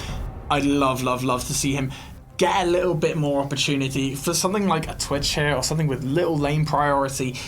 It's going to be so hard when you've now got the best setup mid laner that you can possibly get right now. Lee Sin, who's going to be able to just tap you with a Q and you're gone. A Draven, who's going to use the standard side along with those chains, along with all that damage to curse you down. I'd like to see him move to something a bit stronger. Definitely. Unfortunately, it does seem like the Vayne is picked out. Vayne traditionally thought as a scaler, but in the hands of a good Vayne, does have a lot of pressure early, works really well with Seraphine, and Grandma Bard is a proficient Vayne user, so that being banned away as well with the Ornn taken away from Cardboard Fish. Understandable bans. Banning through the Scion as well, as it is a comfort pick for Disowned, and Thresh again for Ugandan Shorty. Now we do see a Pike come through. Draven Pike, we all know, is a very oppressive, strong lane. Seraphine's not going to enjoy that unless we pick something in the bot lane that can match that kind of aggression, or at least have some kind of way of staving them off with poke. So it'll be interesting to see what is picked here. Jinx. Now, not so much going for that kind of route of staving them off. However, again, if we can get to that mid game, if we can get to that late game, Jinx is an absolute terror. Very, very strong into Draven late game, and very, very good with Seraphine. No, absolutely. And I actually don't mind it too much here. We were talking about the movement back and the damage and stuff like that. What I mind is the Blanc TPs, LeBlanc roams, Lee Sin plays and stuff like that. Oh, what a brilliant pick. But Jinx actually in this lane, you've got a lot of range. But those rockets are actually coming quite handy. Draven's actually quite low ranged. Yeah, he's got the movement speed. Yes, he's got a Pike with them. How much can they actually do? But Jinx can actually bully out this lane quite a lot. She can actually move backwards. But as we see, we've got a Gangplank pickup. With this Seraphine, with the Vex, with the Gangplank ultimate, it's an incredible engage, disengage, and zone control tool. But obviously it's a blind Gangplank. And this is quite scary, and you saw the hovers from the other side. You're looking at the Kled. Really, really easy to kill the Gangplank. And now we've picked up Camille, which is obviously, as any top laner will know, one of the four horsemen of the apocalypse. We've got the Camille, the Riven, the Fiora. My personal one's set. Yeah, you see Camille and Set every game. Yeah, we've got those kind of picks. Bruisers are a little bit strong, so it'll be interesting to see how just a little bit, just a tad. So we'll have to see how Cardboard Fish kind of plays into this Camille. They only have the best 2 items in the game. It's fine. Yeah, it's completely fine. It's whatever. It's fine. That's fine. It's fine. League of Gordrink, a League of Divine Slanderer. It's great, Yeah, it's about that survivability. Gangplank has seen a few buffs. Since his little mini rework, they tried to push back a lot of his lane potential and try and shift it to the late. So there's a lot more damage. If you can get those 3 items, whatever he does, I've seen a lot of lethalities. I've seen a lot of Immortal Shubos. I've even seen some Triforce as well. For the little bit of sustain and ability to get through. We have options is the point. Yeah. Exactly. I'd like to see how well he can get through this lane, because I'm looking down again, and we were talking about the incredible setup from the mid lane, but Camille flashes, you're maybe even in a TP Ignite going on there, the little bit of the aggressive advantage. Gangplank can hold and can use his orange at the right times with the ultimate and things like that. How much can he survive to be able to facilitate, again, these dragon fights late game, these Baron plays late game, pushing down waves and being able to use his ultimate super well with Olaf, with the Vex, with the Seraphine ultimate? How well can he use that? And if it's going to be allowed to, Camille Lee Sin, pretty goddamn strong in a 2v2. Definitely.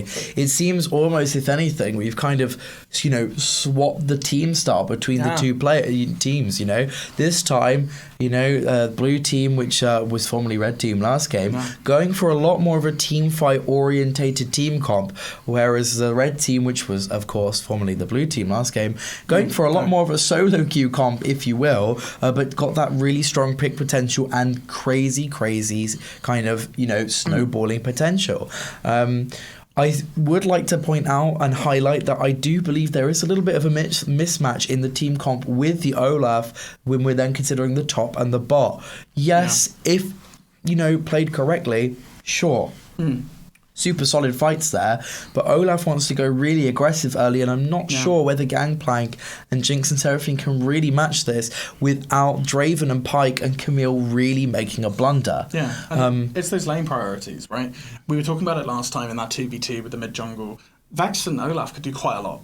They can go together, they got the fears. Vex being a brand new character, he's going to be able to pick up a few cheeky bits. Not everyone's played against it perfectly, but such a strong 2v2. The long-range ultimate from Vex, the ability to fear, let Olaf do his thing, right? That's exactly what I feel as if we need to be looking for this game, kind of some strength. We've got both side lanes.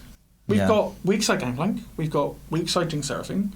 Can they step up to push those waves to help and allow the Olaf and Vex to move around, to invade the Lee Sin? Exactly. To get priorities in lane, to get those objectives? They can't. So it's interesting to me to see where they will go with this. Can they actually get those ganks off? Draven Pyke, quite immobile to a gank. Pyke obviously is quite slippery, he can get out, but the Draven, definitely a really nice pick, especially, again, for that long-range ultimate on Vex. A Gangplank R down on his head is going to stop him in his tracks. Yeah. It's if this sort of double pushing midway, Vex, LeBlanc, both are going to try and do the same thing, but one team, they've got some side lanes to back them up, and I really like that point. Can they get through? Can they get through to mid-game? Because last game, they tried to do the same thing. They were too weak on both of their sides. Can they pull it off this time? Absolutely. And I think it's just a case of trying to not push too much too soon. We did have a moment where it did look like it was potentially winnable last game for the red team. That Twitch was very strong.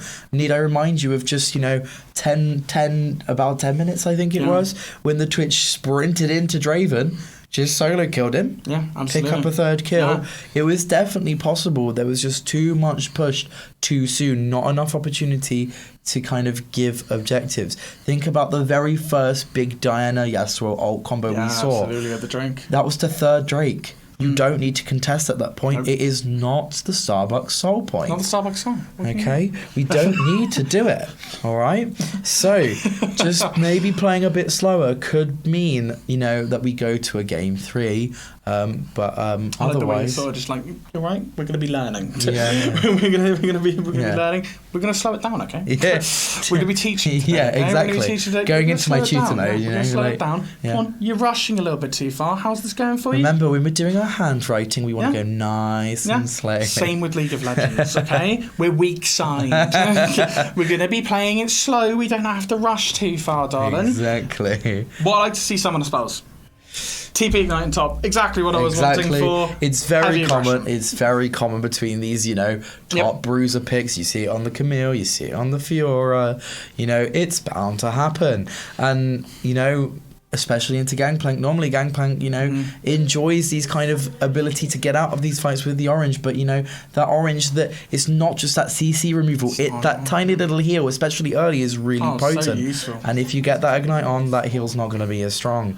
Especially since we've gone for Fleet, Yeah, which is not a massive fan of this. now as a person that happens to know the number one Gangplank in the US. Oh, the number one game. Oh, sorry, man. Yes. Pardon me. That one's for Zepbro and yeah, Grandma Bard. yeah. One person's gonna love that, the other one's gonna shoot me for it. But Fleet is a bit of a choice, as far as I'm choice? aware. I'm a big Not fan kind of of a grass. choice. Not really the choice fan of that we grass today. normally go for. I'm still expecting the Q spam to be coming out. The grass, the trial by fire, really, really handy and early. Camille's not that good at the first few levels. I would prefer to have seen this grass. You can stack it up super quick on Gangplank. The Q spam is an awful lot. Absolutely. She started D-Blade as well.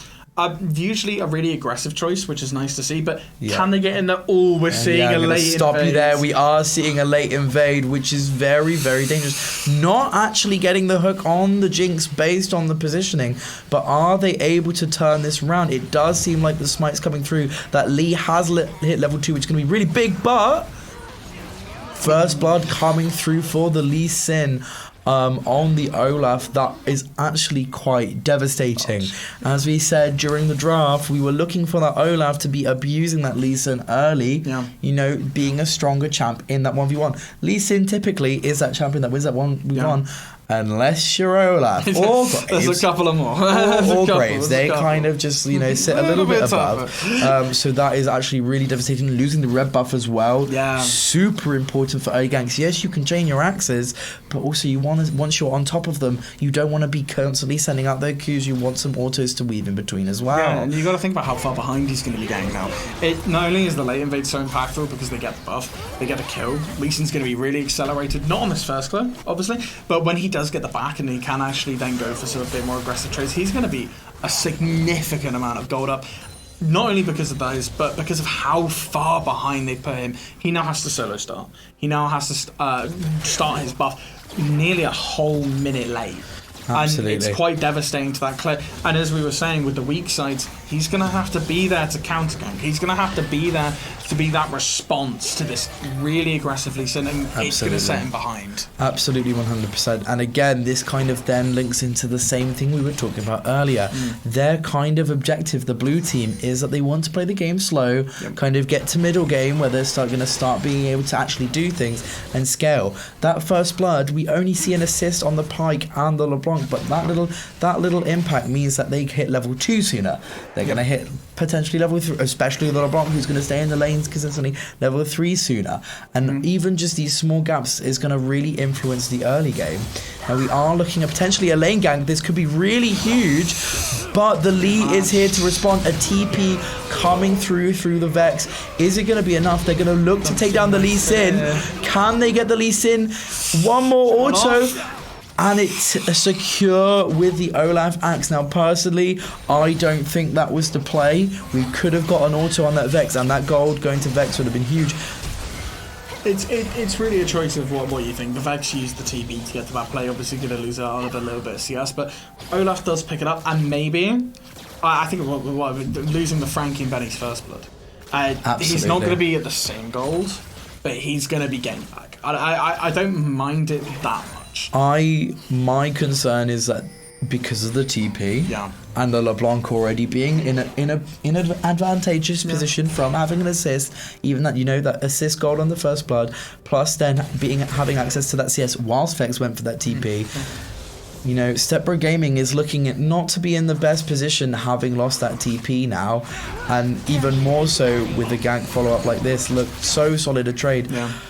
Yes, Olaf having that gold is nice to bring him back into the game, but at the end of the day, the Vex is the one that's going to scale. The Olaf is not. So it's really going to be down to Acid Reigns to make sure he is using this gold that he's got to kind of perpetuate and, you know, rocket him back into the game, which at the moment, I'm not really seeing him do. At the moment, I'm seeing him clear his camps. No, absolutely, yeah. That's not what we want to be going for. You're not a farming jungler, you're a ganking jungler, you're an invading jungler. You need to be invading that Lee Sin when you've got priority. At the moment, we're looking at some priority top lane. We're looking at priority bot lane as well, weird enough. Maybe due to the Seraphine poke.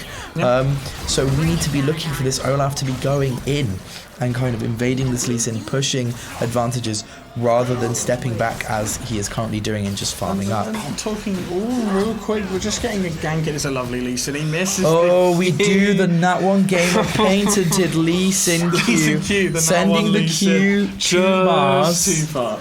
To Mars. And I like what you were talking about with these champions, right? And actually, one of the champions we haven't really talked about a lot, even as it's brand new, is Vex. We've got Camille and a Lee Sin and a LeBlanc and a Pike.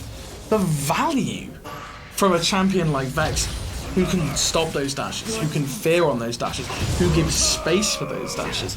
What an incredible picker. Obviously brand new.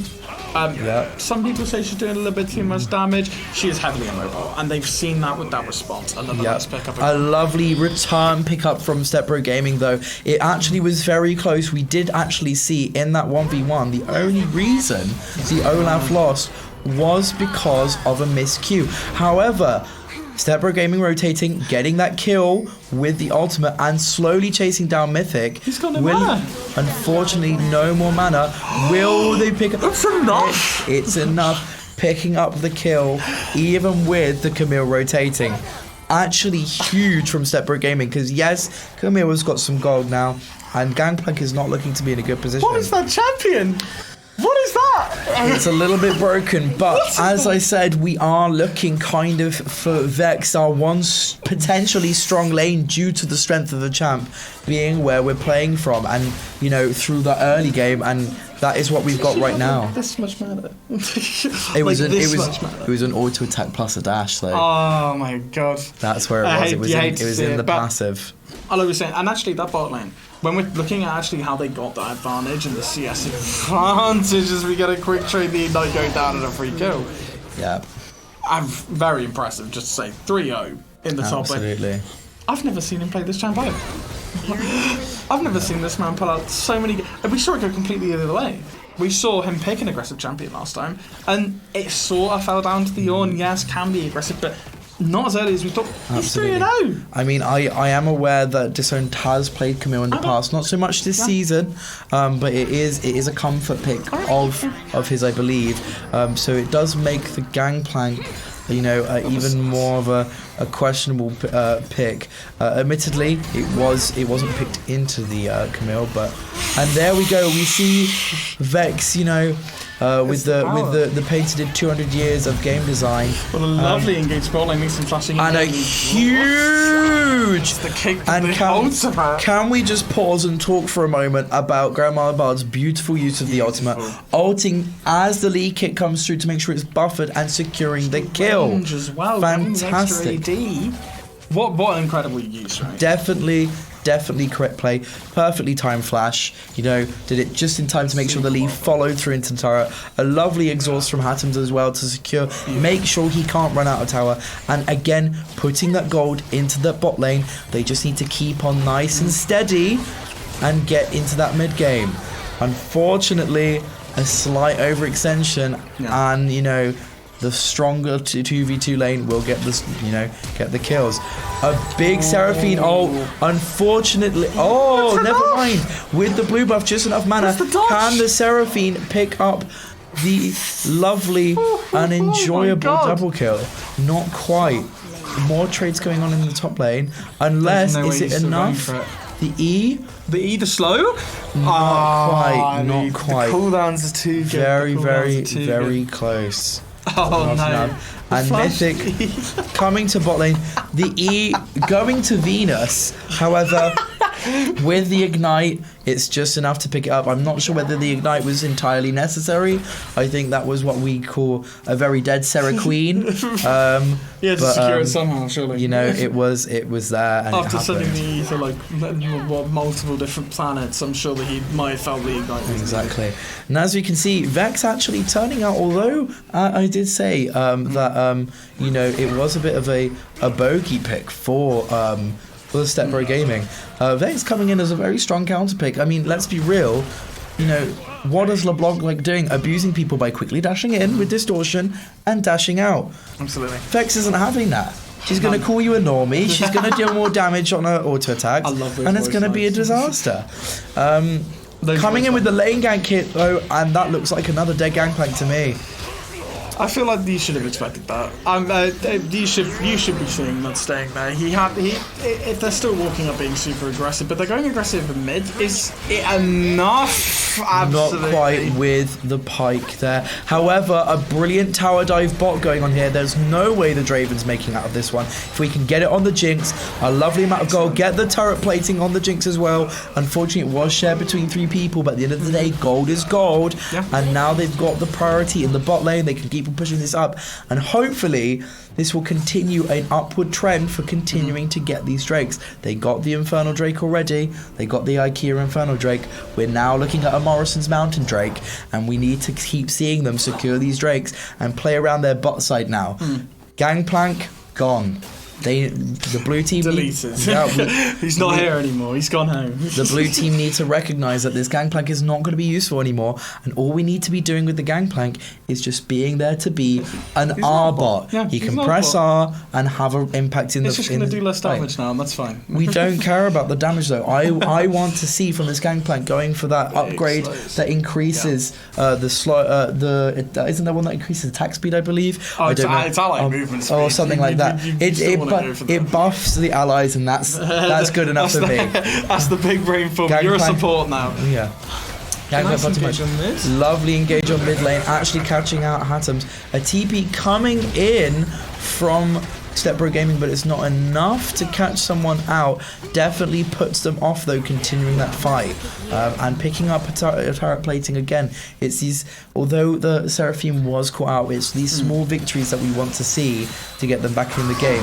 What we don't want to be seeing is a Cho'Gath on a Q on a different champion and one-shotting a Gangplank. Far too overextended, not respecting that Camille. They really did just let it fly for the whole season. Oh, they? yeah. They really did. They enough had that. Oh my lord! Oh. They make it look easy. They do. The setup is absolutely brilliant. It's something we were talking about in Champion Select, right?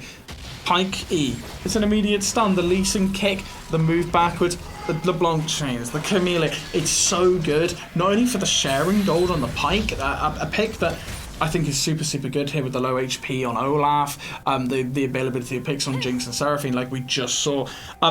But it also works so well with this comp, allowing Lee Sin to get early game pressure. Yes, we're sort of moving into that mid game. He's still super strong. Again, bruisers are so much fun to play against and as, because they have the most broken items in the game. They've got Gordrinker and Starax. He gets to fight with his Conqueror, with Red Smoke, with Gordrinker, with Starax, with the healing, the low HP AD, the Gordrinker active, the best stats, and he gets to be a mid game monster with this stupid amount of setup, and the damage is too easy to come by. Absolutely right, and this is where it starts to get a little bit dicey, because although objectively blue team is ahead, you know, that kill lead is starting to get wider and wider and wider, and that's not what we want to see if we're trying to, you know, store things out and slowly push into that mid game where, you know, our bot lane starts to be useful.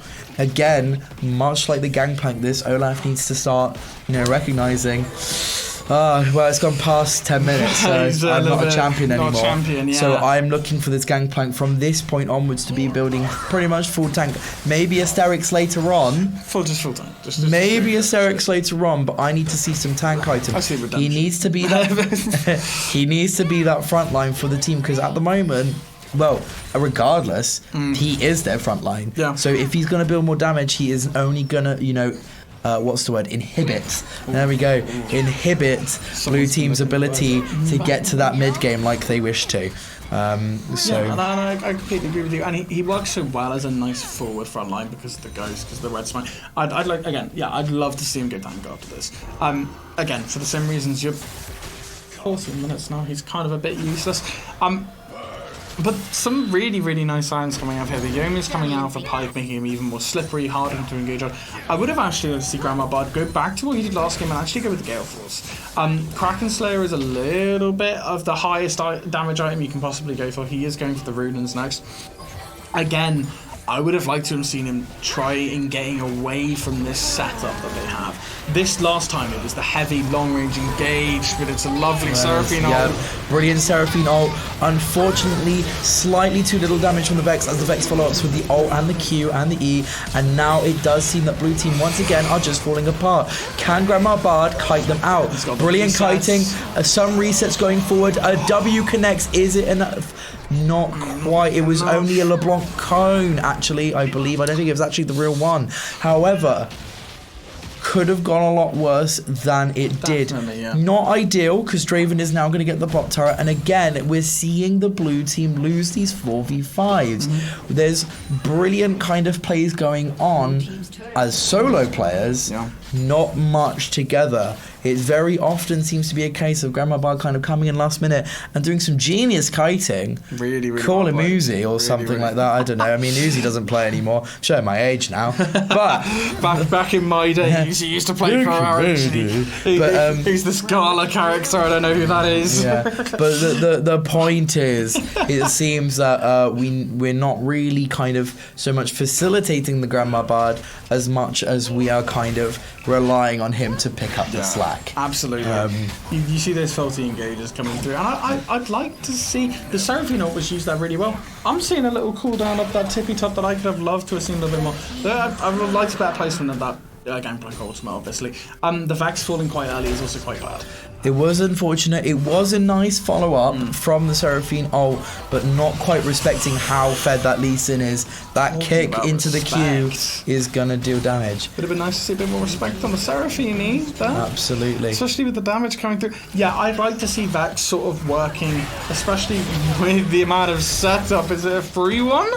I think it's gonna have I to think be. it is indeed a gone Seraphine. Reese, not beautiful. The beautiful ult. The Jinx are coming through. Very big. Vex gonna get some resets with the ult. The ult does go a little bit wide, but there is no way that Lee Sin is making out of this one. A lovely shutdown on that Lee Sin going to Grandma Bard on the Jinx, and this is what we were talking about. When you get those coordination plays correctly, when you follow up and work as a team, your comp is gonna win. They have a brilliant solo queue comp on the red team, but this is not solo queue.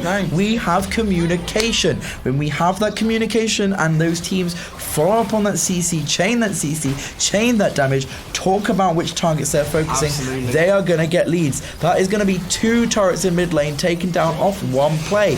They're looking for something back. The Draven ult coming through. We just need to play this slowly and not overstay our welcome. And this is unfortunate. The word is unfortunate. The word is definitely unfortunate. The word is unfortunate. Greedy. I was just about to commend how well Hatton's played that turn away with the ultimate. Grandma Bard coming in with the ult, and then Owen there to pick up the massive fear. How well it was played. You gotta press tab, guys. Yeah. You gotta check when these people are coming up. It was a split fight.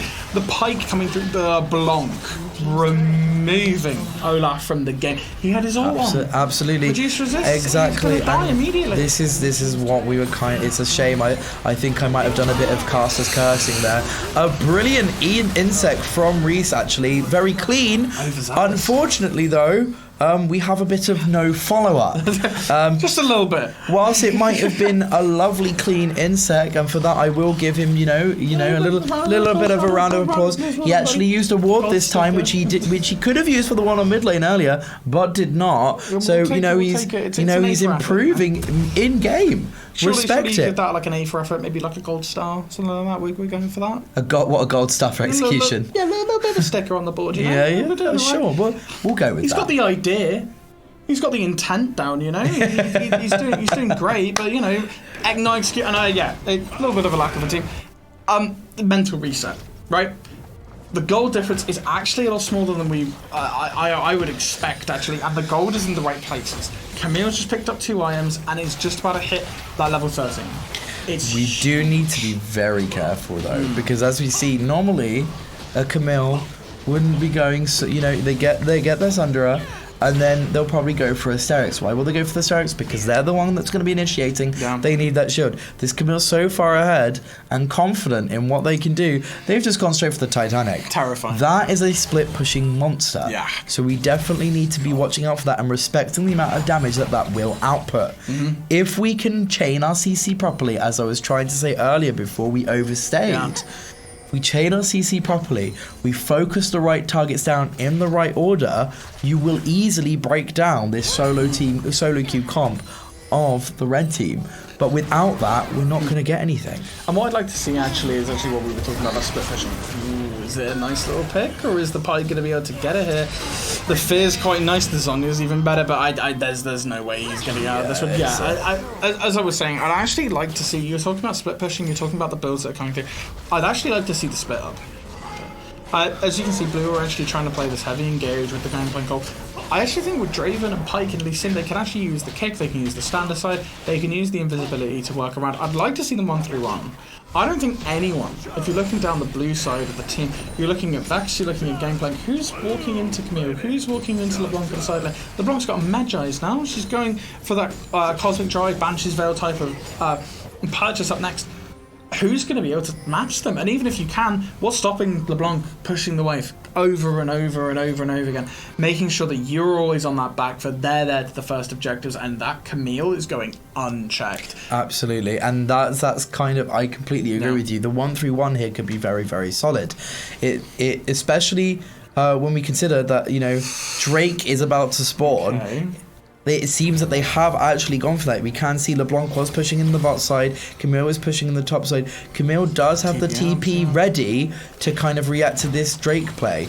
I'm looking for them to burst down this Oreo's Drake. I want it gone like this. Yeah. Okay, because if they get it, they then take it and they can go off. However, a bit too tentative and giving time for the Camille to TP in. The Camille is now here. Camille now being here means that we just get caught out like this. Surely they've got so much. They don't have the best team fights inherently from their kits alone, but their pick potential is astronomically high, and that's how these kind of kills happen. It's just one person needs to be out of position and it's over. No, I would have loved to see a bit more communication on that. I think from Owen, how much can they get? The Pyke ultimate getting one. Is he going to be able to get the Seraphine? The beautiful flash behind the ult, absolutely. And it's just a Pyke cleanup. Pick up. And the chains do land. And unfortunately, it does seem that once again the blue team is slowly crumbling under the pressure of kind of stalling out till this mid game. But as I was saying, I think you've actually got to show a little bit more respect than you've been showing. Actually, you see the TP come through from bot, and you're expecting, oh, they're going to be on the Drake, right? But I think if your team is walking backwards, you're walking backwards. The Vex being there so far forward, alone as well into a Pyke who can be looking over the wall, a Lee Sin who can be looking over all the. They don't need the jungler sat there at all times. They just want to be able to make sure that they can get a quick cheeky pick. And I think disrespecting that then eventually led to the rest of the team disrespecting that. They're thinking, oh, we need to try and clean up. Someone's got to walk backwards, guys. It's the second Drake, and they pretty much got aced. What are they doing? Walk backwards, take your loss. You're still scaling. Jinx needs to hit 3 items. You want to hit your Zonya Vex. You want to be able to hit 2 items. On the Gangplank, hopefully, your Camtech Purifier and your Seraphine is coming through. Yes, it does get more scary in that side lane, but the team fighting and the ability to get in there. Like I was saying with the 1-3-1, it's a little bit scary. Yes, they've got some disengage, but is it enough for a Gangplank ultimate? Is it enough for a Vex ultimate? Is it enough for Seraphine ultimate coming behind all of those and layering on top? Now, yes, with 2 items, but when you hit 3. when you're hitting Jinx with Infinity Edge Rapid Fire Kraken, that's a lot of damage. Exactly. And there's no tank. If we can get to a point where Jinx is able to just rocket everyone, Yeah. the game is won. But permanent overextensions like these ones from Stepbro Gaming, you know, It's too easy for him. it just makes it impossible. And you know, it's hard though. You have to recognize it is hard because you can't really not overextend at this point because they have control over the entire map. The only way really back into this game is kind of overextending together in a position where we can make a pick. However, the Gangplank, too irrelevant now. The Olaf, too irrelevant now. Vex is still going to be strong with those fears, but we're still kind of looking again at this Jinx angle. And the thing is, we're just saying what we were talking about, the 1-3-1. LeBlanc is smashing anyone he walks towards. The Pike's actually getting the picks in mid. He's the Gangplank always done. And there's another. Oh my god! No, it was a good. To be fair, it was a very good kick. Unfortunately, Just excuse me. Person. No, it was the right person. However, it was Flash. Very nice, actually. Yeah. Yeah. So very good from Reese. It was just unlucky in terms of maybe not a clear communication or clear tracking on those summoner spells. And another shutdown to the Jinx again. If we get more of these shutdowns, we could be looking at a red turnaround. But once again, I feel like I'm a broken record at this point, but it is the case of can we survive long enough to get Jinx strong enough to win the game? Not too sure. We do now see the Infinity Edge on the Jinx. If we manage to get that Runan's Hurricane as well, Kraken Slayer, Infinite Edge, and Runan's Hurricane in the team fight, they're all gone. Yeah. They're just gone. There's too much AoE damage there. They do not have that kind of AoE to match. Outside of LeBlanc's Distortion, which is not the same level of AoE as Jinx Rockets. But will they get to that stage with a LeBlanc that's so far ahead now? We do see LeBlanc has hit 25 stacks. That's it's rough. It's a scary one, man. It's a scary one. It's a tilting one as well. What I'd love to see, actually, first off, a massive, well-played to Mythic getting here. He's not only been really good in the side lanes, the execution has been there. Yeah, there's been a couple of these to Mars, that's fine, doesn't matter. But when it's 1 out of 10 that are missing, the other 9 are killing, you have to commend the absolutely brilliant play. I'd like to see Vex move in with the support again. I'd like to see them on top, because what's the Seraphine doing to stop this when she's getting one-shot herself? The Vex is the only one really that can actually peel even slightly for this LeBlanc to be able to stop the dashes, but it's so tough to be able to do that. They're pushing down that middle lane now. They don't even need to split. They can force objectives all day long. They are quite far away from the soul. Yeah, it's not the best soul. They're not really going to be using that greatly. Is the Oreo soul there. But what I'd like to see is a little bit more pressure for Baron. They use that Baron so well. Look at the amount of kills they got. Look at the amount of gold they got. I'd like to see them pressure it again. It almost feels like, yeah, you can get that Jinx back. You can get that Seraphine back. That's great. But you need to have the ability to peel, and if everyone's just getting one shot slowly but surely, whether that be the Vex first or even the Seraphine as we're talking about now, how do you stop that? You don't. It's the point. If you're by yourself, you are just gonna get caught out. Yeah. And that's the distinguishing that we're trying to make. Yeah. You know, not grouping is going to be the downfall, but then again, you can't afford to group if they're going to go for this 1-3-1 to slowly deconstruct their towers of base. Absolutely. As they are, which is why the blue team is in such a precarious situation, because there's not a very easy way to get Jinx far enough into this game. You know, you've got all these tools to help the Jinx, but these tools aren't living long enough to allow the Jinx to do what the Jinx wants to do. And that, you know, subsequently, we do see the inhibs falling. Absolutely. You know how to stop dying in the side lane? Signing up as an esportsman on our website. If you come to us and support us with these amazing events, you can stop dying in a side lane all the time. Yeah, every single time. That's a guarantee. Yeah, guarantee. It's not a guarantee. From one of our wonderful coaches, of which we have so many in the top lane. Yeah, just a couple top lane. Top lane. 0. Nice. Yeah, cool. We'll get there. Stop dying in a side lane. We'll teach you how. And to be honest with you, it's a tough one, right? We're talking about the Jinx, but it's such a long way away. The gold value is such a long way away. I think actually the inhib takes here. Yes, the Baron's up. It could be a little precarious. They need to try and do this Baron as quickly as humanly possible. These inhib takes can be quite scary. Just because of the amount of gold that it can give them, especially on that Jinx, especially on the Vex, if they can actually compete their next items before the next proper fight, maybe the Baron is halfway through, maybe a little bit done. There's a little bit of a chance, but Once obviously again, not a Cardiff Esports member. Yeah, exactly. Obviously not. Now, what I'm looking for here is obviously the red team to continue their 1-3-1 and kind of push in the waves far enough, try and get a triple inhib so that they can then, get the Baron, push and win the game. However, there is actually an opportunity for the blue team to come back that I have kind of just, picked up on. I am a bit slow, I do apologise. But what we do see here is we do see the double intel inhibitors down, which means lots of gold is going to be pumped into the Jinx. If Jinx is just, sapping up all this gold, this is a surefire way to get that gold onto the Jinx and get the items. We are actually seeing the Jinx opting for the last Whisper over the Runan's Hurricane. I almost said it's in English, which does make sense considering the tankiness that we can see on the Camille and the Lee Sin. Can they get the turnaround? I don't think so. I don't know whether it's going to last long enough. Oh, maybe doing a little bit of damage. The Camille has to eat away. They do get the last inhib. They're going to be able to use this Baron properly, even though Freak told me never to take an inhib ever. Yeah. We're not going to be doing so well on that one.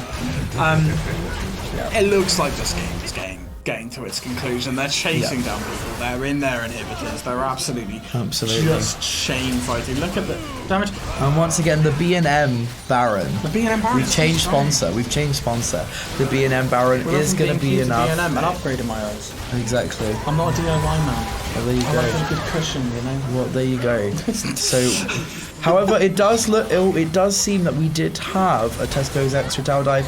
Is it going to be a repeat of the Tesco's Extra Tower Dive? It is, and slowly but surely the blue team getting dismantled. Yeah. And there goes through the FF. And there goes our stream. Which means time is up. So, yeah, that will be a solid red team win.